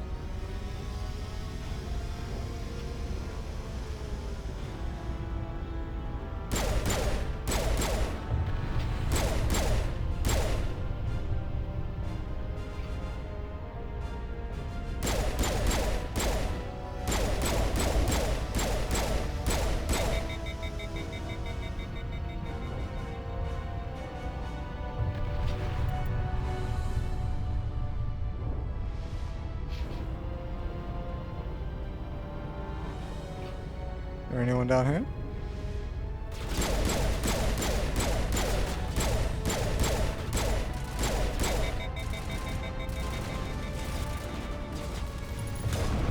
Rather not be snuck up on, you know?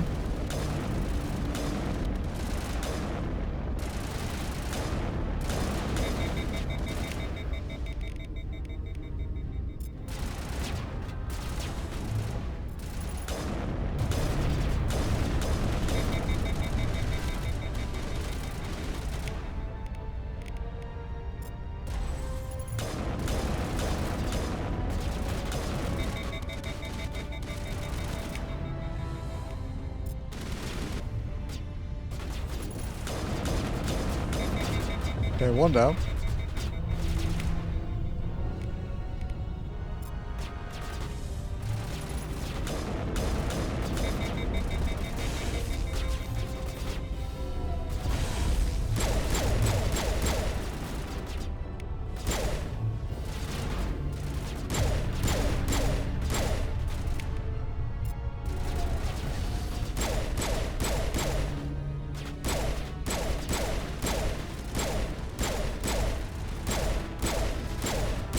Fucking warlords, dude. So tanky.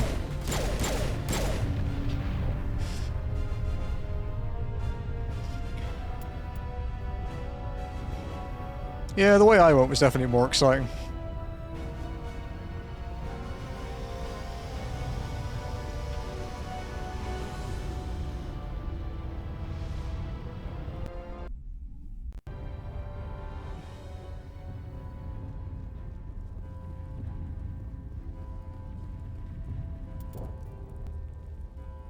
Oh, this looks a bit different. Someone redecorated. Not sure what I think.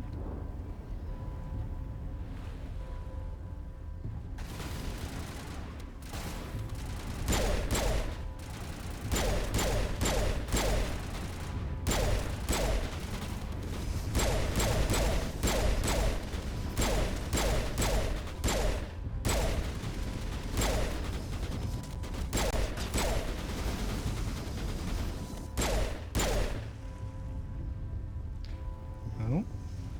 Fire in the hole!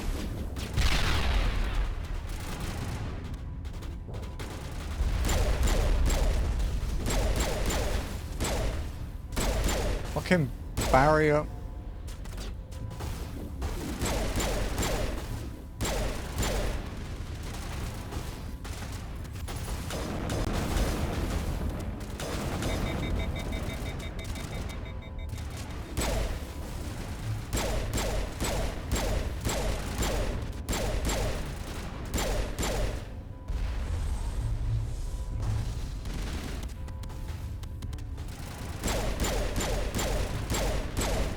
Come on.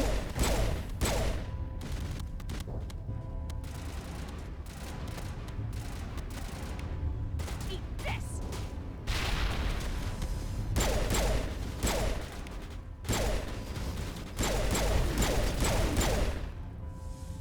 Still going. How much did we actually make? Okay, so we made like 20k in that whole ordeal. Of the 400 we need to level up. Hey, buddy.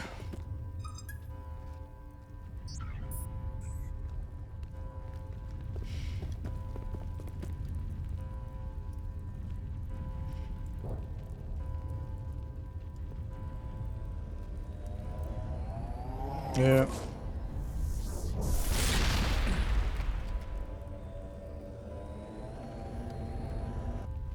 I I was afraid you wouldn't make it in time, Shepard. In time? In time for what? The final confrontation. I think we both expected it would end like Can't really say I expected it like this, no. lost. You know that, don't you? In a few minutes, Sovereign will have full control of all the Citadel systems. The relay will open. The Reapers will return. I can stop them. I've still got a few tricks up my sleeve. You survived our encounter on Vermeer, but I've changed since then. Improved. Sovereign has upgraded me. What have you done? You let Sovereign implant you? Are you insane? I suppose I should thank you, Shepard. After Vermeer, I couldn't stop thinking about what you said. About Sovereign manipulating me. About indoctrination. The doubts began to eat away at me.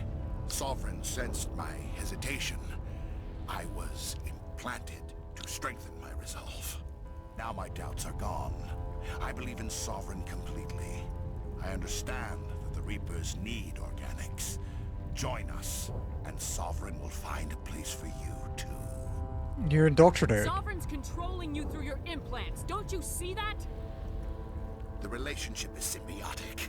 Organic and machine intertwined. A union of flesh and steel. The strengths of both, the weaknesses of neither. I am a vision of the future, Shepard. The evolution of all organic life. This is our destiny. Join Sovereign and experience a true rebirth.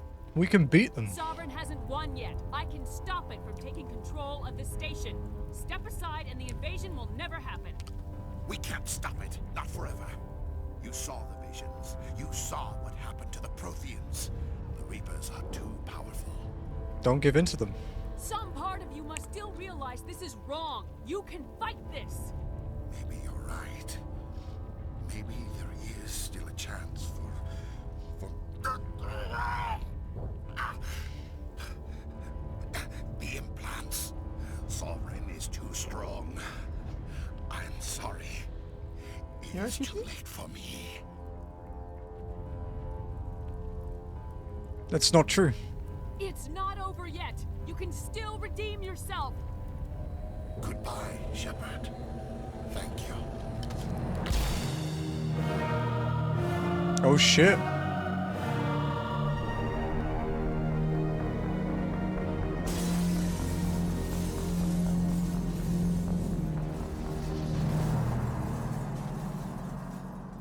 So that's what's below the council chamber?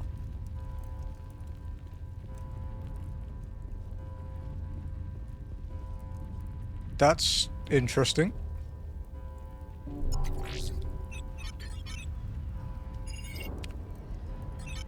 Vigil's data file worked. I've got control of all systems. Quick! Open the station's arms. Maybe the fleet can take Sovereign down before he regains control of the station. See if you can open a communications channel. The Destiny Ascension. Main drives offline. Kinetic barriers down 40%. The Council is on board. I repeat, the Council is on board. Normandy to the Citadel.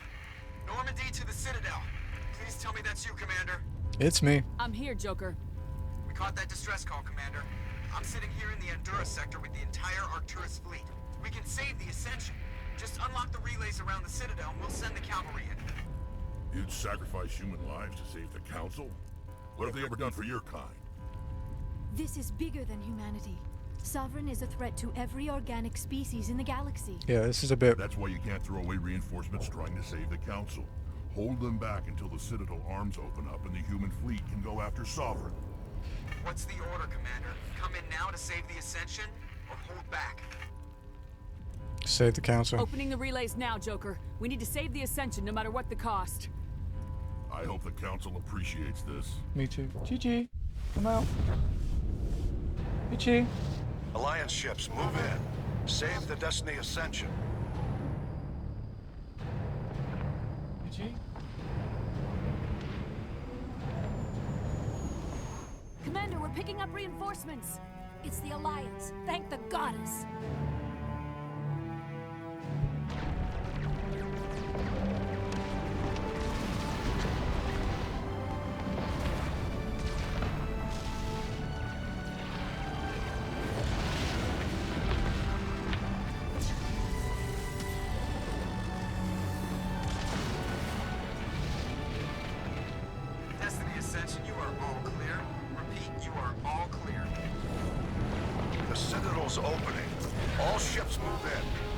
Concentrate on Sovereign.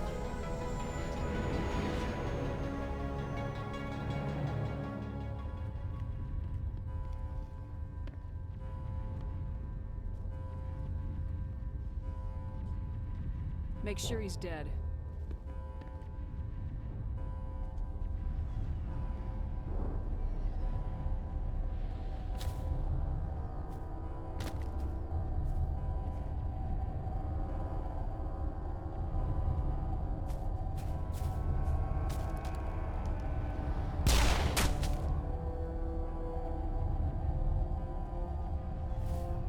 Good job, Rex. He's dead.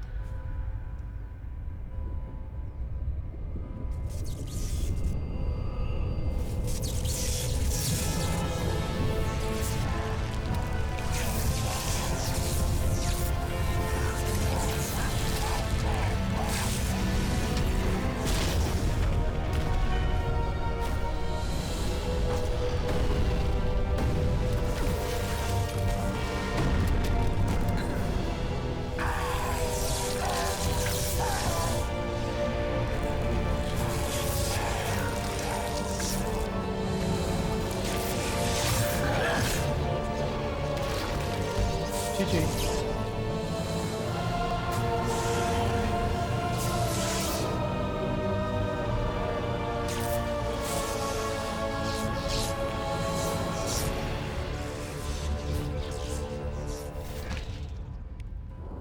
I am Sovereign, and this station is mine.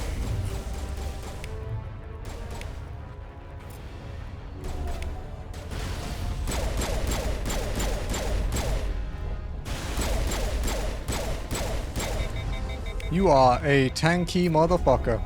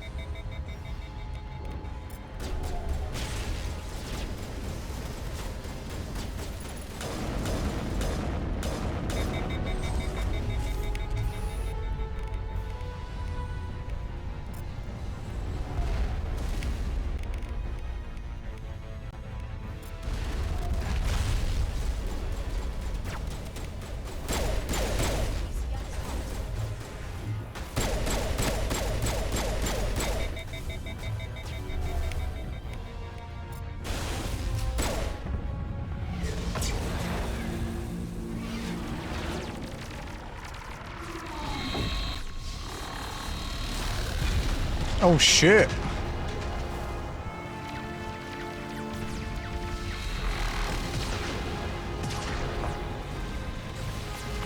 Sovereign's too strong. We have to pull back. Negative. This is our only chance. Take that monster down no matter what the cost.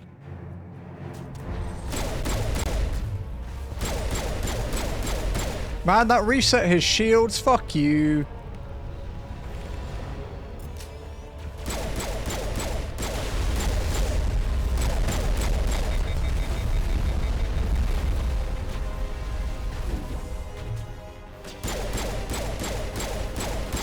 This fucking ads.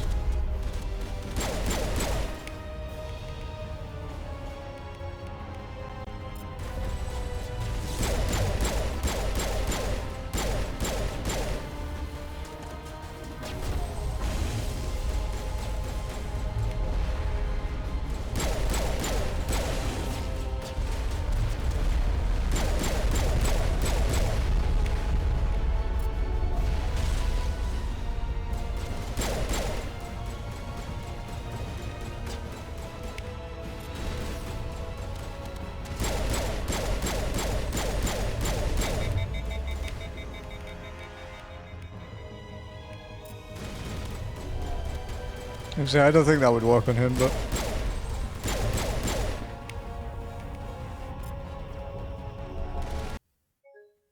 Are you fucking kidding me?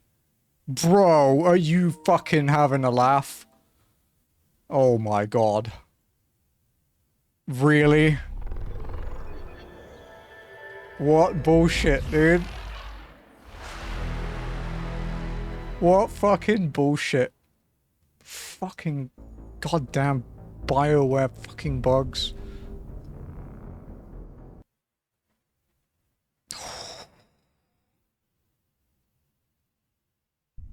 Fucking eat my ass, remaster team. Fix your shit. Where is it even gonna put me? Just before the boss, I'd guess?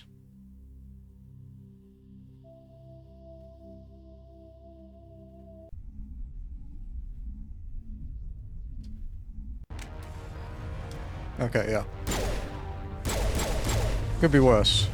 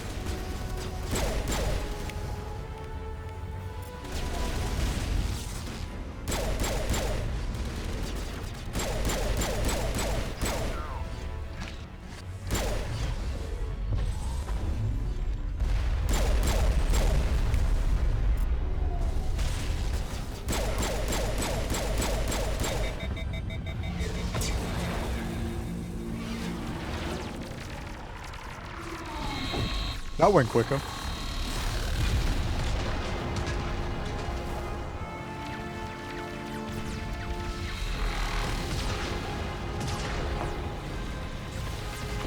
Sovereign's too strong. We have to pull back. Are you shitting me, dude? Are you fucking kidding me? Oh my god. I don't think we're beating the game, guys.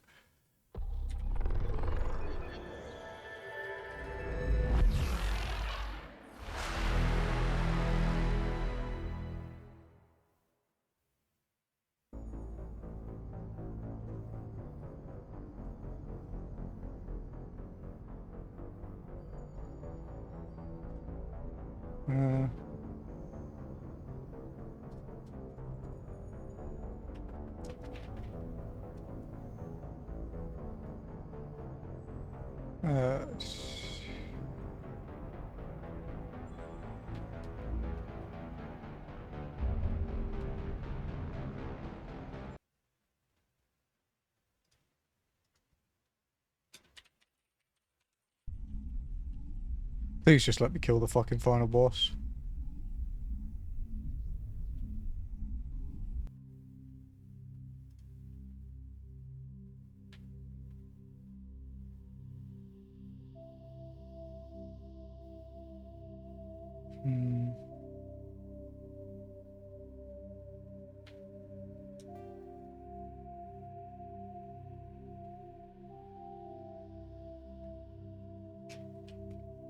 Hello.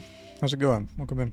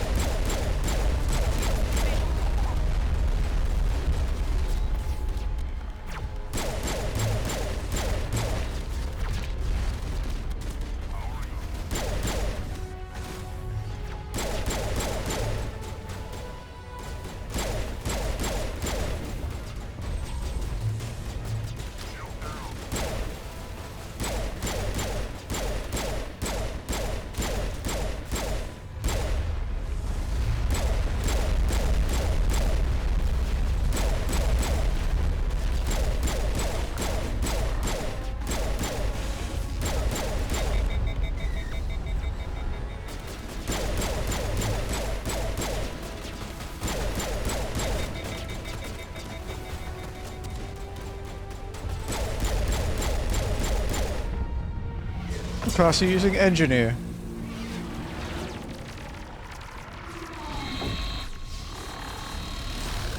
Okay. Is it third time lucky or not?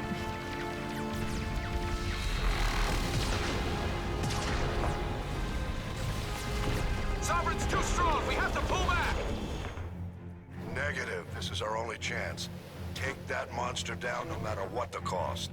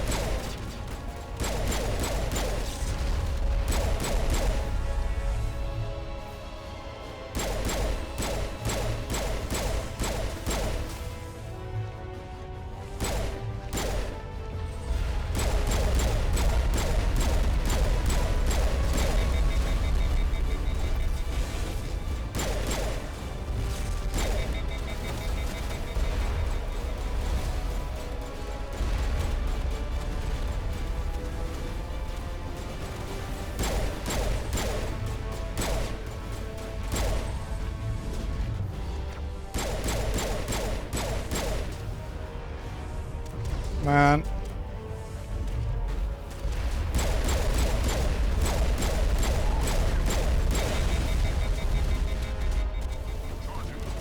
Oh, shit. Sorry, I'll read chat in a second.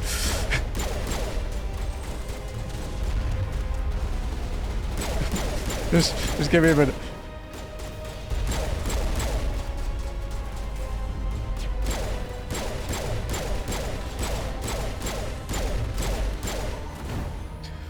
This is a game I haven't played in months. This is my first playthrough.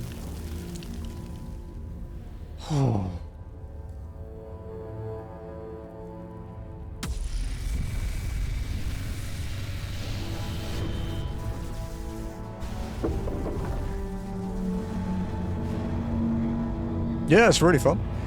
Had a lot of fun.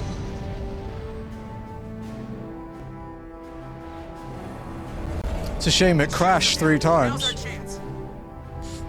On the final boss. 2 times, sorry, 2 times.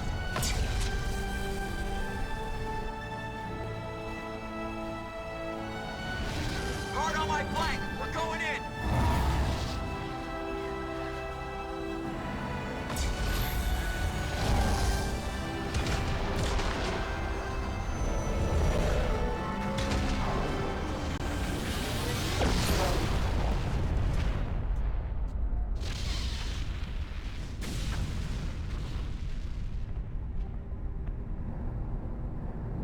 Go!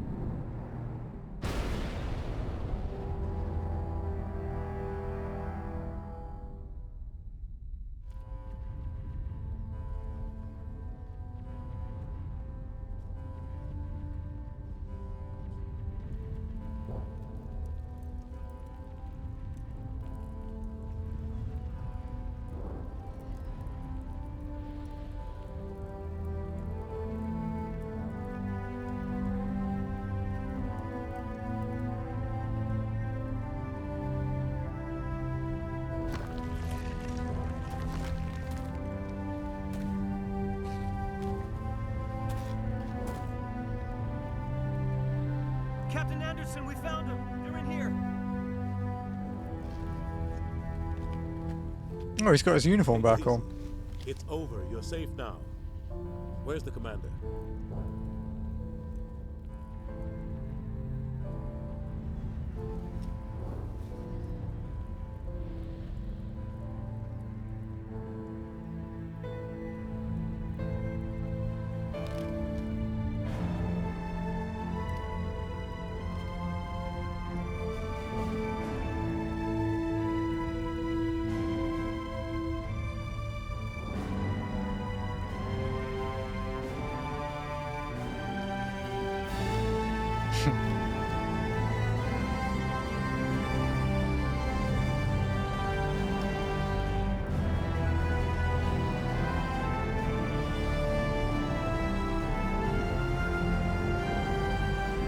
Yeah, it's really good. A lot of fun.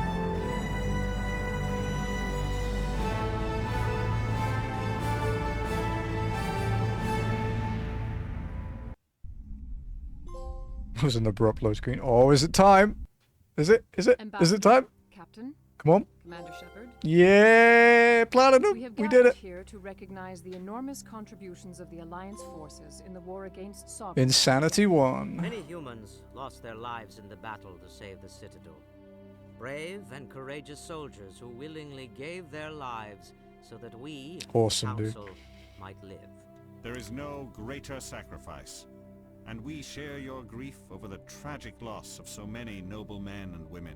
The Council also owes you a great personal debt, Commander, one we can never repay. You saved not just our lives, but the lives of billions from Sovereign and the Reapers. Commander Shepard, your heroic and selfless actions serve as a symbol of everything humanity and the Alliance stand for. And though we cannot bring Not back those immediately, brave no. soldiers who gave We'll their have a break lives to a save different game ours, before too. we can honor their memories through our actions. Humanity has shown it is ready to stand as a defender and protector of the galaxy. You have proved you are worthy to join our ranks and serve beside us on the Citadel Council. Counselor, on behalf of humanity and the Alliance, we thank you for this Fuck you. prestigious honor and humbly accept. We Fuck will need you, a you list of cunt. potential candidates to fill We're gonna play humanity's Wukong Council. next, Given all that has happened, I am sure your recommendation will and then carry a we'll great go to deal of Mass weight, Effect 2. Commander. Do you support any particular candidate? Captain Anderson. We need someone with the courage to stand up for what he believes in. Someone like Captain Anderson. Him? You must be joking. Anderson prefers to let his fists do the talking. Only with you, Ambassador. Only with you. Are you sure about this, Commander? The captain's a soldier, not a politician. That's the point. We've already got too many politicians on the Citadel. The captain would be perfect for this job. I think it's an inspired choice. The Council would welcome him with open arms, should he accept. I'm honored, Counselor. As humanity's representative, I'll do everything in my power to help the Council rebuild. Sovereign's defeat marks the beginning of a new era for both humanity and the Council. Yeah, this isn't over yet. Sovereign was only a vanguard. The Reaper fleet is still coming. Hundreds of ships, maybe thousands. And I'm gonna find some way to stop them.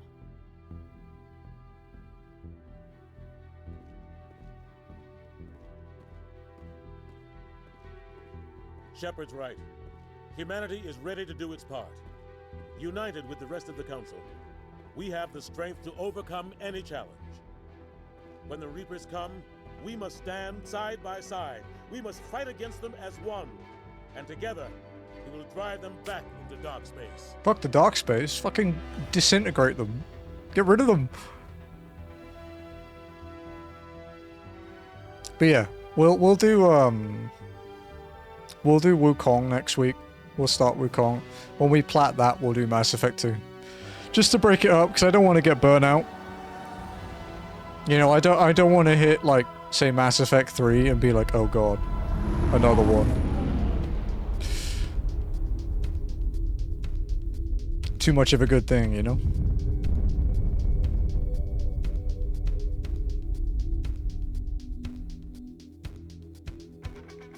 Hey, we did it.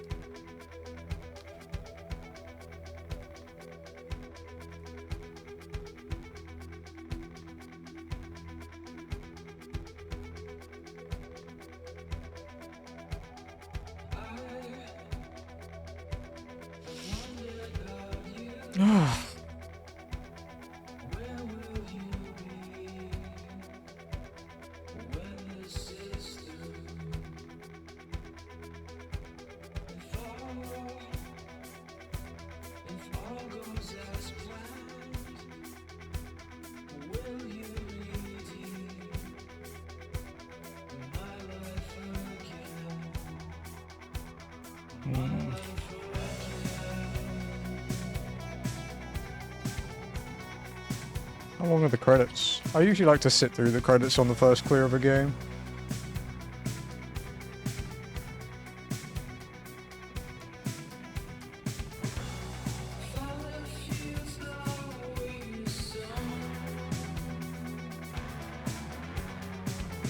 After that's real life depressing. It's that thing of when you beat a really good game, there's just like a void. That was me when I got the plat in Final Fantasy VII Rebirth this year. It was just like, what do I do now?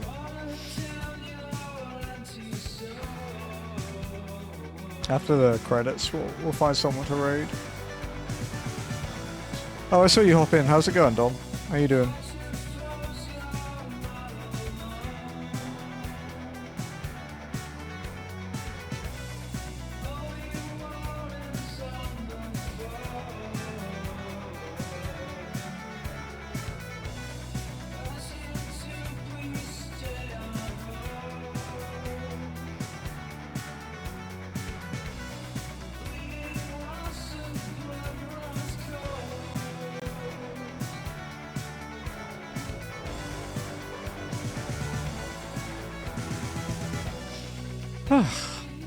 Actually, I have no idea who's even live that I can raid.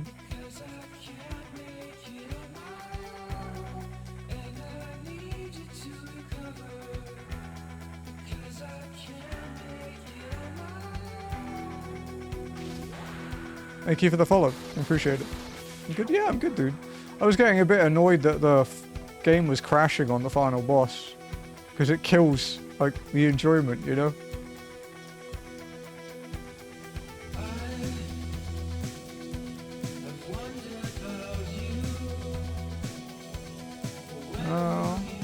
Does anyone have a raid suggestion, by the way?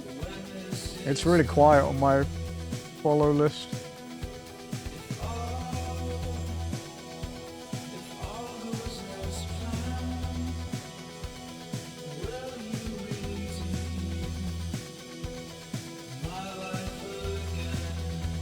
Yeah, Mass Effect 2 play. Awesome, yeah.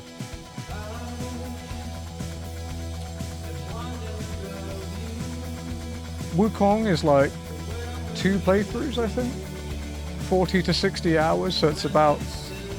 This playthrough was like 40 something, I think, so it's a bit more than this, but not bad.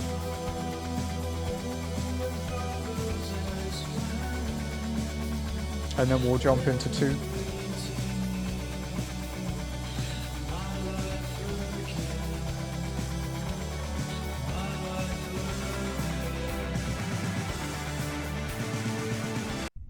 Okay, you can skip it, good.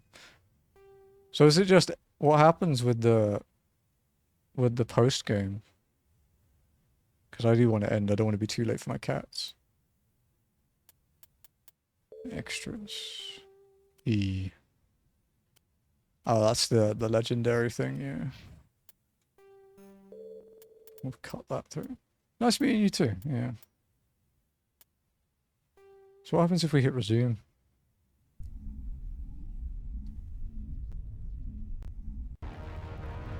Ah, okay. Alrighty then, folks. Thank you for joining me for the last stream of Mass Effect 1. We beat the game on Insanity, got ourselves a nice Platinum trophy, and we got Insanity 1 as well. So, that was pretty sick. There we go. Our juicy Platinum trophy.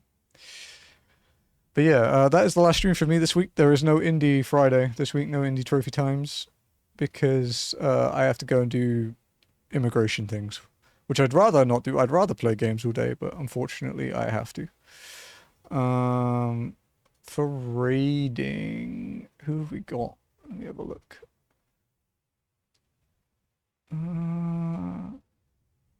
We could go raid...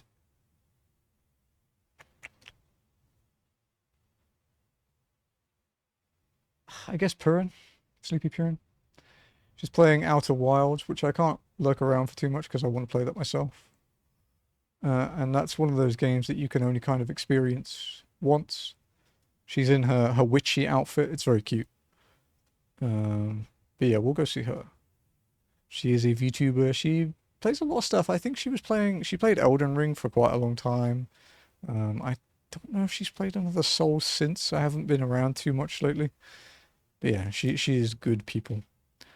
But yeah, like I said, that's it for me for the week. I will be back on Tuesday. Well, I'll be back on Monday on Ath's channel with Final Fantasy 7. We just entered the Whirlwind Maze, so it's getting pretty exciting. Yeah, I'll be back on Tuesday with Wukong. But yeah, I hope you guys have a wonderful day, even afternoon, wherever you happen to be. Have a fantastic weekend.